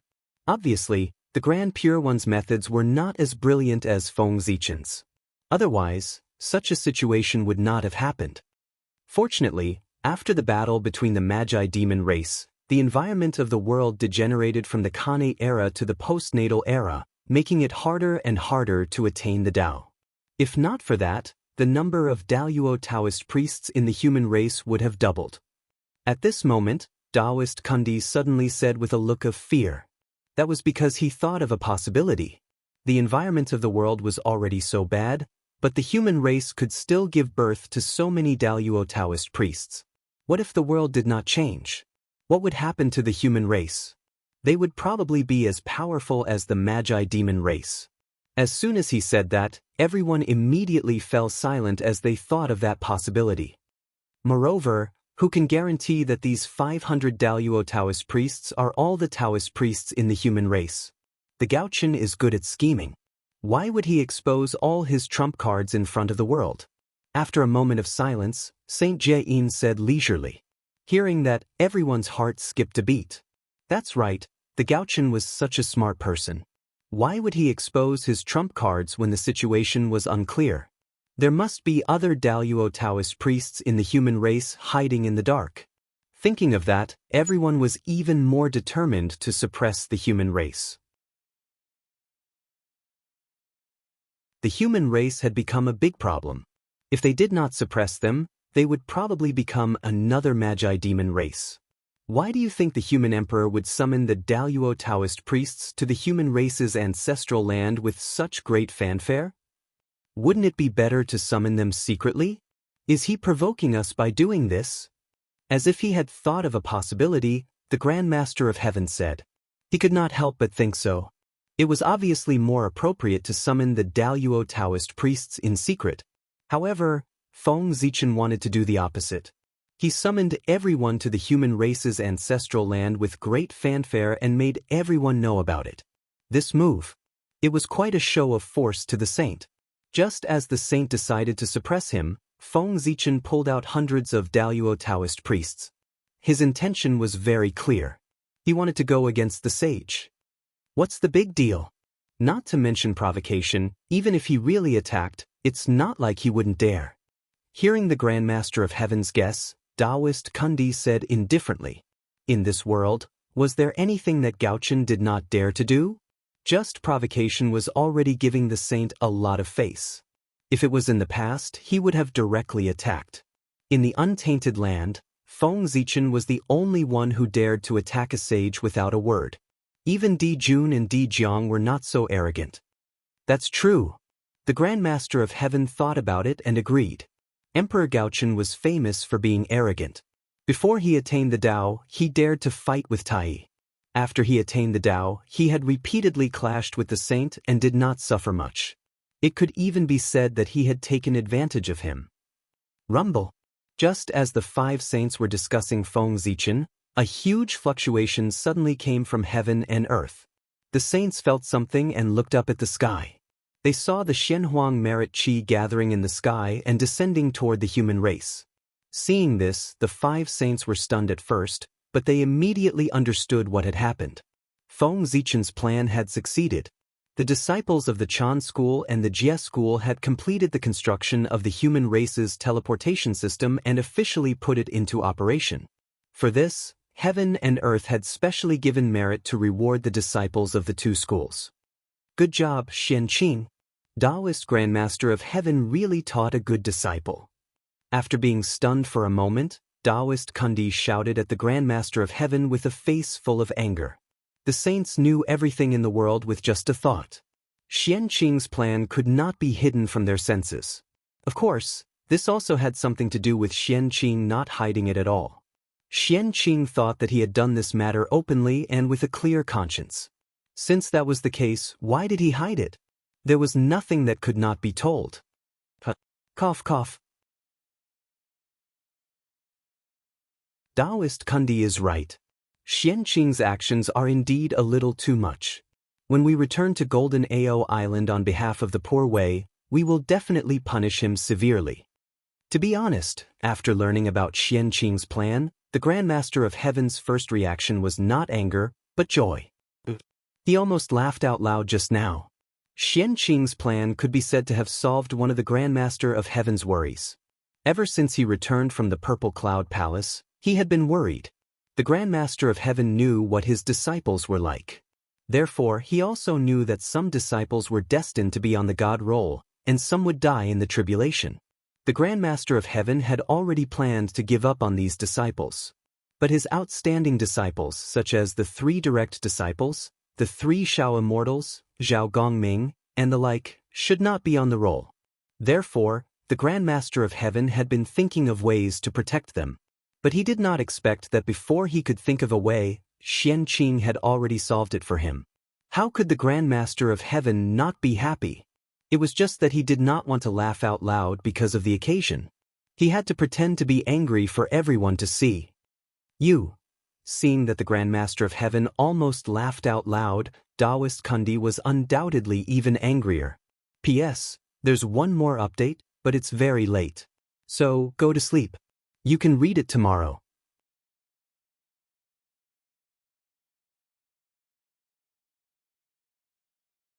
Chapter 736. What was Xianqing trying to do? They were thinking of ways to deal with the North Star, but not only did Xianqing not want to help, he even stabbed them in the back. Now, the North Star had completed this matter of great merit with the help of the disciples of the 2 sections. It was undoubtedly one step closer to achieving the Tao fruit of the human emperor and became more difficult to deal with. Xianqing was stabbing them in the back this time. Originally, when they were dealing with the North Star, they did not know where to start. Now that Xianqing did this, it undoubtedly made it more difficult for them to deal with the North Star. That was unbearable. All right. Taoist Kundi, don't say any more. Poor Wei and the others will teach Xianqing a lesson after this matter is over. At that moment, the Heavenly Lord of Primordial Beginning said unhappily. He was very angry, very angry. Of course, he was not angry at Xianqing, but his disciples. The Heavenly Lord of Primordial Beginning was very satisfied with Xianqing. Looking at his performance in this matter, no one could find any fault with it. He was impartial between the Jie sect and the Chan sect. That made the heavenly Lord of primordial beginning very satisfied. There was no difference between sects in his heart and only the disciples of the Xian sect in his eyes. That was the demeanor of the eldest senior brother of the Xian sect. The more satisfied he was with Xian Qing, the more dissatisfied the heavenly Lord of primordial beginning was with his disciples. What people were most afraid of was comparison. Compared to Xian Qing, the disciples of the Chan sect could not stand it at all. Look, Xian Qing had taken the initiative to send merit to them, but the disciples of the Chan sect did not want it. Are they stupid? The moment he knew that the disciples of the Chan sect had chosen, the heavenly Lord of primordial beginning really wanted to call his disciples over and ask them loudly, "Are you stupid? Why don't you go to heaven if you don't want merit that is sent to you?" But he could not. He cared about his reputation. Even if his disciples were in the wrong, he could not reprimand them in front of everyone. Let's not talk about this anymore. Even if Xian Qing does not let his disciples do it, the human emperor will find someone else to do it. It will not affect his plan. So, it's meaningless to talk about Xian Qing's merits now. It's better to think about how to deal with the North Star. Seeing that the Taoist Kundi still wanted to say something, the heavenly Lord of primordial beginning's words. In his opinion, what Xian Qing did this time was not wrong. Instead, it was meritorious. When he saw that things were not going well, he immediately changed his attitude and went with the flow, thinking that he was seeking the greatest benefit. That was very in line with the way the Grand Pure One dealt with the world. The success of the North Star plan was inevitable. Seeing that he couldn't stop them, Xian Qing decided to join in and seek benefits for his side. This was obviously the way of a smart person. It was also the most practical method. The Grand Pure One was the most practical person among the saints. He always looked at the results, not the process. As long as the result was beneficial to him, the process did not matter at all. Taoist Kundi was not an iron-headed person. Since the three pure ones had said so, he naturally would not pursue the matter. 500 Daluo Taoist priests. This force is beyond our control. If we want to deal with the human race, we can only rely on external forces. In order to prevent Taoist Zhuan-Ti from being surrounded by the three pure ones, Saint Jie-in hurriedly changed the topic. External force? Could it be demon race? Hearing Saint Jie-in's words, the Grand Pure One seemed to have understood something and looked at him inexplicably. This fellow was a little black-hearted. He actually thought of using the demons to deal with the human race. There were not many external forces that could threaten the human race in the entire primordial world. It was not difficult for the Grand Pure One to guess. Apart from the three Khanate races, there were only the Magi and demon races. The three Khanate races and the Magi were allies of the human race. They would definitely not attack the human race. That left only the Yao race. Speaking of the demons, the North Sea demons and the 10 demon gods of the ancient heavenly courts could produce about 100 Daluo Taoist priests. This force was indeed very suitable to restrain the human race. The Grand Master of Heaven and the Heavenly Lord of Primordial Beginning could naturally think of what the Grand Pure One could think of. They looked at Saint Jie-in with strange gazes as if they were meeting him for the first time. This Saint Jie-in was quite something. He did not expect that under his compassionate appearance he was also hiding a bellyful of evil tricks. One could not judge a book by its cover. Using the demons to deal with the humans was not just bad. It was so bad that smoke was coming out of it. No matter who won or lost, it was a good thing for the saints. It would be even better if both sides suffered heavy losses. Be it the demons or the humans, they were all targets that the saints wanted to suppress. That was because they could shake the ruling position of the saints. While the saints were thinking this, what Saint Jie-in said next gave them a huge shock. Yes and no. Saint Jie-in shook his head and said, "The demons that the poor Wei mentioned are the demon gods that have fallen into a long slumber." What? Fellow Taoist Jie-in, are you crazy? You actually want to revive those demon gods that have long fallen? Hearing that, everyone could not help but stand up in shock. The ancient demons were much stronger than the current humans.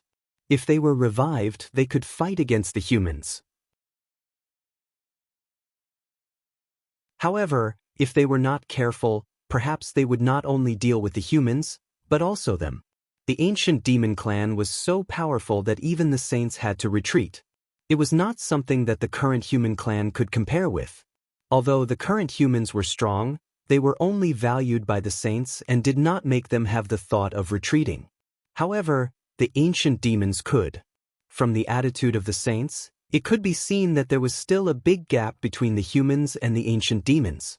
Only by making the saints fear the humans could the humans be on par with the ancient demons and then surpass them. Fellow Taoists, don't be agitated.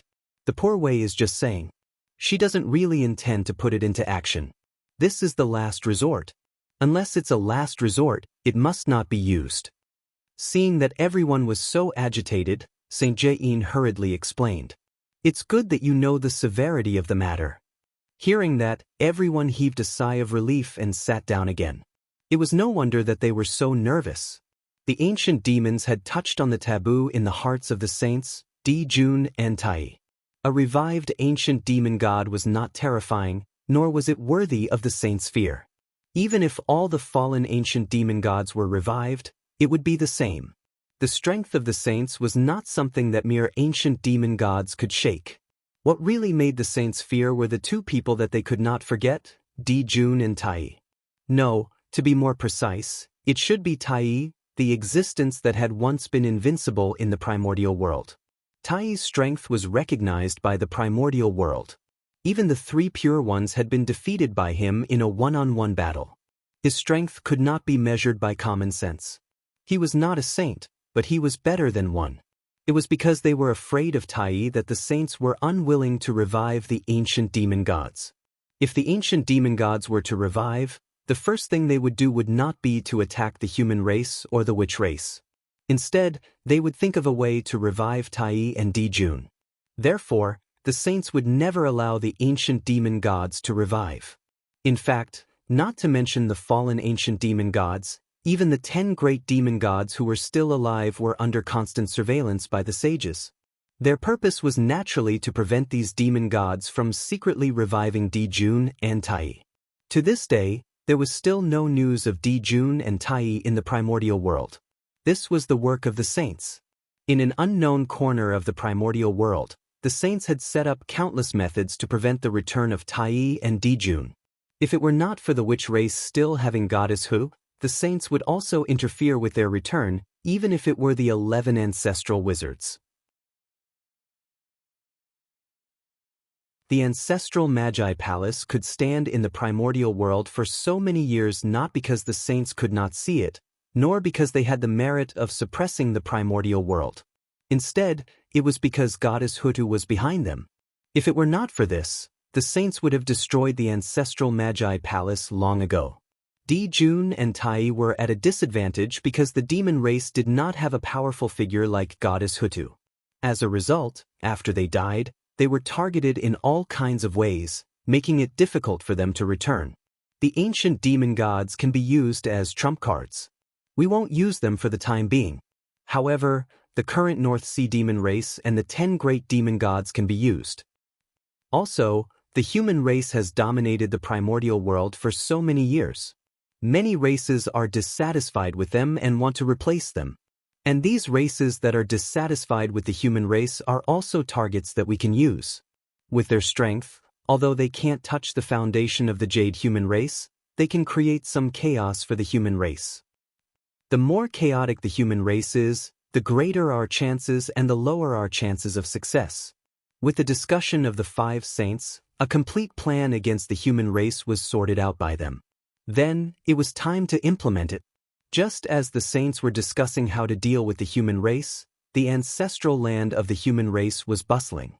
From afar, one could see that in the sky above the ancestral land of the human race, endless wind and clouds were gathering, constantly surging and surging. There were also huge waves of connate Taoist rhymes rushing up from the ancestral land, colliding and intertwining in the air, deducing all kinds of mysteries of the great Tao. This was the aura that the human Taoist priests naturally emitted.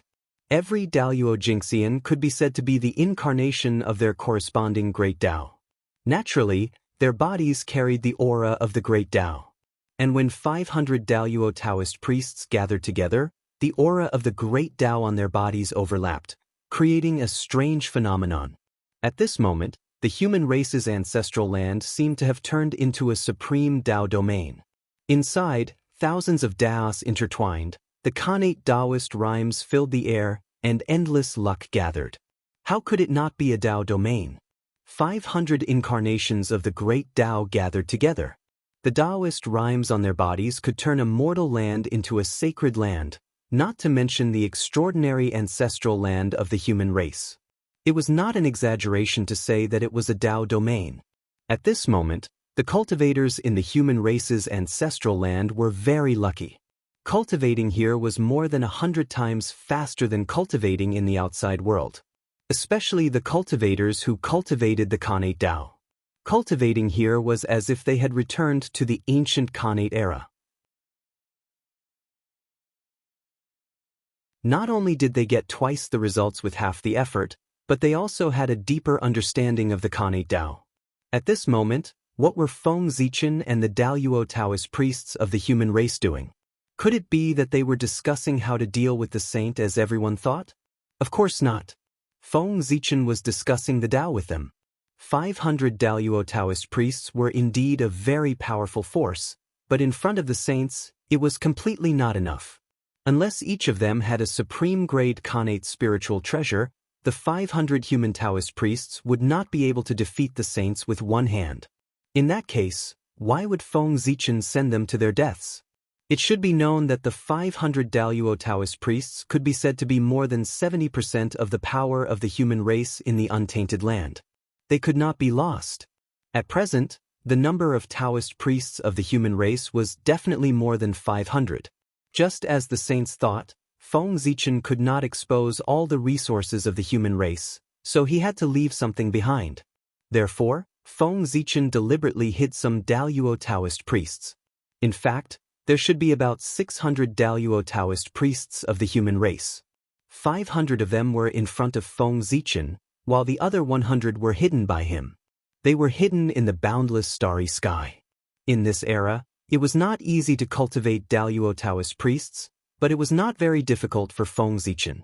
Because not only did he have a lot of resources, but he was also willing to spend them. Just by relying on resources, Feng Zichen could cultivate many Daluo Taoist priests. Over the years, the production of the boundless starry sky had been used by Feng Zichen on these Daluo Taoist priests. This was the reason why there were so many Daluo Taoist priests of the human race.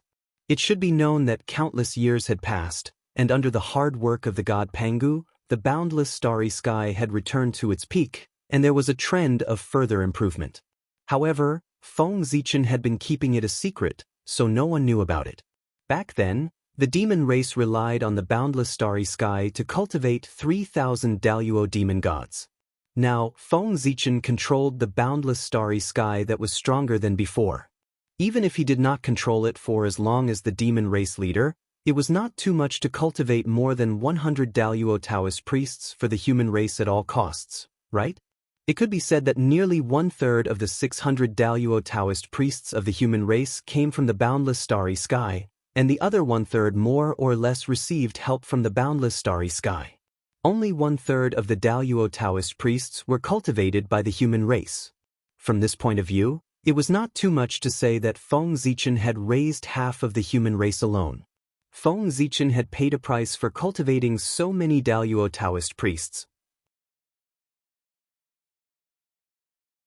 For this reason, the overall improvement of the boundless starry sky had been delayed for a period of time. In other words, in order to cultivate these Daluo Taoist priests, Feng Zichen did not hesitate to delay the incubation of the innate star gods, innate spiritual treasures, and innate cardinal treasures in the Zhoushan. The loss was almost equivalent to half of an innate cardinal treasure, and it was enough to make Feng Zichen feel heartache for a long time. However, the result was still gratifying, and his efforts were not in vain. The human race had hundreds more Daluo Taoist priests, and they really had the capital to dominate the Eldritch Wilderness. And these 600 Daluo Taoist priests were only the Taoist priests of the Eldritch Wilderness. P.S. When I say late, I usually mean 3 in the morning.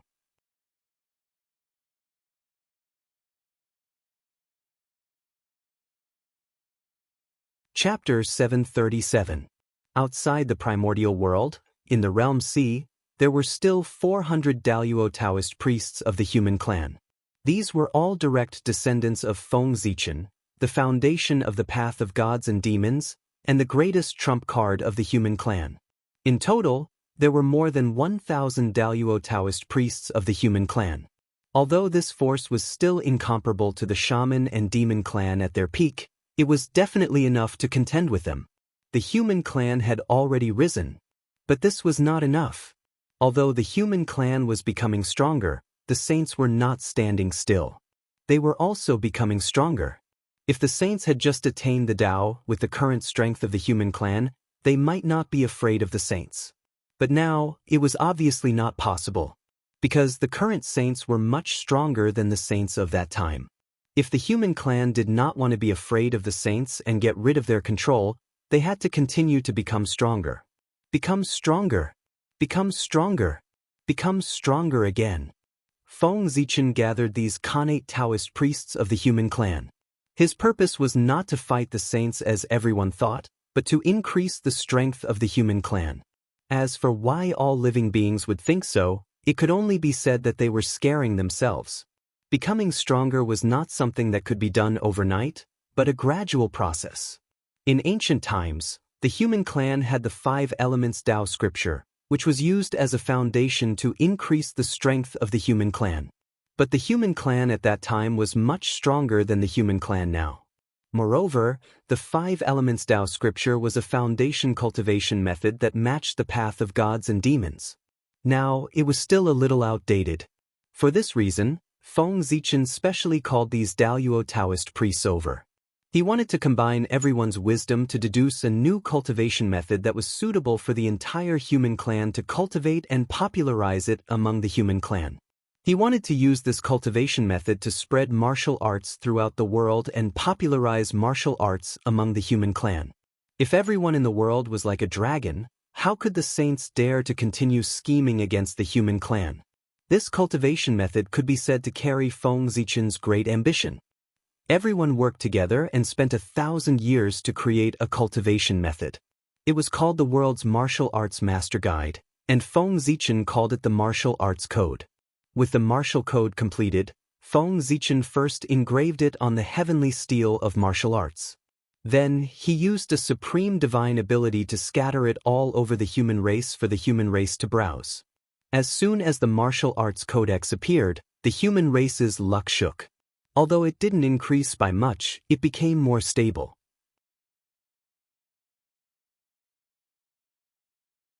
Compared to the slight change in the human tribe's providence, the change in the martial path's providence was much greater. It increased by several times, overshadowing the heavenly immortal Tao in one fell swoop before gradually coming to a stop. And this was only the beginning. With the popularization of martial arts in the human race, the fate of martial arts would become stronger and stronger until it was replaced by the immortal Tao of the celestial sect and became the mainstream of the untainted land. After deducing the martial arts codex, Feng Zichen did not let everyone leave. Instead, he pulled them along to deduce the human path Abhijna. What was the human Tao divine ability? It was a divine ability that was useful to the human race. God for human use. Feng Zichen wanted to integrate the divine ability into the daily lives of the common people. Cultivators could soar through the clouds and summon the wind and rain. But mortals could not.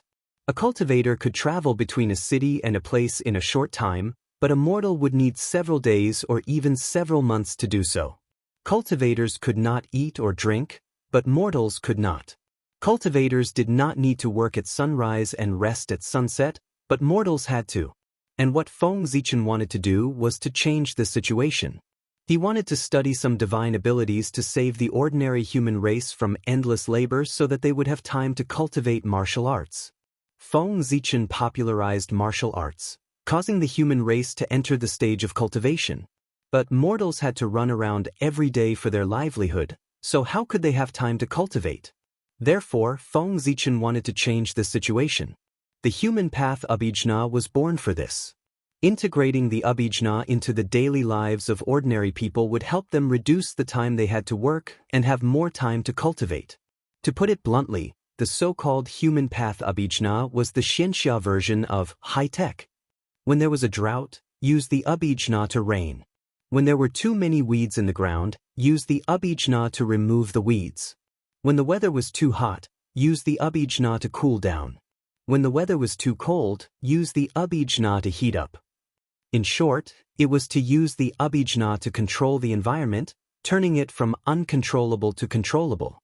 It was said to be an abhijna, but it did not have to exist in the form of an abhijna. Naturally, it had to be as convenient as possible. It could be a talisman, a magic artifact, or an array disk. For example, a talisman that could automatically adjust the temperature.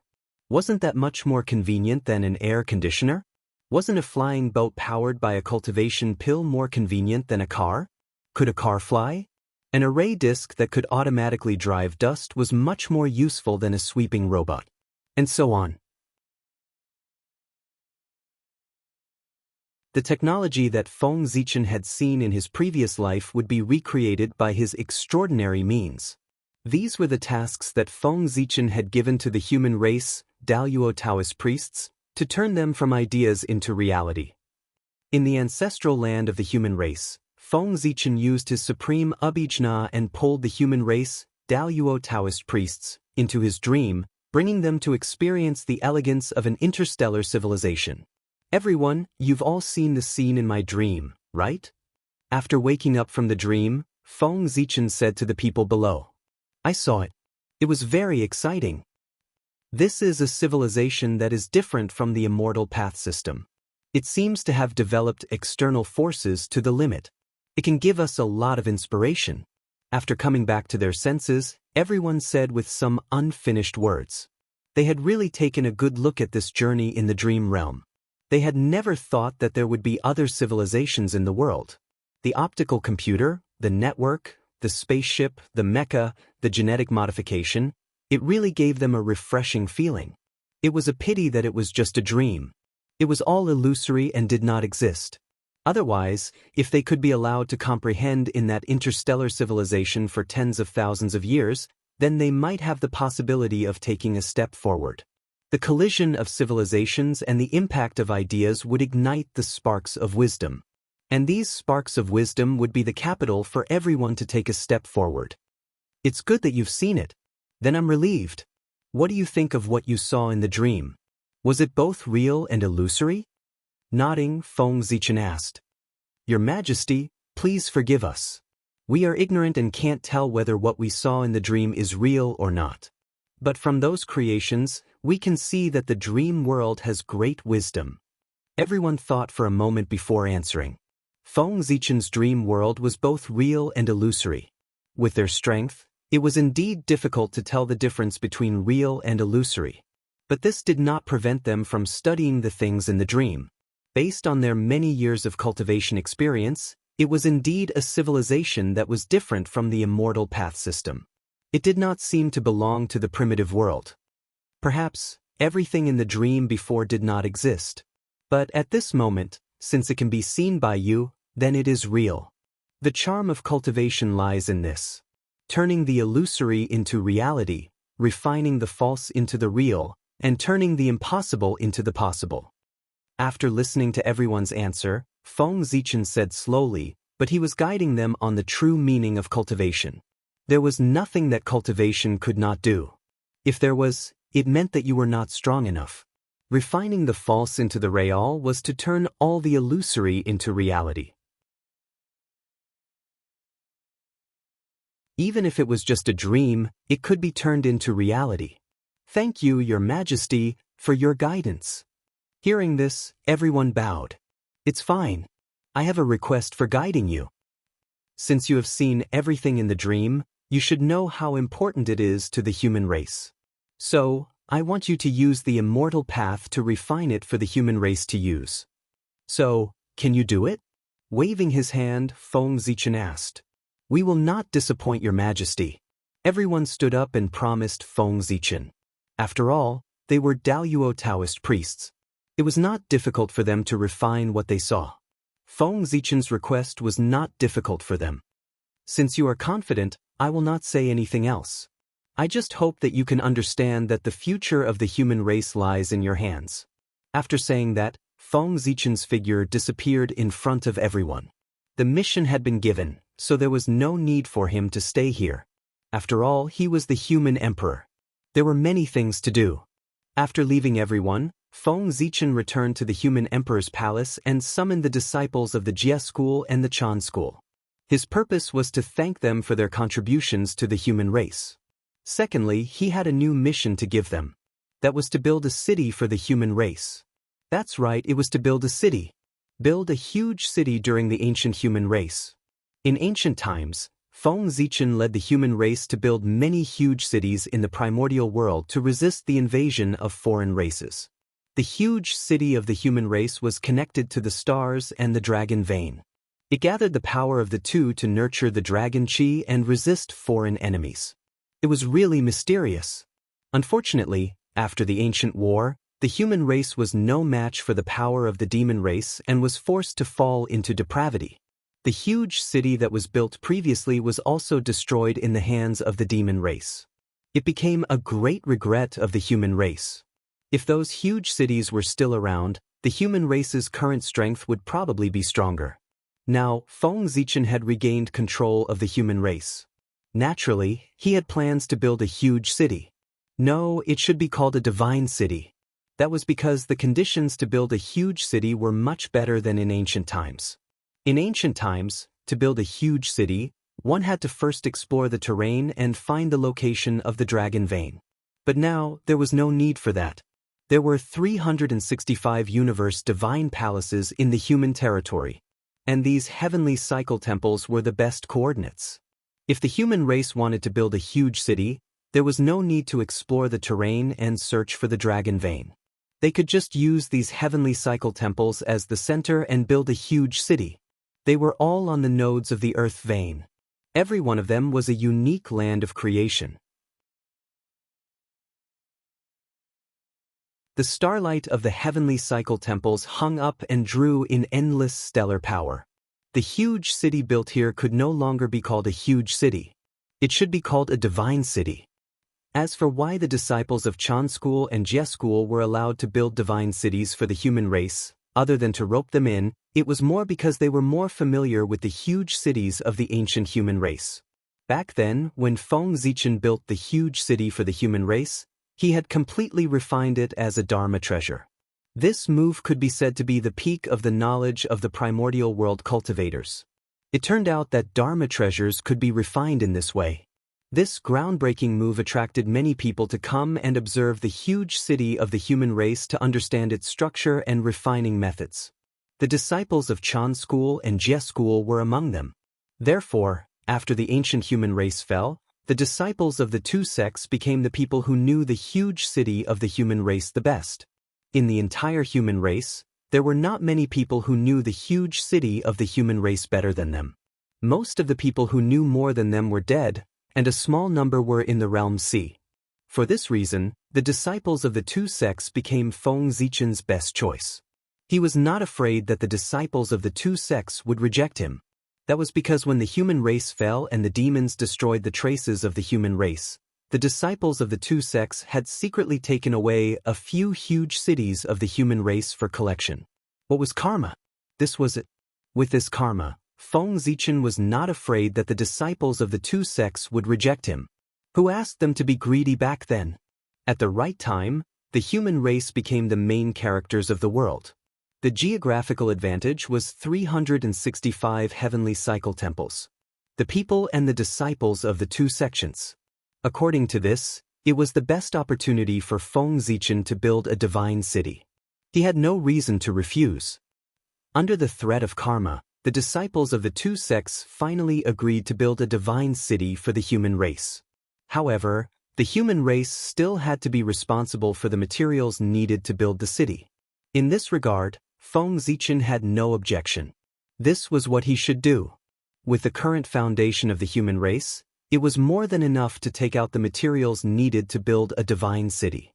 It was an exaggeration to say that it was a drizzle, but it was not to the extent of hurting the muscles and bones. After all, the human race had not developed in vain all these years. They had accumulated some foundation. Now, what Feng Zichen wanted to do was to convert the foundation of the human race into strength. Time passed quickly. In the blink of an eye, 1,000 years had passed. After 1,000 years of preparation, the project of building a divine city was finally put on the agenda by the disciples of the two sects and began to take action. 1,000 years was enough for martial arts manuals to spread among the human race, causing many changes to the human race. After all, in this world, practicing martial arts could really change one's fate. For this reason, many people yearned for martial arts. Now that there was a better introductory cultivation method, everyone naturally practiced it enthusiastically. For a time, there was a craze for practicing martial arts in the human race. More and more people practiced martial arts. The prosperity of martial arts naturally affected the other orthodoxies. The path of gods and demons and the path of immortals all showed signs of weakening. The path of immortals was fine. Its foundation was deep. Even if it weakened, it would not shake its foundation. However, the path of gods and demons was not good. It had been abandoned by the times and was about to become a legend. If it were not for the fact that the martial arts were also created by Feng Zichen, the situation of the path of gods and demons was enough to make him vomit blood. The decline was too great. It was almost extinct. In the ancestral land, the Daluo Taoist priests also had some results. They were making the final adjustments and putting them into use. Everything was developing in a good direction. The human race as a whole showed a trend of prosperity, and their luck was getting stronger and stronger. If nothing unexpected happened, Feng Zichen would be able to successfully condense his own human Emperor Dao fruit in tens of thousands of years. Unfortunately, unforeseen events always happened inadvertently. It was the sages. They were going to attack the human race.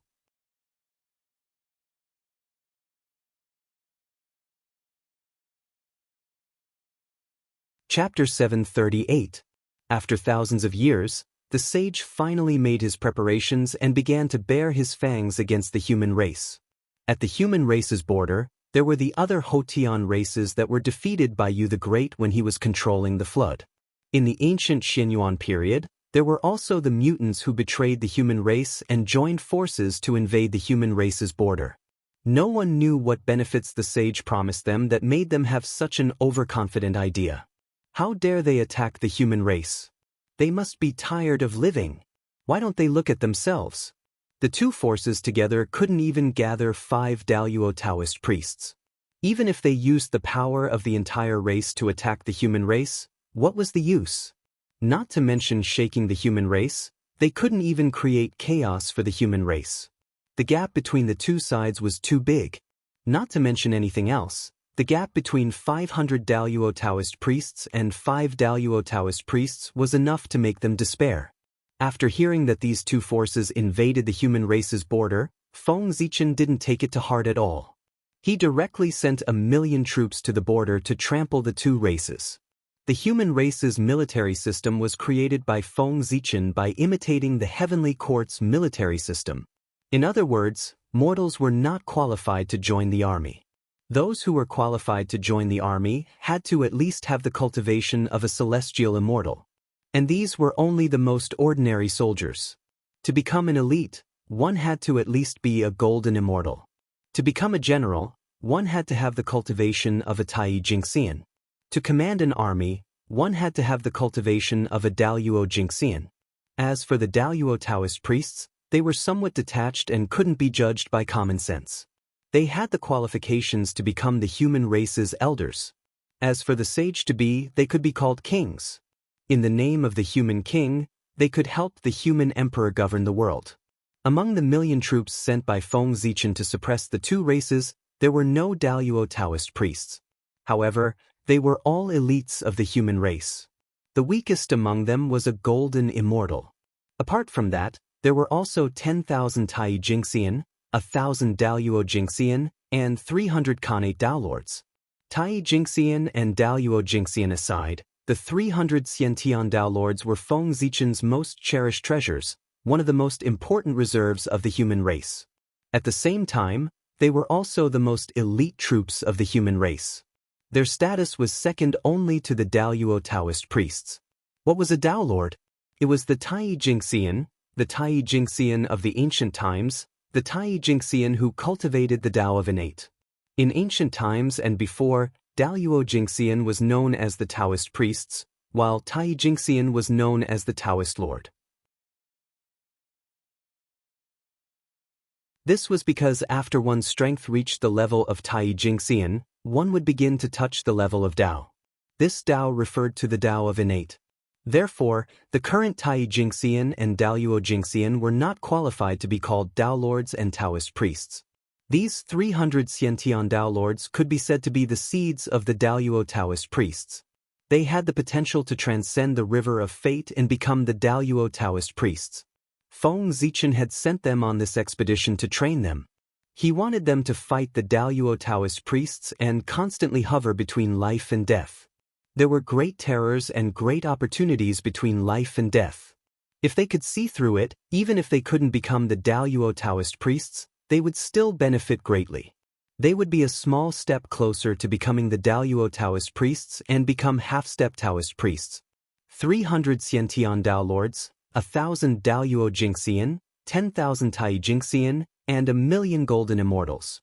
The formation set up by these people together, coupled with the treasures secretly given to them by Feng Zichen, was enough to kill the Daoyuo Taoist priests. The Hotian race and the mutant race added together only had 4 Daoyuo Taoist priests. It might not be possible for the million soldiers and the experts guarding the border of the human race to kill all of them together. But if they couldn't even kill 1 or 2 of them, they would be useless. Feng Zichen felt that the elites of the human race were not so useless. They would definitely be able to kill the Daoyuo Taoist priests. Why did Feng Zichen not send the Daoyuo Taoist priests but only 1,000,000 soldiers to quell the unrest between the two races? Was it because there were no Daoyuo Taoist priests in the human race? Did he not know that only 5 Daoyuo Taoist priests were needed to quell the unrest between the two races? No, Feng Zichen knew. But he was unwilling to do so. This was because Feng Zichen wanted to use this battle to tell the world that even without the Daoyuo Taoist priests, the human race still had the ability to kill the Daoyuo Taoist priests. Was it shocking that the Daoyuo Taoist priests killed the Daoyuo Taoist priests? Perhaps, but it was not enough to shock the people. However, it was different when the Tai Jingxian killed the Daoyuo Taoist priests. The effect would definitely shock the untainted land for 1,000,000 years and be deeply engraved in the hearts of all living beings. The human race did not even send the Daoyuo Taoist priests, but they were able to kill the Daoyuo Taoist priests. If the Daoyuo Taoist priests of the human race really took action, how powerful would they be? They would probably be able to kill powerful beings. Fear often came from the unknown. As long as the living beings could not see the depths of the human race, they would always be afraid of the human race and would not dare to have the thought of fighting against them. Just as the 1,000,000 soldiers of the human race were setting off, a sudden change was quietly happening on the distant Mount Shouyang. Mount Shouyang, the eldest direct disciple of the Grand Pure One, Xuandu, was cultivating in seclusion in the 8 Visions Palace. However, at this moment, the innate cardinal treasure Taiji diagram quietly appeared. Rumble. While Xuandu was unprepared, a vast and boundless power gushed out from the Taiji diagram. In the blink of an eye, it enveloped the entire hall. In an instant, the space-time in the hall froze. It was completely stagnant. As for Xuandu, he was naturally frozen on the spot. Since the Taiji diagram had appeared, the person who attacked Xuandu was obviously his master, the Grand Pure One. Xuandu was only at the perfected realm of the Daoyuo Taoist priests. How could he be a match for the Grand Pure One who held a connate cardinal treasure? It was not surprising that he was directly sealed. Disciple, don't blame me. I sealed you for your own good. With your status, it's not appropriate for you to help anyone in this battle between the saint and the human race. Therefore, in order to prevent you from being in a difficult position, I'll seal you and make you lose all perception of the outside world. In this way, no matter what the outcome of this battle is, it will not affect you. All the mistakes will be blamed on me. After you wake up, you will still be the eldest disciple of the Rin school, Xuandu, and the human race's Wang Yang. After sealing Xuandu, the Grand Pure One's voice sounded slowly. It turned out that the Grand Pure One was worried that Xuandu would be in a difficult position, so he sealed him directly so that he could be removed from the battle between the heavens and humans. Who was Xuandu? He was the only true disciple of the Grand Pure One, the successor of the Rin school. At the same time, he was also one of the first 9 human kings of the human race, the human king Yang. With these 2 identities, it could be said to have brought great convenience to Xuandu. However, that was under the condition that the human race had a good relationship with the saint. Once the human race fell out with the saint, just like now, Xuandu's situation would become extremely awkward. It was wrong for him to help anyone. If he helped the human race, how could he repay his master's kindness? If he helped his master, how could he repay the human race's kindness of raising him? Therefore, the Grand Pure One's sealing of Xuandu was the best choice. Only then could he stay out of it. After sighing softly, the Grand Pure One's voice and the Taiji diagram disappeared from the hall. As for Xuandu, he did not react at all. The Grand Pure One's attack just now was as if he had pressed the pause button. It had completely paused Xuandu's time and stopped at that moment forever. At this moment, not to mention the Grand Pure One's words, even if someone attacked him, Xuandu would not feel it at all. When Xuandu woke up, it might be tens of thousands of years later. However, to him, time had only passed for an instant. His consciousness had been stuck at the previous moment. He was completely unaware of the thousands of years that had passed. In an instant, everything had changed. This was the current situation of Xuandu. The strength of the Grand Pure One's mystical abilities could be seen. Of course, this was the only way that Xuandu could completely stay out of it. What was a master-disciple relationship? That was it. The Grand Pure One's master-disciple relationship with Xuandu was truly beyond words. Huh! The aura of the Yang clan has disappeared. What's going on? In the human emperor's palace, the moment Xuandu was sealed by the Grand Pure One, Feng Zichen sensed that something was wrong with him. As the human emperor, Feng Zichen could sense the aura of all the experts of the human race. That was because, under the connection of the destiny of the human race, the aura of the human race experts was like a bonfire in the night to him. It was so eye-catching and eye-catching. The disappearance of every human expert was like the extinguishment of a bonfire in the darkness. It disappeared from Feng Zichen's perception. Therefore, the moment the Shenqing aura disappeared, Feng Zichen sensed it immediately. Surprised, Feng Zichen used the Ziwei divine calculation to deduce the situation of Xuandu. Soon, Feng Zichen found out the cause and effect of the disappearance of Xuandu's aura from the heavenly secrets. What a Grand Pure One! After coming back to his senses, Feng Zichen said, "The Grand Pure One was indeed scheming and astute. He could even plot against him. If not for the permission of the Grand Pure One, how could Feng Zichen have calculated the situation of Xuandu so easily? It was because he did not intend to hide it that Feng Zichen could easily calculate it. As long as the Grand Pure One could cover it up, Feng Zichen would have no other way to know the true situation of Xuandu other than personally going to the Baiying Palace on Mount Shouyang to take a look. It was just like how Feng Zichen could conceal the heavenly secrets and the saint could not detect it.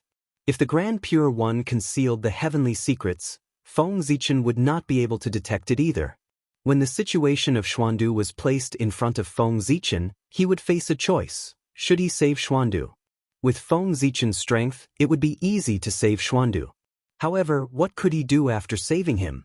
Make things difficult for Xuandu? After thinking about it, Feng Zichen decided not to save Xuandu. It was good to let him be sealed by the Grand Pure One. At the thought of this, Feng Zichen was shocked. He seemed to understand the Grand Pure One's plan. The Grand Pure One did not hide the situation of Xuandu at all. Was he looking forward to him saving Xuandu? Compared to the Grand Pure One's action of sealing Xuandu, wasn't Feng Zichen's action of releasing Xuandu a little selfish? The Grand Pure One could say that he had sealed Xuandu for Xuandu's own good. However, could Feng Zichen release Xuandu for his own good? Feng Zichen thought about it from another perspective. If he were Xuandu, even if he did not say anything, he would still feel uncomfortable in his heart. He would gradually lean towards the Grand Pure One. At the thought of this, Feng Zichen could not help but sigh at the Grand Pure One's shrewdness.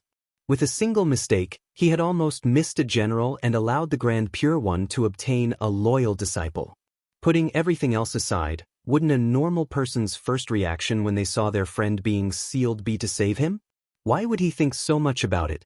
It was only Feng Zichen who was scheming that he noticed so many details. After guessing the Grand Pure One's plan, Feng Zichen looked at Xuandu again and discovered many details that he had not paid attention to previously. For example, the seal that the Grand Pure One used to seal Xuandu was indeed very powerful from the inside. With Xuandu's strength, it was impossible to break it. However, from the outside, the seal would shatter with a single touch. Just now, if Feng Zichen's spiritual will had scanned over, it would have shattered the moment it touched the seal on Xuandu. It was confirmed. This was the Grand Pure One's scheme against him. He wanted to sow discord between him and Xuandu without bloodshed. With that thought in mind, Feng Zichen used his mystical ability and added another seal outside Xuandu.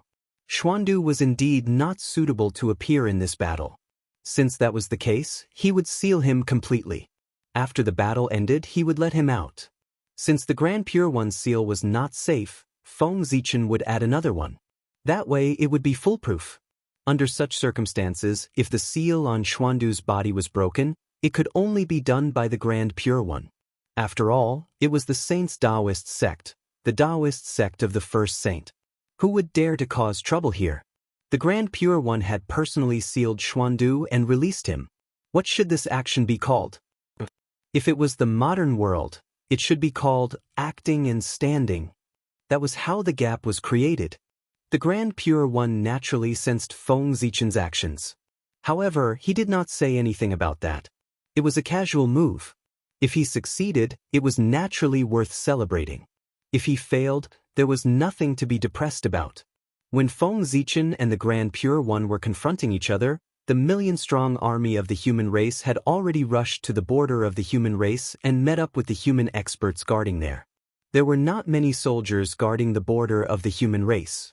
There were only about 300,000 people. However, they were all elites and veterans of the human race. In terms of combat strength, they were even stronger than the million-strong army. After all, they were an army guarding the border. They had been fighting with foreign races all year round. If they were not strong, they would have died long ago. Putting everything else aside, most of the border soldiers were from the Jiang tribe and the Xiong tribe. From this, one could tell how powerful they were. You're tuning in to the Passion Pages YouTube channel. We're so grateful for your support, and don't forget to subscribe to join us on this incredible journey through captivating stories. Your generosity through donations truly makes a world of difference, as it's the primary source of revenue that allows me to expand and enhance this channel for you. Thank you from the bottom of my heart for being a part of this adventure.